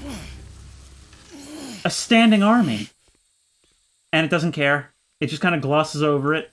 We meet them, our characters accept it uncritically, we skip to like months later, which is like ridiculous. There's no like sense of time or distance. We don't even know where the Commonwealth is. In the comics, it was Ohio and was a network of cities. Here they treat it like it's one, and we don't even know where it is. They just don't treat things like they matter. They don't treat things with the weight that they should. In season 5, we spent the entire season walking between northern Georgia and southern Virginia. And it was a whole story. It was the worst part of their lives up until that point, was just walking 2 states over. And now it's like they just kind of teleport almost. Yeah. There's this thing where like they make it seem like, so when Eugene and friends are heading to the Commonwealth like rendezvous point, it takes them like 2 weeks or whatever by bike and by horse. And then come the time of like the Riverbend arc, Hilltop and the Commonwealth run into each other basically like on a day trip. Like, what happened? First of all, they walked from the Hilltop, and it's implied that Riverbend is, like, right outside the Commonwealth. So, like, what's the distances here? And, like, the time skips just start to make no sense at this point in the show. And when I talk about, like, things not landing properly, like, and often skipping over reactions, Merle. the kids, like, Judith was born after the apocalypse. Gracie and RJ were born after the apocalypse. Flesh-eating apocalypse. Yeah. We don't see their reaction to seeing the Commonwealth, to seeing a glimpse of what life was like before they were born, that thing they've heard so much about. They tore us up. Unacceptable. To get out. It's that thing where, like, there's a scene in season 9. It's a great scene between Judith and Negan, where Judith is asking Negan for help with her math homework. And it's like a whole thing about, like, if this plane is going, like, at this speed, and this plane is going at this speed, like when will they meet up? Just slow me down right now. And Negan asks her, have you ever seen a plane flying at any speed in any direction? No. Do you think you ever will? And she says, probably not. Judith lives in modern society now, and it's like she doesn't care. She didn't even notice. And it's like, what is even the point of having, like, child characters in the show if you're just going to waste this opportunity? Yeah. It's another angle at which we can view the apocalypse in a way that's actually meaningful and matters, that it seems like they're desperate to skip over. Well, that's okay, because they also wasted that opportunity in the world beyond. Which the whole premise was that, like, we're following these kids who, like, who lived most of their lives, like, during the apocalypse and after. And, you know, they're not quite as young as Judith. They were, like, 4 and 5, like, when the apocalypse went down. But still, like, this is all they know. And that show ended up being about the CRM. Yeah. Hey, I need some antibiotics. Yeah, it's like waste. Speaking of waste opportunities, like, we spend 8 seasons thinking that, like, Carl is going to be that character, like the one who grew up in it, and we see what he becomes. But then they kill him, like, arbitrarily almost. And so it's like, okay, so it wasn't about him. Keep in mind, Rick was already planning to kill the Savior, so it's not like you needed that. Yeah. But, like, so they kill him arbitrarily, and then you think, like, okay, well, that actually kind of makes sense. Like, you can kind of wrap your head around that. Oh, it's not Carl's story, it's Judith's story. And that even makes maybe even more sense, because he was born in it.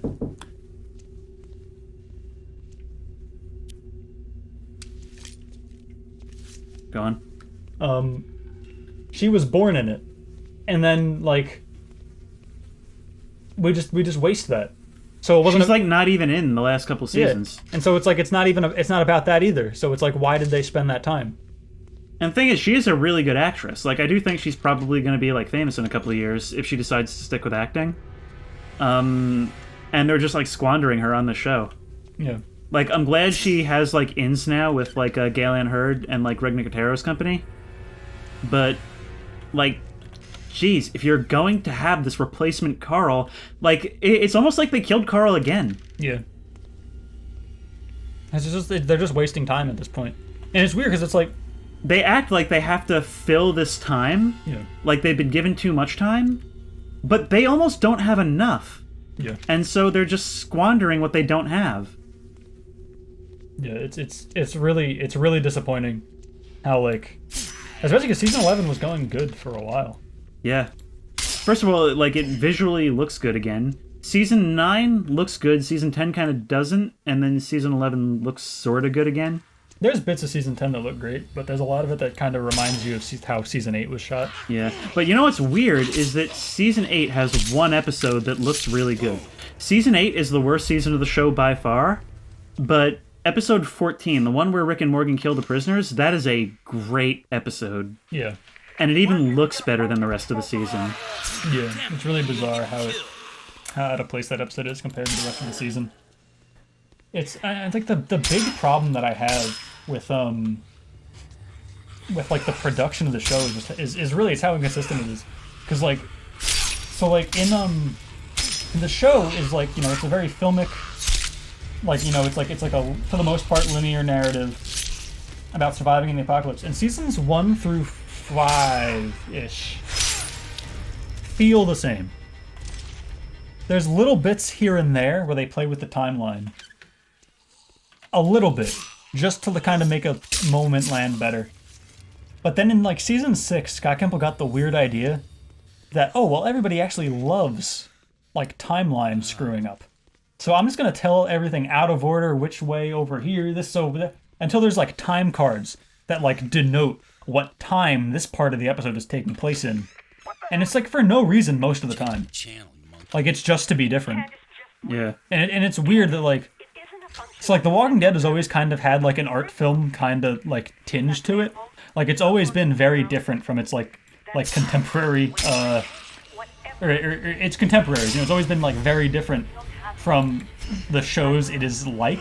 With mixed results. Well, not early on, not really. It was always for the best.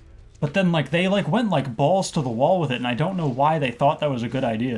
My pet theory is that like we had a lot of writers who like, because Scott Gimple had like a certain style after Clear that he was like associated with, and I feel like after a certain point, a lot of writers were like trying to like impress him or something, or trying to show that they could do what he did with like Clear. And so that's why we had so many like bottle episode type things. That's why we had so many like weird like out there episodes that don't seem to have a point. Yeah. There's an episode, it's in season 6, where for the most part it's Abraham and Sasha just like camping in an office building, and I dare you to parse a word they say. Doesn't make any sense. Like it's actual mumbo jumbo. I did. I turned and he was right in front of me. Hey, Todd. I just got jump scared in this. That's going in the scare reel. But I'm a hard worker, man. yeah, it's like very weird. If I can come along with you. You know, sometimes the art film thing works in episodes like, you know, like What Happened and What's Going On is one of the better episodes of the show. It's a show that's a bottle episode, but it's about what the show is about. Yeah. What happened and what's going on is like, that's one of the episodes where you honestly, I don't think you really need to watch the show to watch that episode and understand what it's getting at. Here's Not Here is another great one, although you do need more context for that. Yeah. Days Gone By, Clear, and Here's Not Here are kind of like their own trilogy. Yeah. That's a good idea. You could watch those episodes as a trilogy. Hey, Merle, you there? Because it's about the same people. It makes it into Morgan's story, really. Maybe they can help. Yeah. Which, you know, if you watch Rick's story, that's The Walking Dead. To a point. But, yeah, so should we tell them what our idea is for the conclusion of Season 8? Which, granted, what we want is a full rewrite.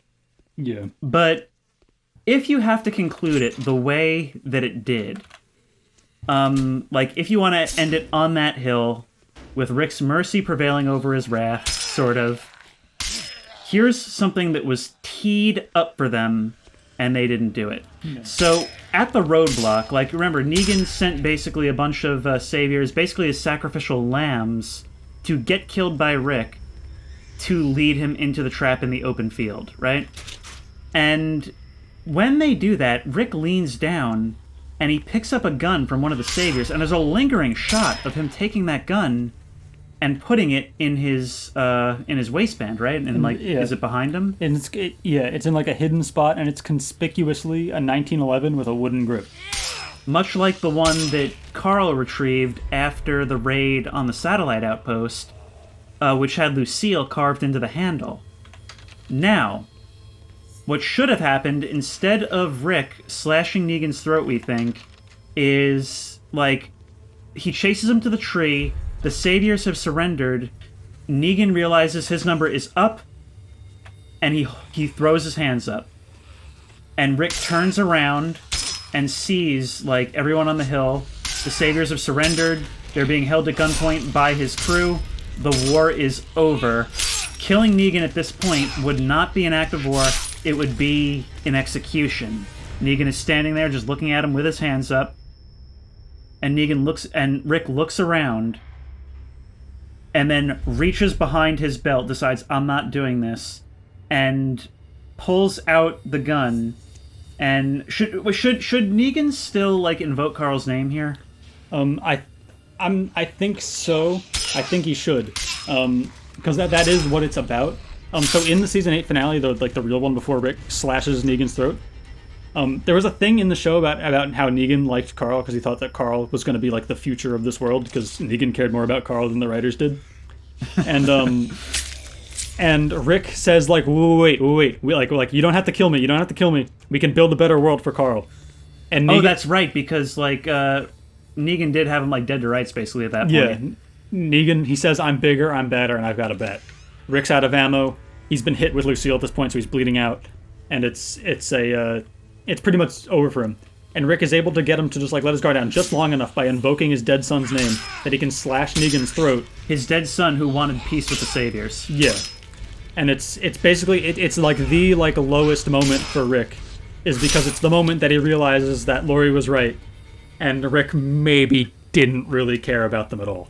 And that's like the moment where he realizes, like, wow, I've been the bad guy this whole time. This whole show, I've actually been the bad guy. That's what the moment is about. But I was thinking, instead of with the glass, it's the same scene, but instead of the glass, he pulls the gun. But we already know at this point that the guns were rigged by Eugene to explode. That was like his big 5D chess maneuver. Was that he was going to make bullets for the saviors, but they were going to be rigged so that their guns would blow up in their hands. And ideally just blow up in their hands, but, worst case scenario, they die from it, and a lot of them did. Which is one of the nicer details, is from here on out, sometimes you'll see saviors who have, they're missing, fingers or arms and stuff. But Rick would pull the gun and shoot at Negan, like point blank right in the head. And instead of the shooting Negan, the gun explodes in his hand and blows a bunch of his fingers off, and like destroys his hand. And that would also be a callback to the comics where Rick lost his hand in its entirety. And so his hand gets destroyed. Negan is basically saved by an act of God. And then Rick kind of has the same realization in that moment. I think we show the lingering shot of the shattered gun on the ground with Lucille on the handle. Yeah, and we see that which this tells was the Carl's audience gun. Yeah, it tells the audience that that's Carl's gun, and we know that for a show that literally has a streak of having certain things, like a theme of predestination, we realize it all comes together in that moment of Carl was right, and now you could literally state that it was an act of God stopping Rick from falling to the lowest point he could possibly fall to. But they didn't do that because they didn't write season 8. Yeah. They they just kind of made it up as they went along. Of course, the structure of Season 8 has a lot of problems, too. This wouldn't fix Season 8. This wouldn't fix it in its entirety. You'd have to rewrite it. It's a better ending, but it's not a better Season 8. Because what you have to do... The problem is, structurally, it doesn't feel like a war. There's no push and pull. They are either always entirely winning or getting entirely shreked. Oh, wait, this here, I think you can find the best gun in the game. Is it the Glock? It's the fast-action handgun. Oh, yeah, sorry. If that's a copyright thing. No, it's the safety Glock. Yeah, it's the safety Glock, yeah. See, I watch this channel from time to time. But, anyway, this thing has such a satisfying sound to it. Yeah. But, yeah, so the problem with Season 8 is that it doesn't have enough push and pull. They're either entirely winning or getting entirely wrecked. And Dan's idea for Season 8 was always that it would be like Band of Brothers, where you have those, like, yeehaw, like, attacks on the outposts in the beginning, but then comes the slog, where just anytime you're out in the open, you might get shot at. A lot of people are getting injured instead of just, like, headshot from off-screen. A lot of the time, you're just shooting at muzzle flashes in the tree line, and there's just this air that nowhere is safe, that you always have to keep your head down. And it's just a slow, like, you know, everyone's tired of it, and it goes on and on. And it's just very, like, you know, a lot of sacrifice for every inch of ground, you know? Yeah. And there's push and pull. Sometimes we're doing really well, sometimes it's like a Darkest Hour type of thing. Yeah. It's really disappointing. Season 8 is just disappointing. And I think that's the main thing, is because Season 8, even with just, like, the style, they chose to make the movie in the style of like a come and see kind of movie, where it's like it definitely has like Russian war movie like inspiration. Yeah, it absolutely, like, it's like, even just like in like the style of how they chose to shoot a lot of things, like it's clearly like harkening back and calling back to that kind of imagery and to that kind of storytelling. But it's like they especially since it compares Negan to Stalin. Yeah. I owe you, dude. And so it's like, but it's like they didn't. I gotta go find Scout. You do that. It feels like their inspiration wasn't holistic, and so it couldn't carry through the entirety of the material. They caught me. It's not much. Yeah. That might work. I think we'll go downstairs and eat dinner after this level. I think we more or less covered our bases. Yeah. Like we pretty much like in broad strokes gotten out our grievances with like Season 8 and 11. Yeah. We could get into like the nitty gritty, but like it's not. Yeah, if you think this was nitty gritty, like you ain't seen nothing. Yeah. This was actually, like I said, this is very kind of like gliding over like the surface. I mean, we talked about the themes of the show in detail. I would say that for sure. Yeah. But as far as like specifics, we haven't really gotten specifics. So yeah, you can still watch the show. We maybe got like mired down in like just explaining details of what happened in the show more than we needed to. But I think like sort of accidentally in talking about the villains, that gave us a good foundation to talk about like the entire show leading up to now. Yeah. And then it's actually really only when the second playthrough started that we started talking about, like, we were worried that, like, in talking about the things we wanted to talk about, it would be, like, all negative when we're trying to give the show, like, more credit than it normally gets. But I don't think that really happened. I think we pretty much had the feeling in this video that we wanted to have. Yeah, well, that's the thing. So what's important to note about this video is that it is very much just like we have the ability to get this content out to people who need to hear it. Yeah. It's not really in keeping with the channel at all. This video will be very fun to watch. Yeah. How it does. It's definitely more of a podcast thing. I don't expect you to watch this for the gameplay. Yeah.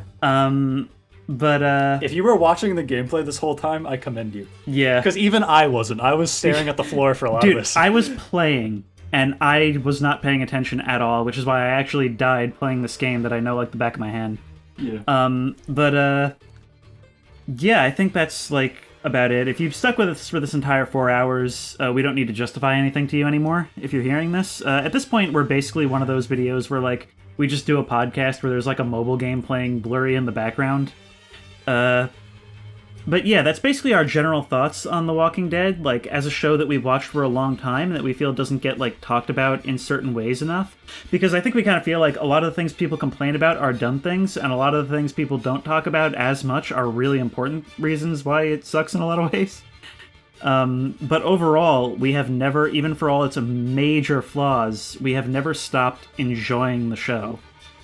Yeah, that's the thing, is that like the people who watch the show at this point, they're in for the long haul. Like they're in it now. They're able to look past like, you know, some like the worst aspects of it. And it's one of those things where it's like, if you can just give the show a little bit of the benefit of the doubt, there is so much material here to like learn and like think about that I think it's a really good thing to just kind of have in the public lexicon, is the things that have happened in this show. And you know what? I actually did see, like, maybe that'll start to happen. I did see an article in like Psychology Today when I was scrolling through my phone the other day about how like The Walking Dead is kind of the only show that tackles the idea of like social constructs and how they're not facts of reality. Yeah. That's what's so good is about what this show is about, is that it doesn't, like, a lot of people will like tell you that they would say this at the time, is like on Talking Dead, they would be like, well, this show's about like, what if you like stripped the world we know from people, and like what would they do? But it always felt like a very like shallow way of putting it. But the show digs so deep into really telling, not telling the audience, but letting the audience realize what's real and like what matters and what doesn't. And I think that's the main thing that the show does that nobody ever talks about. It's like the Red Dead 2 line, or like the Red Dead 2 like thesis of just like be loyal to what matters. And like, you know, like we live in a world where like people fight and die for flags, and the reason Rick's group is better is because like it's just because like it's literally because they talk to each other. And they like actually know the people that they're neighbors with, and they work with each other. And you don't really get that in society. Like, how many people like haven't talked to? I have not talked to any of my next door neighbors at all. I don't know anything about them. I know some of their names. I've talked to a few of them.